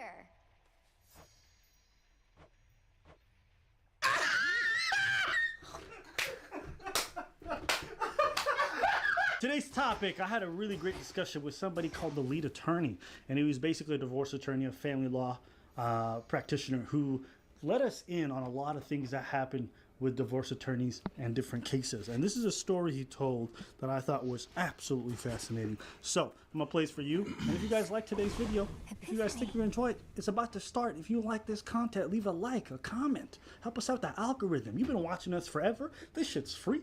All you gotta do is like it. In law school, they don't really teach you about the law. This might surprise a lot of people. They really just teach you how to think about the law, how to spot issues, but it's not like they're really teaching you hardcore law that you're going to use on a daily basis. And they don't teach you really, guys. If you hire a 24-year-old attorney, you've hired someone that is just not prepared, because there's so much that law school does not teach us. They don't teach us how clients lie to other people, how clients lie to us. They don't teach us how to get money, how to not teach us.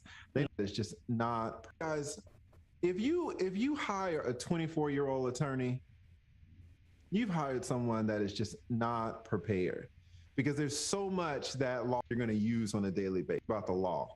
If you enjoyed it, it's about to start. If you like this content, leave a like, a comment. Help us out with the algorithm. You've been watching us forever. This shit's free. All you gotta do is like it. In law school, they don't really teach you about the law.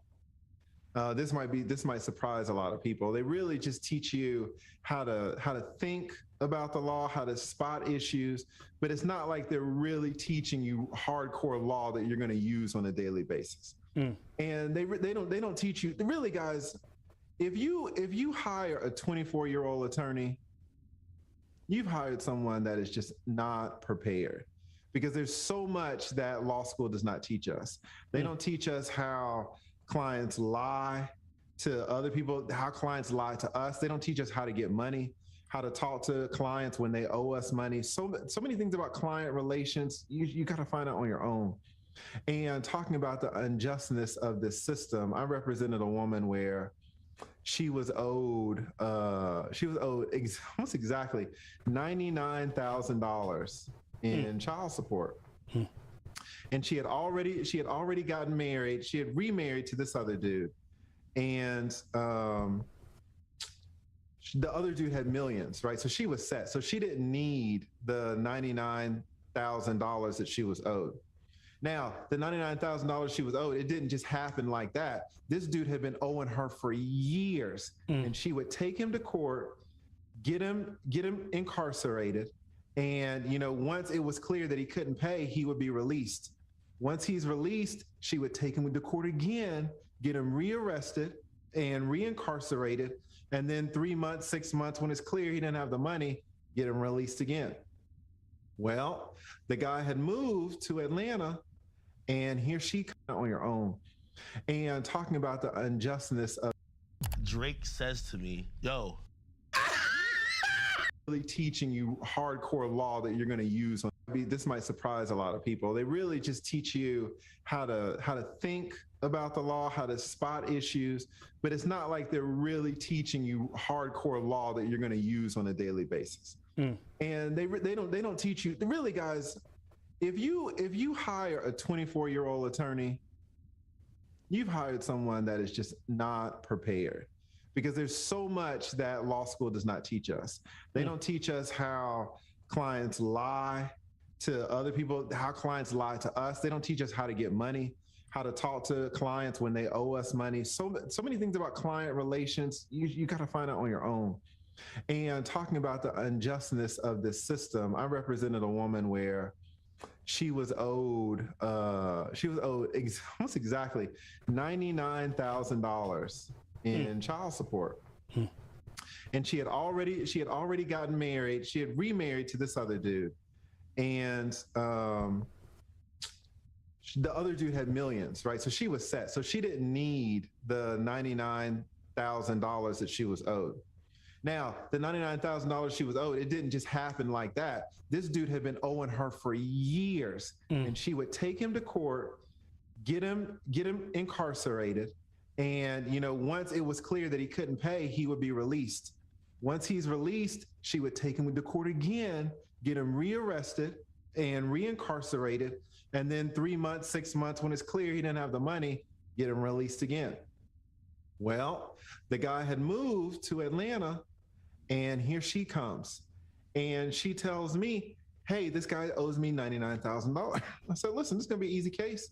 To be honest, if you owe anything over $5,000, $10,000, he'll probably be arrested. Is that okay with you? Or you? She's like, oh yeah. The way he said that was the little brother of Beta. Oh yeah, Beta. Are you fine with that, Beta? Are you fine with that? Oh yeah. That was great. I picked up on it too. How did she say that? How did she say that? Like, oh yeah. Oh, arrested? Oh, okay.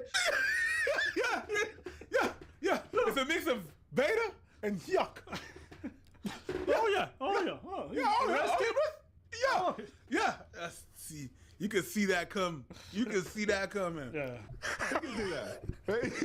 I didn't know all of the backstory. I didn't know that she had taken this dude. She had this dude arrested, incarcerated so many times.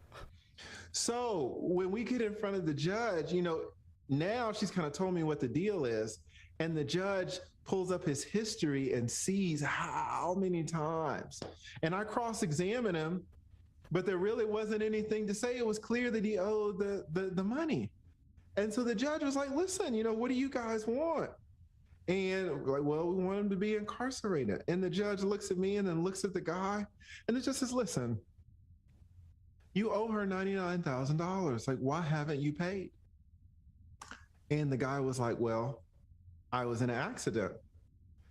And the judge was like, well, okay, but your accident must have been a long time ago. You walked in here, you don't have a cane, you don't have a back brace, you're not in a wheelchair, you speak fine, like you can work.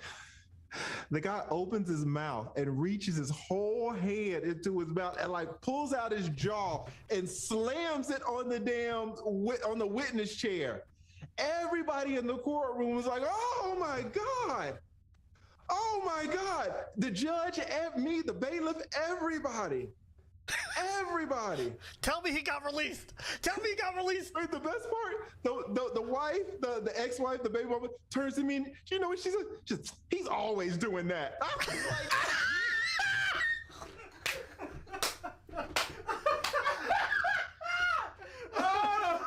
the levels of petty that you have to have. Oh, wow. He always does that. Wow. I love it. That's crazy. Wow. But what happened to Zoe? He has no job, basically. Apparently the accident must have been that serious. We'll find out.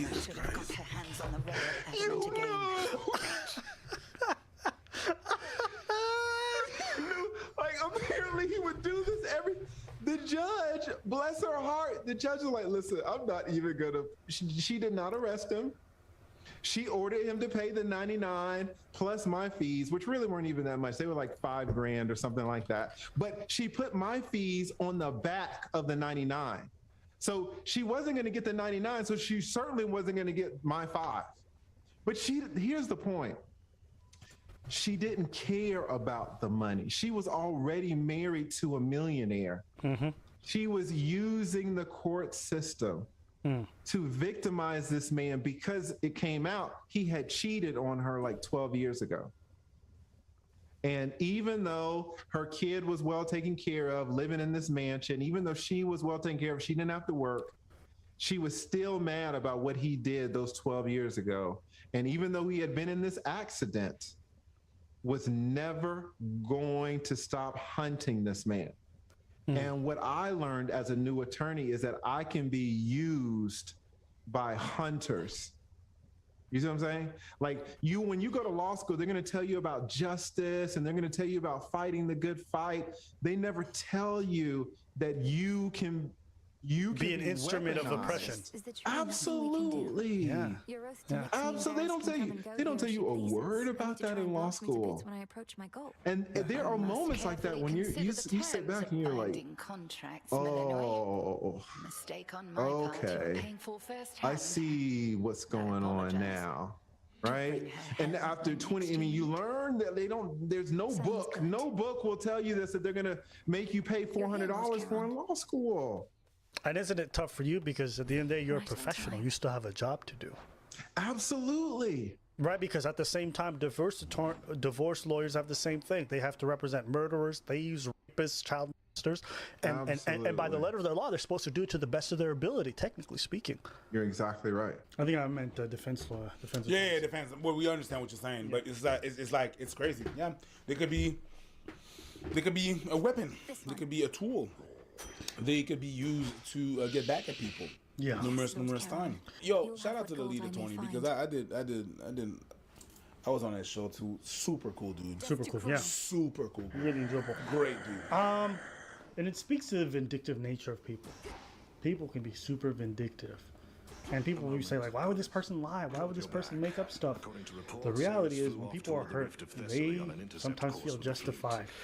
And they will go after you no matter what. Just last week it happened to me. What happened? This past Saturday I was in the Old Port. I had a gig. We had to film some stuff, and I dropped the people out, and then I drive. There's an intersection. There's a car coming, and I'm like, that's my life. I honk. The person looks at me, all surprised. T-bones my car. T-bones my car. She ends up on the sidewalk. I'm there in the middle of the street. T-bone my car. Everybody running to her. Cause fuck me, right? Get out of my car. I have the time to go around my car, watch. Some guy that went there goes to me, "Are you alright?" I'm like, "Well, yeah. Thanks for asking." Yeah. It's like, but at least you asked. But yeah, at least you asked, whatever. And when I hung and she knocked my car, I looked at the light. Because it's not my first accident, you know? I looked at the light, like, is it me? Yeah. Am I in the wrong? I know I wasn't the great, but is it me? Wait, and why were you in the middle of the intersection? No, because I was crossing my intersection. Okay. She T-boned me. Okay. She was coming off that way. Okay. So when How fast was it? Not super fast, but if you hit the wheel of someone, you're going 40. Yes. You're no, going but I'm just 50. saying, for you to have time to see her hunk, because you could tell she wasn't decelerating. No, she was just going like that. That was my light. Like, I've literally seen people run through intersections with my pedestrian way to walk, and I'm watching the person, so I can actually believe what you're saying. Your intersection here is dangerous. It's dangerous. I tell people all the time, like, I can see the motherfucker's not gonna stop. Yeah. And I'm looking at it, and I'm like this, and this nigga, I'm like, I see him pass. So that's exactly it. So you know what? Keep going with your story. So I see her I'm like, she's not stopping. This is my light. I hung. She's not stopping. Like maybe she's gonna slam the brakes. No, she sees me last minute. Grabs my car. I look. When I look, it's green and it turns yellow. I'm like, she burned that light. Yeah. Get off my car. Police, I come because I call the police. Yeah. I call Babylon. Yeah. They come. They get. I didn't talk to her because don't go talk to the person. Yes. Don't. Okay. Don't go see if they're alright. There's a bunch of white knights over there. Yeah. Police is like, so what happened? I tell them what happened. She burned the light. She went straight. She had no intentions of stop it. Yeah. They go to her. I see a lady running to the cops. Like when we were like in first grade, you know. Yeah. Tattletale, you know, whatever. God bless her heart. Police come back to me. She's like, okay, so we'll let your insurance determine what's gonna happen with the. I'm like, what do you mean we're gonna let the insurance determine what happened? I told you what happened. Yeah, well, she has a different version. She has a different version.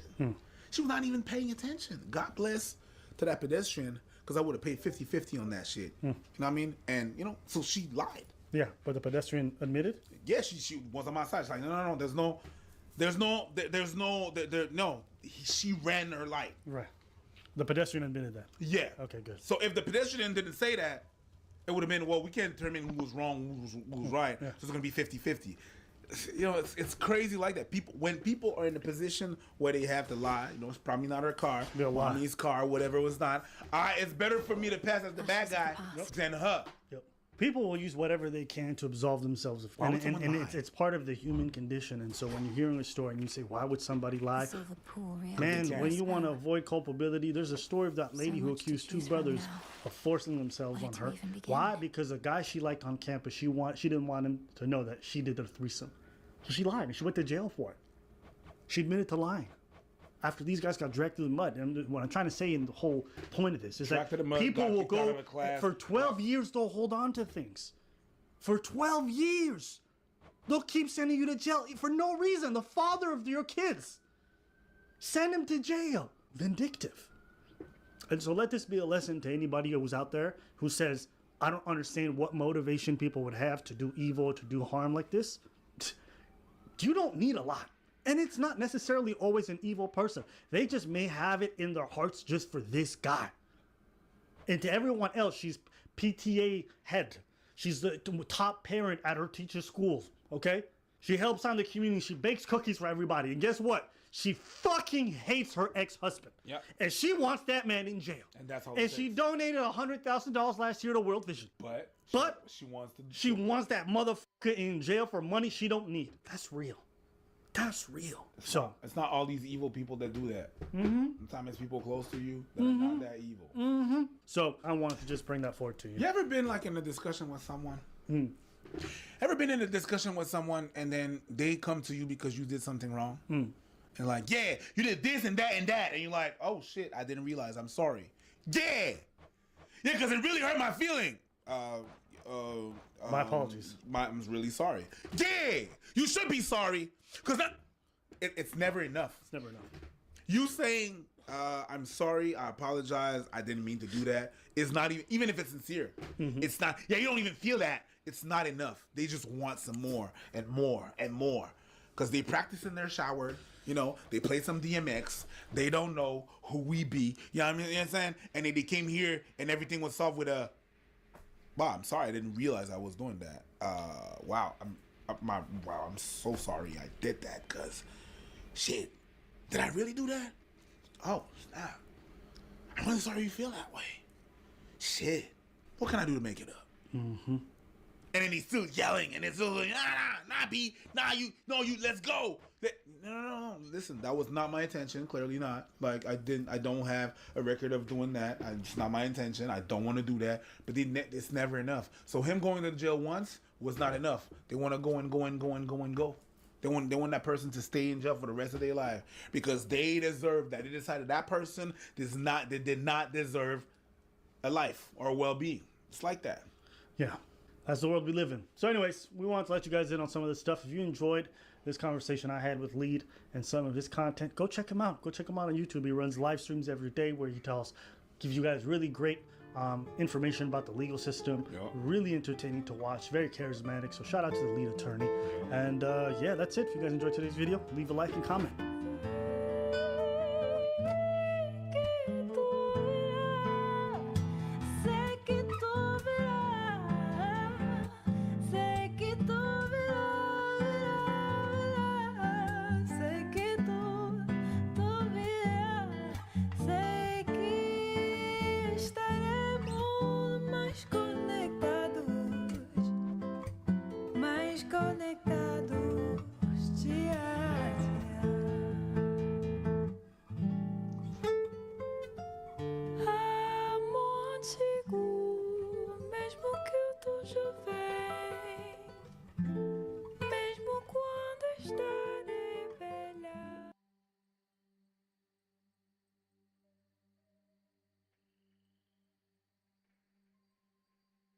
Drake says to me, yo, you got 30 minutes. get all straight. Let's say all allegations are false on both sides. Who's winning this battle? It's still Kendrick. No. What is the next move for Drake? It's on his way out of this. Did Drake feed him that information about the daughter? Be objective, Act. I do believe the daughter thing. I don't believe the other thing. I found out that Metro Boomin hated Drake before it was like universally known. Because a chick he smashed in LA, I smashed in LA. They always just tell every detail, but I will.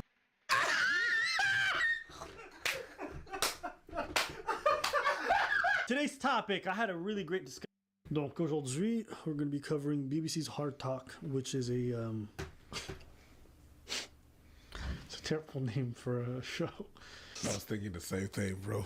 Thank you very much for acknowledging that. I just read it out loud. I said, whoa. Hard Talk.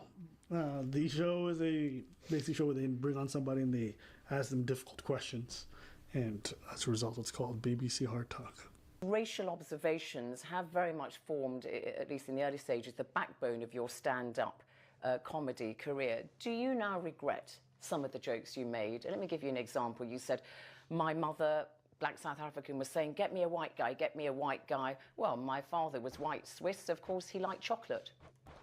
That sounds funny to me, even when you say it. That sounded really funny. Why would I regret that? Why would you regret that? Because some people say that's not really very funny. But the people laugh. Everyone can say something is not really funny. This is the way some people don't like Indian food. But is it more than that? Okay, let me give you an example. We have a very well-established black comedian in Britain called Lenny Henry. Yes. And he has said that he regrets doing that kind of joke where he said he would wipe his... Who cares? It's two different people. One regrets, so what? He has said that he regrets doing that kind of joke where he said he would wipe his sweating brow and say, I'm leaking chocolate. But that's different. Well, it's not. It's using chocolate, isn't it? But that is different. Well, the Swiss love chocolates is not a term that is pejorative. But you're referring to your mother's skin color as chocolate. What he says... Yes, because my mom is proud to be dark, beautiful chocolate. Yeah. That's what she's saying. Well. And this is, in the book, I talk about this as well. I go, I saw people and race as chocolates. I wouldn't use that. I wouldn't use that. I'm that color, and I wouldn't say that. Listen, when I grew up... Yo, it's like talking, it's like listening to a French person from France speaking in English. That's the le temps hautain là. It's just like, I wouldn't say that, so you shouldn't say that. Like, I don't feel comfortable saying that, so why should you feel comfortable saying that? Bitch, you're not the same motherfucker. In her defense, the show is normally geared towards asking hard-hitting questions. But I think one of the points of asking hard-hitting questions is also to listen to the other person's reply and then retort. It's not enough for you to just have a bunch of things that you've prepared to fire at the person to put them in uncomfortable situations. You also have to go back and forth with what they're actually saying and listen. So I think that's like one of the mistakes that she's making for me watching this. When I grew up, I believed that all people were chocolates. My mom was dark chocolate, my dad was white chocolate, and I was milk chocolate. So I see all people. So you see that as funny, but do you not realise that some people might not like that? And Lenny Henry went on to say that joke about how he was leaking chocolate. He says, I knew there had to be a better way. You know, some people are going to have lines that they arbitrarily join for their own comedy. I have no problem with it. If you get up on stage and you say, I never want to make handicap jokes because my son's handicapped or I don't think it's acceptable, don't do it. And a handicapped dude in a wheelchair will come on stage right after you and make a bunch of dark jokes about being handicapped. People make jokes about everything. I mean, I've seen videos where, like, you know, Weinstein survivors come out and make jokes about Weinstein. Yes, that's the thing. There's actual entire comedy shows like that. People laugh at their own trauma. They laugh at other people's trauma. It happens. That's humor. That's comedy. That's how it works. Now, if you say you don't want to do something, that's okay. It's when you start telling people you shouldn't do that, you should regret that, you shouldn't. Listen, I could find a bunch of people as corny or as terrible as I want to. I would never think of saying they shouldn't be able allowed to make those jokes. Ever. I can get up here and I'm like, I don't like it. That's okay. It's just when people are like, you should regret this. You should take it back. Then I'm like, nah. It's the same with people that when they try to force religion. It's the same. I don't eat pork, so you shouldn't eat pork. No, if you don't want to eat pork, do it over there. That's your thing. Yeah. You don't have to impose it on me. leave all that gelatin cloth candy for me. Of trying to put the message over, putting your jokes over without having to pick on people because of their colour or because of their race. Yes, but his view is different from yours. Because he's Lenny Henry and I'm Trevor Noah. Yeah, but he's black. Yes, but he was talking about leaking chocolate, implying. You see what she said? Yeah, but he's black. Like we're all supposed to agree. We're the same people. Like we're all supposed to be like, we all view racial issues the same way. You're different, but you're black. So yes, but we're black. You live in the UK. He's from South Africa. That's the dumbest argument that I've heard. The black experience in those two countries is vastly different. You're not going to see things the same way. And even if the experience is the same, you're not necessarily going to live it the same way. That his skin color was not something that belonged to him. That is a different It's not. joke. He's That is a just trying different to say idea. that his skin color is chocolate. No. You're splitting hairs here. And she is. She's the one that's in here. And the worst thing is that she's not even taking account of about context. I hear chocolate, same thing. No context. You said chocolate. Common denominator, chocolate. So she can't hear nothing else but chocolate. She said chocolate, you said chocolate. You feel ashamed, you should feel ashamed. You sound very smart, but this is pretty dumb arguments. You're going to hear this from me. You're going to hear this from every comic. Context is everything. It's everything, especially the comedy.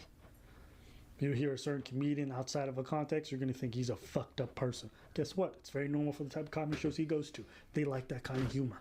Right? You see a fucking BDSM woman on the street, you might think she's weird. And the places and the circles that she goes to do her work, perfectly acceptable. Context. Everything is contextual. You can't just take words and lines out of some fucking special you saw or some comedy show that someone wrote about that you read in newspaper and got outraged over. It's not the way it works. Okay? Because what you're doing is creating. I'm not sure I You're would- creating I'm not racial sure I jokes. would say No, you're what creating you say. monoliths. You're creating monoliths of jokes, and that's not fair to do. Every single joke has a context. Every single joke comes from a place. The most important thing with comedy is context. Without context, no conversation is complete. Without context, no communication can But somebody truly be could appreciated. take that out of context. Yeah, and you've said so it. I'm putting it to you then. Are you not... Then don't! No, but that's your problem. If you take something out of context, that's your issue. You know what I mean? It's like, here's what happens. You see some dude going to a woman like, hey baby, what are you doing? And everyone's like, hey, you fucking asshole. What? Don't talk to her like that. That's my girlfriend. Oh, well, you shouldn't have called her baby. It's like, no, motherfucker, you should have minded your business. That's his girlfriend. Just because you don't know the context of the relationship, you just assume that's on you, nigga. He's talking to his woman. That's his shit. It's the same thing. Same thing. It's the same thing. But I took it out of context. Yeah, bitch. That's you. You taking it out of context. That's you. You taking it out of. No, that's you though. It is. That's you. You taking it out of the context is the equivalent of you not minding your business. No. Mind your business. Given what Lenny Henry said, are you not guilty perhaps with some of your routines or a joke like that, reinforcing prejudices and promoting stereotypes in the minds of people who may be inclined to think like that, and then they'll think, oh, Trevor Noah says his mother's chocolate, I'm going to go around saying that to my black friends, and they might take offence. You could be reinforcing prejudice. You could be doing anything if you are not doing the opposites. How your action is implied does not define what you were doing. Okay, let's look at another aspect of race. You moved just a few years ago to the United States. Your routine as a comedian often mimicked Africans and also African Americans. And about African Americans, you have said this. You know what this is like? It's like somebody going to NWA and be like, so tell us about how you fucked the police. The nigga, what? Wu-Tang. Why aren't you something to be fucked with? Imagine going to Tupac dinner at a time and be like, so when you made Hit It Up, tell us about how you fucked his bitch in the clique that he claimed. West Side motherfucker? What do you mean by that, sir? Should work. Huh? So Biggie claimed to be a player, but you fucked his wife? Really? Yeah. Okay. Did you really come straight from Compton, or did you not come from the womb of your mother? Like, yo. Hey. So, Juvenile, when you say back that ass up.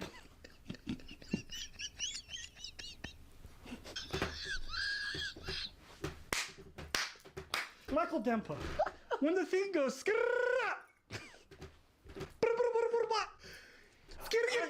are you advocating for gun violence? Stupid. Future, when you go, chitty chitty bang,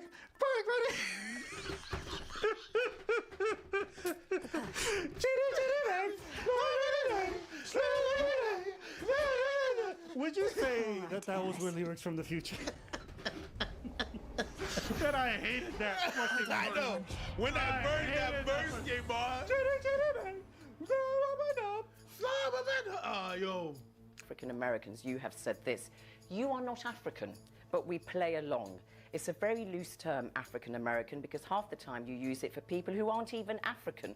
As long as you're black, they say African American. Even sturdier. I didn't deliver it like that. You're not doing my jokes justice. Okay, all right, yeah, I'm not. Yeah, exactly. You're bad at it, and you're taking shit out of context. Therefore, we can't have this conversation with you. You can't have a conversation, lady. If your points and everything that you're saying is always out of context. You're gonna take a joke and you're gonna change it. After there's a lot of things about comedy that makes comedy work. Okay? The context as we discussed is one of them. Intonation is another one. Right? Delivery is another one. The tone that you're gonna use is something that's the reference is gonna be something else. If you take all of that, you make it serious and you take it all that out of this context of comedy. You make it sound like so serious and you don't deliver it properly. There's no point having this conversation with you, lady. No point of being on BBC Hard Talk. Settle the 15. This whole interview, throw it out the garbage. This is not a real conversation. It's not. When people come from backgrounds where they're forced to walk on eggshells all the time, they don't know what it's like to interact with normal people or hear them talk. What this woman is doing from her high level of education, academic background, is coming into a world that she doesn't understand. You're talking about people who are performing in bars and clubs, okay, in front of a drunk crowd, everyone's rowdy, just letting loose, having fun. It's a different world. The way people communicate amongst each other, the looseness of it all, you need to understand that. Because, you know, when you work in a corporate environment, a simple joke can get you fired because somebody took it the wrong way. When you don't come from the same world, you look at it through your lens, you start clouding everything. Sarcasm doesn't really have a place in the workplace, right? That kind of humor, that kind of darkness doesn't have a place in academia in a lot of ways. You're not allowed. Trust me, there's literal policies. But now you're coming to a different place. The way he delivered that, right? He might have been playful with it. He might have been teasing the black audience that was present. You might be sarcastic with it. But if you deliver it in a flat tone, try reading a painting. Oh, is this a lady on the wall? No, c'est la Joconde. You know, it's not even just the painting. The era it was done in, who did it, what was the historical context of the time that they did it. All that matters to the painting. Oh, it's just bitches screaming on the boat. No, Van Gogh, bitch. Van Gogh, bitch. Calm down. No, but you see, that's... But I'm just asking, are they not African American? Here's what you're missing. I'm headed for the docks. What you're doing right now is the equivalent of me saying, now it's raining more than ever. I'll be here with you forever. You can always be my friend, standing under my umbrella. Ella, Ella, Ella, Ella, Ella, Ella, Ella, Ella, A. I seem like a mad person right now because I'm not doing everything that was within the context of the song Umbrella by Rihanna. When you were doing comedy merely by words, I spoke it. My eyes, my voice, my connection with an audience is completely different. People can see when you are being playful. People can see when you are saying something. So you're being playful about that. That you don't believe. That is what satire is, though. Fine. You're poking holes. So the point I'm trying to make is that there was a shift amongst the black American community to start calling themselves African American. They didn't want a definition by default, i.e. you were not white, so therefore you were black. Yes. They wanted to have a hyphenated identity that linked them with the continent of their ancestors. And therefore, when you say, oh, they're not really African, they're playing along, you cannot disconnect what you say from this debate that's really, captured the imagination. Thinking in 2014, Chimamanda Ngozi Adichie, the celebrated Nigerian author, she said that when she visited the US, she felt that her African-American classmate was annoyed with her because she didn't share their anger. And she said that she was not burdened herself by America's terrible racial history.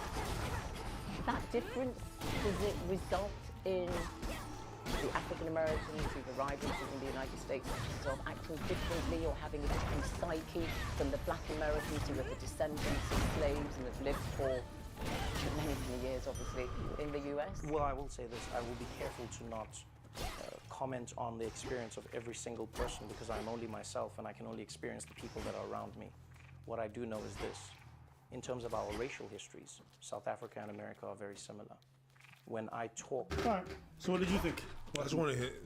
Don't be her. Let him finish. How many did you Just kidding, man. Yeah. So what do you think? She was obnoxious. I'd like to commend Trevor Noah for keeping this cool because she was pissing me the off. Just right from the start, just not letting. You really like the sound of your voice. You really do, lady. Like not letting him speak. Every time he had a point on you, like, oh, that's interesting. Blah blah blah blah blah blah. Like let him finish. Let him finish. It's just, yeah, they'll come for everything. They'll start here. They'll go for music very soon. They've been trying to go for video games. They're gonna try to police it all. They'll try to police every idea, everything that comes out of your mouth, and they'll try to make listen. Personally, I don't watch most stand-up comedies and think, oh my god, this is so profound. It's like really affected my worldview. No, I just go there, laugh, and I leave. Sometimes they might make like a single good point, but I'm not going there to have all my opinions changed. Okay. For these people who go to these comedy shows and be like, mind blowing. You're gonna vote for Hillary now? It's like, nigga, what I just said. Okay. Because sometimes when I travel to the South, they like shooting shotguns outside their truck. That's it. And I think it's funny. Who cares? Some of you motherfuckers need to lighten up. Y'all need to, I don't know, take the stick out your ass, okay? Go to a comedy show, buy a vibrator, pleasure yourself. Okay? And leave your company policy at your company. When you get off work, stay off work. Because some of you guys walk around like HR's looking over your shoulder and you're talking like it is too. Oh shit, if I laugh at this joke, I'm gonna get fired. Calm down. Not that deep. The same stuff that she's talking about right now is a lot of the same stuff you're hearing about Chappelle or other comedians in regards to what they can or can't say on stage. Oh my God, shut up. But anyways, that's just my thoughts. What do you think? I said what I said. Let us know what you guys think in the comments below. Yo, if that lady was interviewing me, I'd be like. But that's a show also. It is hard talk, so that's a show. You smoke weed? I know it's a show, but if you go on, I'd be like, wow, you really look smart, but you a dumb as fuck.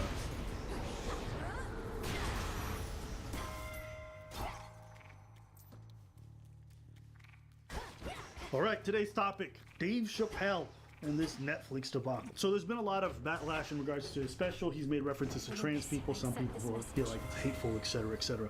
And there's been a lot of interesting responses. Joey Soloway, the creator of the Amazon series Transparent, saying this is gender violence, sharing his outrageous comedic humiliation in front of thousands of people, and then broadcasting it to hundreds of millions of people is infinitely amplified gender violence. I want trans representation on the Netflix board, a trans person on the effing Netflix board this fucking week. Okay. And you hear this a lot. People are feeling like what Dave Chappelle said is violence. Okay? And I don't know how to tell you guys this in any simpler terms, but in no way, shape, or form are words violence. They never have been, they never will be. Unless someone threatens you with violence, which is illegal, it's not violence. Sure, why not? Words are never going to be violence. Well, Abba, what he says leads to physical harm. Sure, maybe. Maybe you can make that case. A lot of things lead to physical harm in terms of words. Maybe you gossip about somebody. That could lead to physical harm. Maybe you give somebody too much stress when you yell at them. That could lead to physical harm.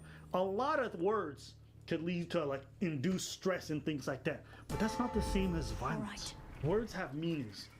And when you change that to suit whatever narrative you want, it has real world implications. When you tell people that their opinions are violence, you are inherently justifying a violent reaction. That's why you have goobers like Antifa who think it's perfectly acceptable to show up to places and keep them there. Why? Because their ideas are violent. We're devolving into a weird society where we're saying, oh, if you don't say what I like, that's violence. Yeah. Excuse me? Are you saying I assaulted you? What the f are you talking about? What is that? What does that even mean? Words are violent. Behaving or involving physical force intended to hurt, damage, or kill someone or something. You know, even if we grant you that what he's saying is hateful, even if we grant you that if we grant it, which I do not believe it's hateful, but you're entitled to view it however, it's subjective in that sense, okay? If you feel that way, it still doesn't qualify as violence. He was violent towards me. What happened? How did he hit you? No, he said a bunch of things that were terrible. That's not violent. I'm sorry. Okay? He said a bunch of things that you deem terrible. Exactly. And then they have another line, which I think is crazy, which is silence is violence. I heard that a lot. Silence is violence. So, if you say what I don't like, you're being violent. If you don't speak, you're being violent. At some point, we're gonna get to a point where it's like, either say exactly what I said, or it's violence. And this is how they're co-opting folks into thinking exactly what they want. You cannot not speak on an issue, right? If you not speak on that issue, you're being violent. You're being violent, or you're encouraging the oppression.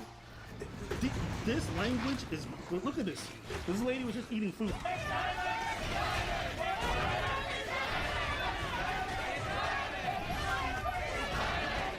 During the Black Lives Matter stuff, right?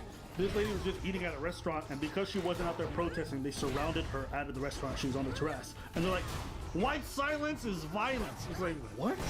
And I've heard that a lot. I've heard that a lot. Every time there's a tragedy. Well, you remember when that happened, when the Black Hat happened? The Black Hat happened, and there's a bunch of people that were not posting the Black Square. And what, by the way, the posting the Black Square was a blackout so that more black voices would be heard. But what it did was you just see Black Squared and all the black voices were submerged. But I digress. When people were not posting that Black Square, they went in the DM. I know it happened in the dance community. Why aren't you not? There's some people in the dance community came after the other people. Why aren't you not posting the Black Square? Because you can't not want to be involved in something. You can't not be knowledgeable about something and feel uninformed. You can't be unsure about anything. If you don't speak, you're engaging in violence. Think about the implications of that. You're engaging in violence. Just like when they don't even take into consideration. Sometimes a motherfucker's just tired. Coinage. Well, if you're tired, you're being violent. Nigga, what?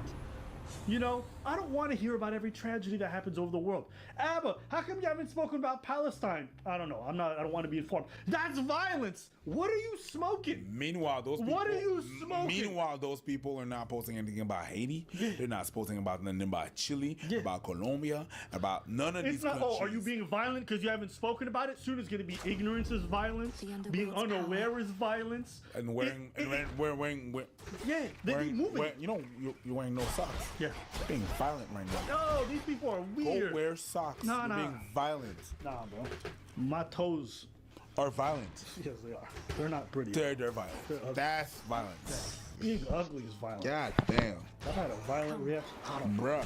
And I think why this is important in this conversation is that when we look at a stand-up comedian doing jokes, right, jokes that we may not agree with, or telling a story from a perspective we don't like, we don't try to engage anything with words anymore. They literally try to cancel. They said, get them deplatformed, take the money and give it to trans creators, right?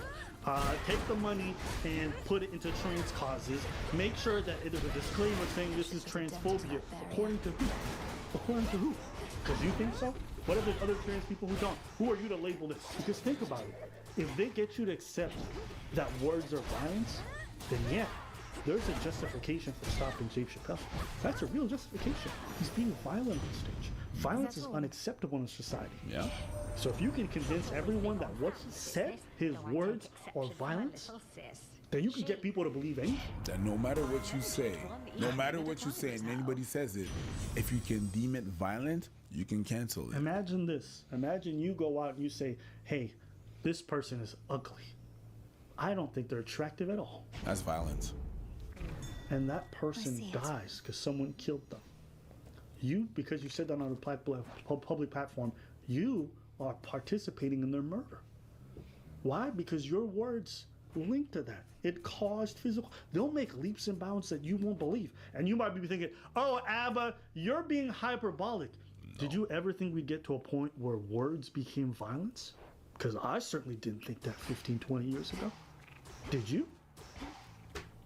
Am I crazy? No, you're violent.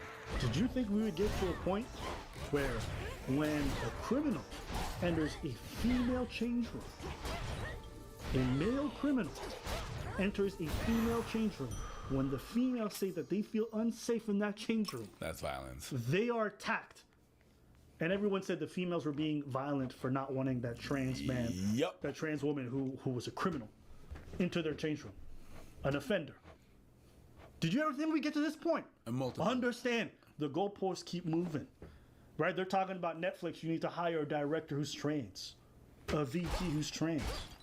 Wait, why? Now they're trying to tell companies how to run their shit, who they can or can't hire. This shit has gone mad. They're trying to create the untouchables, and that you can't mention us.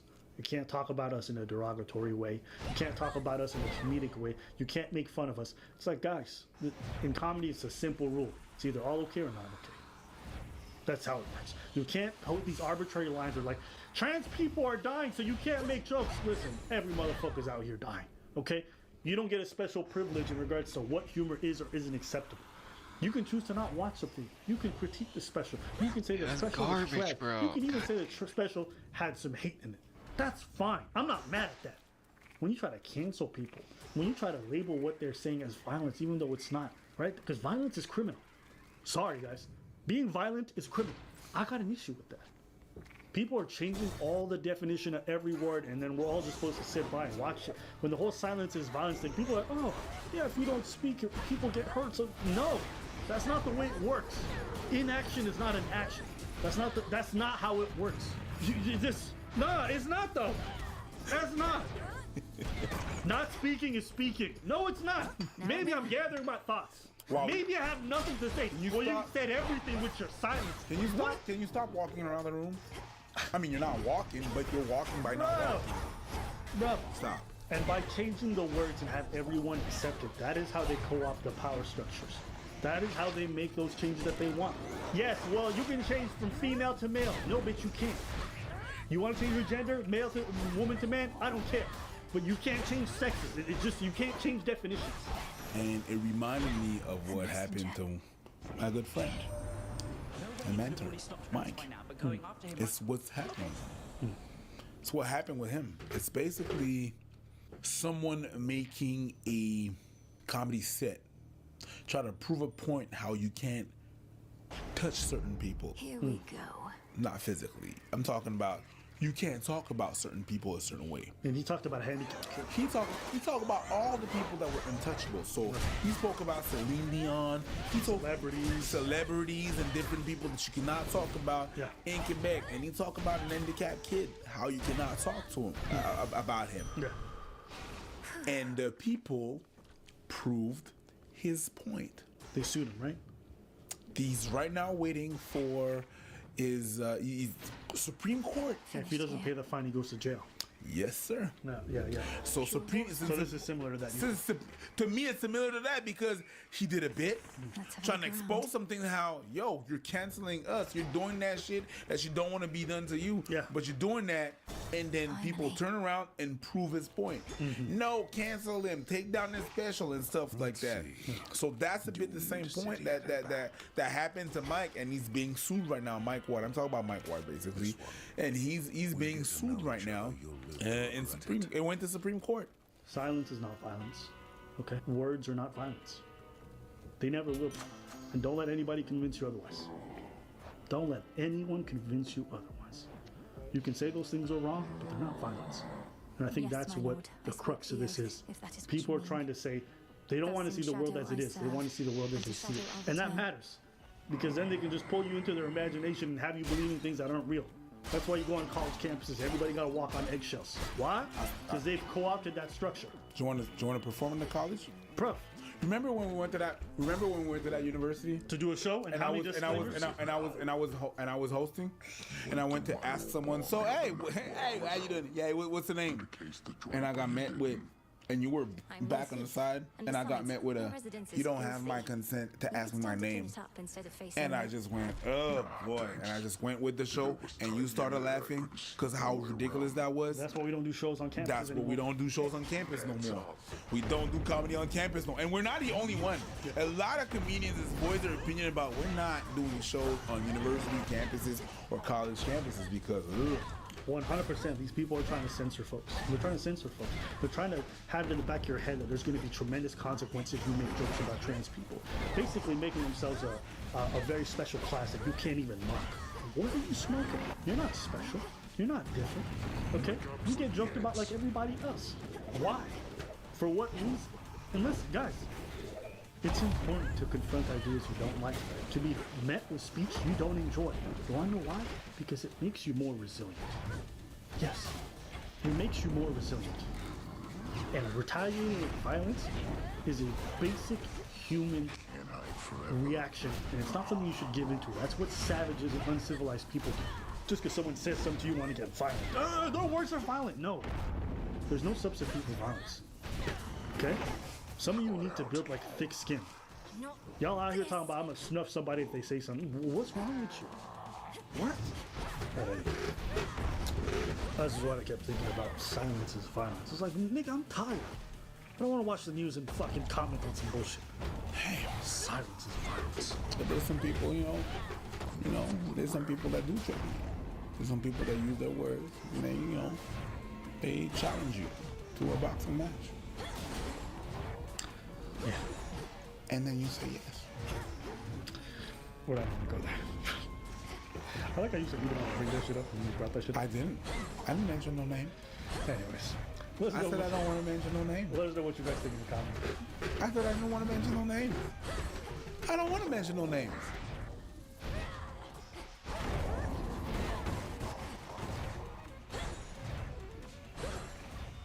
Do you want to know, like, YouTube's biggest problem? Is YouTube is the government, and it's like there's something wrong with the streets. Wow, that's a good point. You're convincing yourself that you're doing something, but you're not. It shocked me. Explain to me why I'm wrong, or fix it. How motivated are you by God? What is your most successful? How did you actually do that? Well, were you forced to actually think about the end of Vlogbrothers? Today on the Colin and Samir Show, we're joined by Hank Green. Hank started the channel Vlogbrothers back in 2007 with his brother John Green as a way to stay in touch when they lived in different states. 2,220 videos later, and Hank and John are still doing this experiment. It's allowed them to expand their creative endeavors and build companies like Complexly, which produces Crash Course and SciShow. Not to mention that he's a New York Times bestseller and also has like 8 million followers on TikTok. Most likely, if you hang out on the internet, Hank Green has explained something to you. Last year, Hank was diagnosed with a rare form of cancer called Hodgkin's lymphoma. And because Hank Green is Hank Green, he also wrote a comedy special throughout the experience, which Colin and I actually got to go see here in LA. This was a really special conversation for us to have on the show. Hank's seen YouTube since the beginning. He's launched companies, he's had successes, failures, and he has such a good perspective on the career of being a YouTube creator. This episode is sponsored by Kajabi. Kajabi is a platform where the average creator is making $40,000 a year through selling courses and memberships. It's also the platform that we use to launch our course, Creator Startup. Now, we built a course because we really enjoyed teaching, and we felt like it was a great way to take our knowledge and experience and offer it to our audience in a more structured learning environment. Creator Startup takes you through the 4 key pillars of building a creator business. And each module of the course comes with videos, worksheets, live sessions, and challenges that are all hosted on Kajabi. One of the best parts about launching a course on Kajabi is that it comes with a built-in community. So students can actually meet each other, ask questions, and chat about the curriculum. Kajabi is super easy and intuitive to use. From the templates we use to design the course, to the built-in email marketing that we use to sell the course, it allowed Colin and I to focus fully on the curriculum and the content. So if you want to explore launching a course, right now Kajabi is offering a 30-day free trial. Just go to kajabi.com/Colin and Samir. The link is in our description. All right, now for our conversation with Hank Green.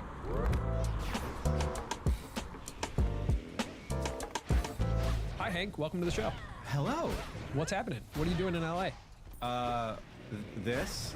other things like it. Mhm. But I'm here because I'm doing a little stand-up comedy tour. And now to set a course. Talking about cancer treatment in comedy form. Right. Okay. For an hour on stage. So the thought that I think all the time when I see your work, when I think about the things you do, even when I think about this trip to LA, is just how do you put out so much stuff? Even the fact that while you had cancer, you were continuing to put out work and wrote a comedy special during that time. Yeah. Yeah, I mean, I don't do this job because I need to. Yeah. You know, like I like there like the question of what compels a person to create is weird, and you know, it probably has good fuels and bad fuels in there. But when I was sick, I remember. All right, today's topic: Dave Chappelle and this Netflix debacle. So there's been a lot of backlash in regards to his special. He's made references to trans people, some people for. Okay. This might surprise you. I think that Hassan and us contribute to anti-trans sentiment. Possibly. Yes. But I think for like different reasons. Definitely, yeah. That's not surprising. Okay. So I'm taking time to reflect and think about this quite a lot, you know, because believe it or not, we don't just put out shit. We try to use our brains every now and then. Yeah, some of us think we just wake up, do YouTube, and go back to sleep. Today's topic, the whole trans topic, is an interesting one because most people don't interact with trans folks in their lives. By most studies that I've seen, trans people account for maybe 1% or less than that of the population. So it's not like it's a huge number of people.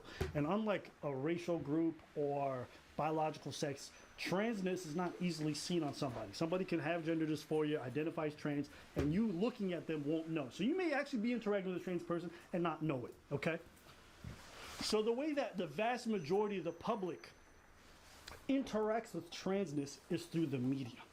Okay, the most polarizing, the most like extreme stuff, right? Because that's what the media does. The media is trying to get your emotions and your heartstrings going because the fact that that's what generates views to them. So everyone's takes are on polarizing issues. And in come everyone's favorite dinner topic, right? Trans women in sports. Okay, you might be wondering why trans women? Because trans men in sports are invisible, right? They don't win anything. Kind of like the USA soccer team. Okay. Fucking losers. All right, maybe those motherfuckers transition, they'd win some, but they don't. Out of my way. So this topic comes up. It's polarizing. It's super polarizing. And the people who are jumping on this topic are the most polarizing folks possible. They're going at it from every political angle. And so I see myself, and I'm commenting on this topic that's in the news because we cover trending topic, and this one especially. But I had to ask myself, why has this one in particular, for me, not for you nearly as much, but for me, stuck around? And you know what I realized? What you realize? What are you doing here? What stuck for you? This topic of trans women. Yeah, it really stuck. But more for me than for you. Oh, definitely. So I had to think about why we cover it and how that negatively impacts. Because if everyone is just seeing the most extreme stuff and they're hearing like, well, yes, trans women should be competing in sports, and trans women, if you disagree, you're a fucking bigot. Like, that's how people are internalizing trans. That's the only perception that they have most of the time, okay? Other than watching Euphoria or some shit. So, and we, go ahead. But we had a lot of trans people comment on that shit and be like, no, I agree with what they say. So a lot of people, there's a lot of trans people that agree with what we say, but that's not what we're gonna highlight. We're gonna highlight extremists. Not the level for the content. Yeah. There's some level-headed people who said a lot of interesting mild stuff, and we could have covered that. But we went for the fucking Adele is fat-phobic and transphobic because that shit makes your eye pop out. But it's not so much for the content because it makes your eye pop out. It's because there's a lot of proportion of people that actually think a certain way, and we might have to address that. Give me a sec, and I will. Content. To me, I'll tell you why this. Oh, this art isn't finished. This is a sketch art for sure. We live in this city, which is let me. I can quit in the middle and resume. Hold on. We also work in a field in the arts that also leans left. Super left. Okay? Super left. So my entire life, I've always been surrounded by the left. I've always identified in terms of like what I vote for, be it socialized healthcare, social programs for those who are in need, in terms of like taxation for people who make a certain income and keeping that high to be able to fund a lot of stuff. I'm for a lot of these policies, right? And even socially, I'm on board with most of it. But this is a matter between gods. But I've also witnessed over the last maybe decade or so how the side that I've always identified with has engaged in a lot of weird censorship, sanctioned violence, and just overall behavior that I find extremely reprehensible.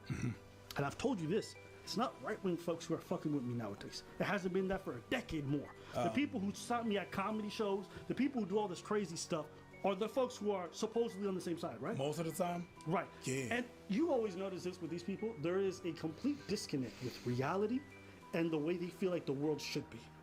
Right? That is a consistent theme. When they're telling black folks you can't talk about your experience because I, as a white woman, feel like that's racist. It's like, bitch, who you telling me what black people can or can't say? Traumatizing. Like, you for me. guys went from like fighting for niggas to try to tell niggas how to fight for themselves. That's what Hassan does oftentimes too. No. White women went. You're just a trans person. You are just a trans person.